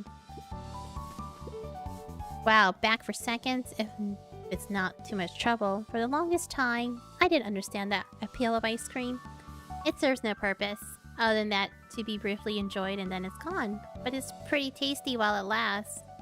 I'm inclined to agree. Who is this person? I mean, I don't think we've ever met this person. Hey, look, can you tell Roxy I'll be free in an hour? Sure thing. My dad's making me stock the shelves for the summer. He said it builds character. I think he meant to say it builds calluses. Builds character. Yeah, it builds something alright. Luca, can I interest you in a delicious apple? He waggled an apple. Yeah, thanks. I'm just saying. Well, hello then. I ain't telling your mom we need a new creative GM already? It's funny. I used to hide this stuff in the back. Terrified that someone would find out about our secret messages. Now everyone wants to get their hands on Eleanor Van Horn's famous spy jam. Gotta spank it. Yeah. Spank it. Smack it. Smack. Smack it. Smack it. Smack it. Smacking it. Smack the watermelon. Yes. Pretend it's a peach. Smack it. Oh. Play that funky music. Yeah. Have charms now? Smack.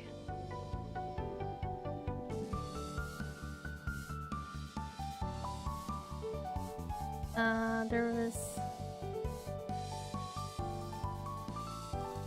Okay.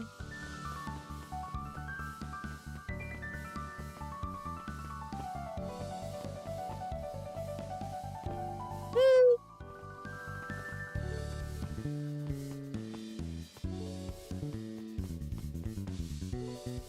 Oh no. Oh shite. Oh, did we say hi to Jeff yet? Over the school year, Kato and Bert had become close friends.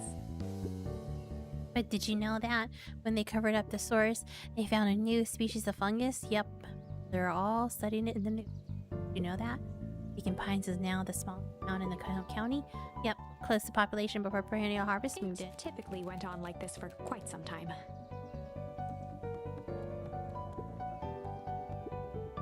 Can't believe it's over. Yeah, the town's really starting to turn a new leaf. The town? I was talking about Hank Atomic. I just finished the last issue. How was it? As great as always. Hank finally returned to Earth, but I just feel weird now. Weird can be cool. It just means you're ready for something new. Any suggestions? You could ask Miss Hatch about what she's always reading.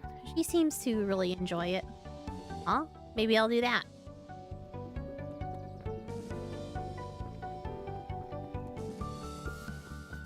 Luca peeked over Piper's shoulder, laid stealthily inside a large volume of mathematics. Oh. Was the first issue of Hank Atomic. Piper, are you reading Hank Atomic? Do you mind not telling anyone? I kinda got a reputation to hold. Oh, it's nothing to be ashamed of. It's just about every kid in town reads Hank Atomic. Honestly, I'm excited for you. But I give to start over fresh. To experience it again for the first time. I guess that's the downside of finishing something nice. At least now, I can enjoy it again for you. Promise to tell me about it as you go. Sure thing. Doot, doot. Doot, doot.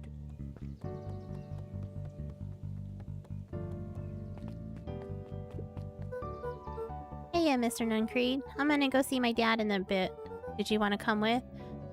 Even after everything I did, you still... Nuncreed shook his head. You really are your father's son, aren't you? I don't think I'm ready for that yet. Well, you're always invited. I bet he'd love to hear from you. I'll visit Walt in my own time. You run along now. Oh no. What has he got with these bunnies? With perennial harvest gone, the transportation tubes were left unused. Come on, come on. No one's too big, no one's too small. For Jeff's wild ride. Not completely unused. Just one piece of candy for the ride of your life. Who's next? Me, me, me, me, me, me.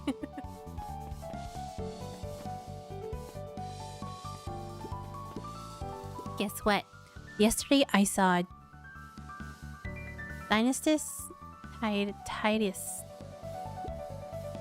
Is that good? It's great. I haven't spotted one of those in years. At this rate, Beacon Pines is going to become a bug capital of a county. Luca peeked up at the beehive. It appeared to be deserted. That's strange.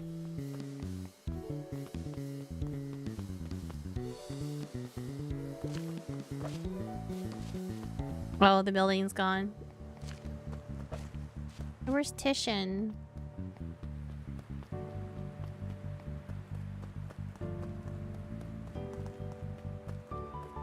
And Iggy.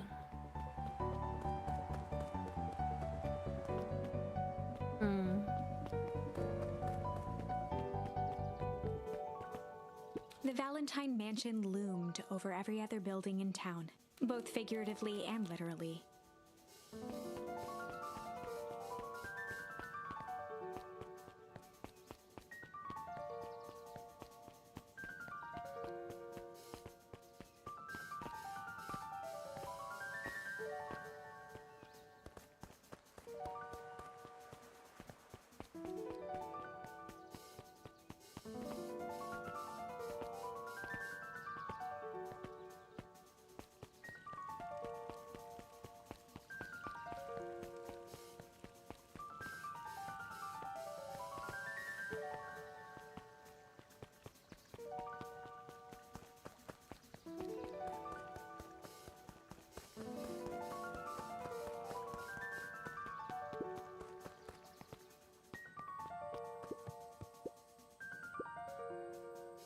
I managed to reel in an actual fish this morning. Seriously? Yeah, honest to goodness. Flip-flopping, swim-swamming fish. I don't think I've ever caught an actual fish here. Been at least 7 years since I caught one. I'd say it's a good omen. What'd you do with the fish? Oh, I released it back into the pond. I'm hoping to catch it again tomorrow.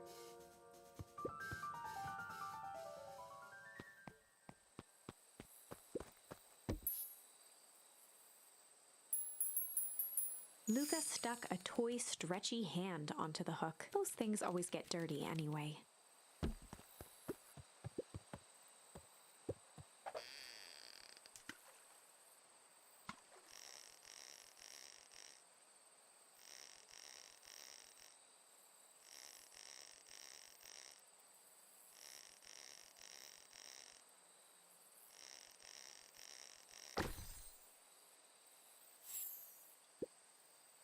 Give it to Mom. She likes jewelry. That's a sweet thought. She'd fully get a pawn bracelet. All that we found. Good.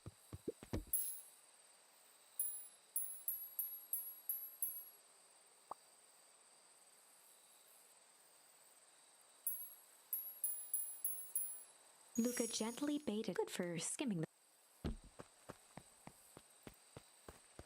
Oh, we filled the blanket. Oh, shoot. A little higher. Yep. A little lower. Yep. A little higher. Yep. Telling ya, the angle isn't the issue. We need more power to the radio. Luca, there you are. Would you tell him not the angle? Hey, I'm not in charge. The antenna redesign. Fine, Iggy. Just don't do anything drastic until we get back. Who, me? Ish, you're in charge while I'm gone. Yup. It'll be fine, right? It'll be fine. If we really want mission control to turn into something bigger and better, we have to loosen our grip a bit. You're right. Lead the way.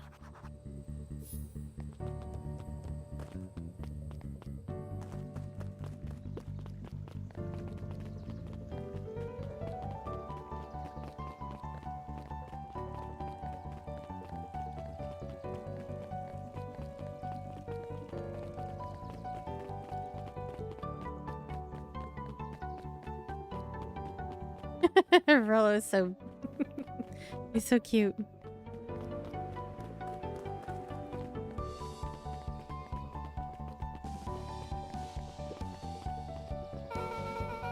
I have news I think you'll enjoy. This morning I unpacked my last box. You're officially moved in. It's just a box. Let's not blow this out of proportion. It sounds an awful lot like putting down roots. I guess I decided this place is root-worthy. You're gonna be stuck with me for a foreseeable future. I do have to warn you, most years aren't going to be as interesting as this one. I think I'll manage. Ready? Before we go, there's a bit of surprise. It's a bit of a surprise. Oh.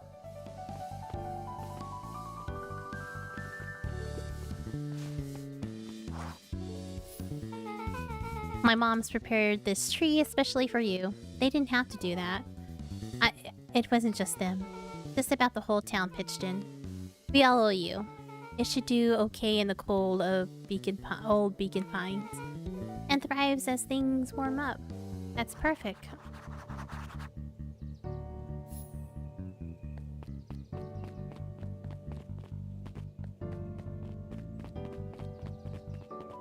Jeff.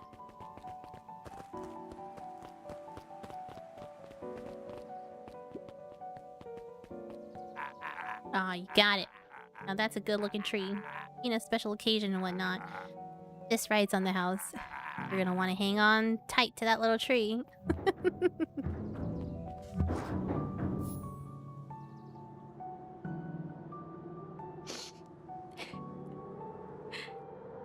I think this is it. The end I've been waiting for.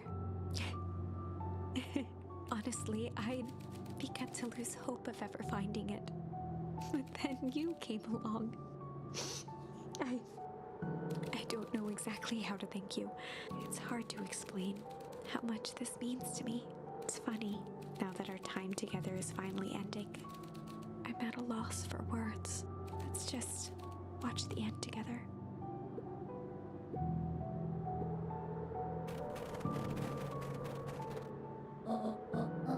Thank you, children. This means a lot. Yeah, thanks for everything. Jax, I only did what super awesome best buddy. I'm alone now. Yeah, I am. How are you feeling? Asking me that. Fine, really. Oh, it says the only thing fitter than a fiddle is a cello. I feel like a dang cello. If you ever stop feeling like a cello, I'm here for you. I know. You don't even have to say it. You two make an awesome pair. Excuse me? We're a trio now. Nope. There's just one thing missing, that you're a part of our group. Missing? Let me tell you a little story about a man named Hank Atomic. Oh god. I won't be long. We'll be waiting for you back at the phone booth. Found the perfect way to start our summer. Got some good friends. They're proud of you. Father would be so proud. I know. Let me ask you a question. Do you ever dream about Dad? Not a night goes by that I don't. Have you ever... Are you ever afraid that you're going to forget him? Forget what he looked like? Forget his voice? No, because so much of him lives on in you. He loved that old tree, but I know he would have loved this one more. Because his two favorite people planted it. I'll give you two a moment.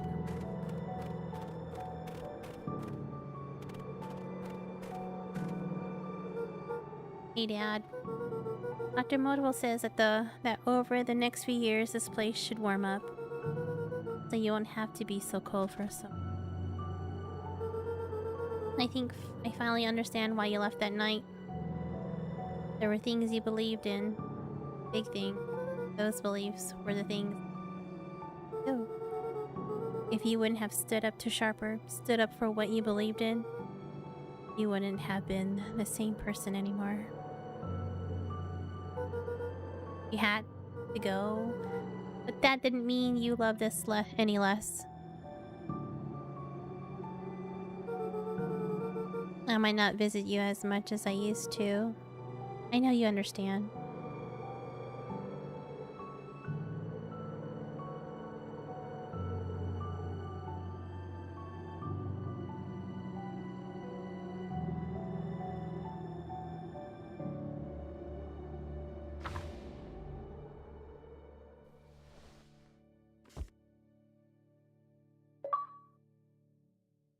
We beat it!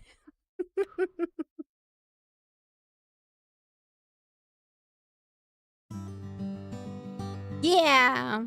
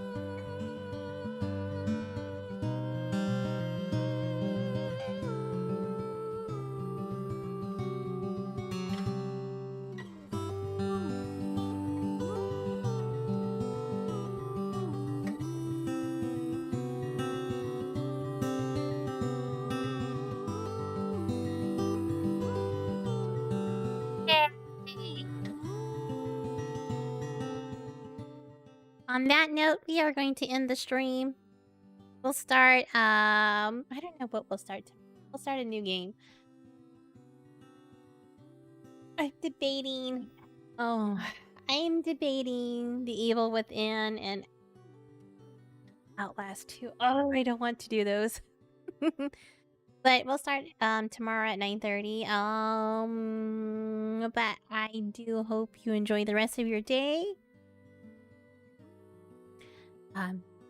Be good, make good choices, be safe, and we shall see you tomorrow. Bye. Bye bye bye bye bye bye bye.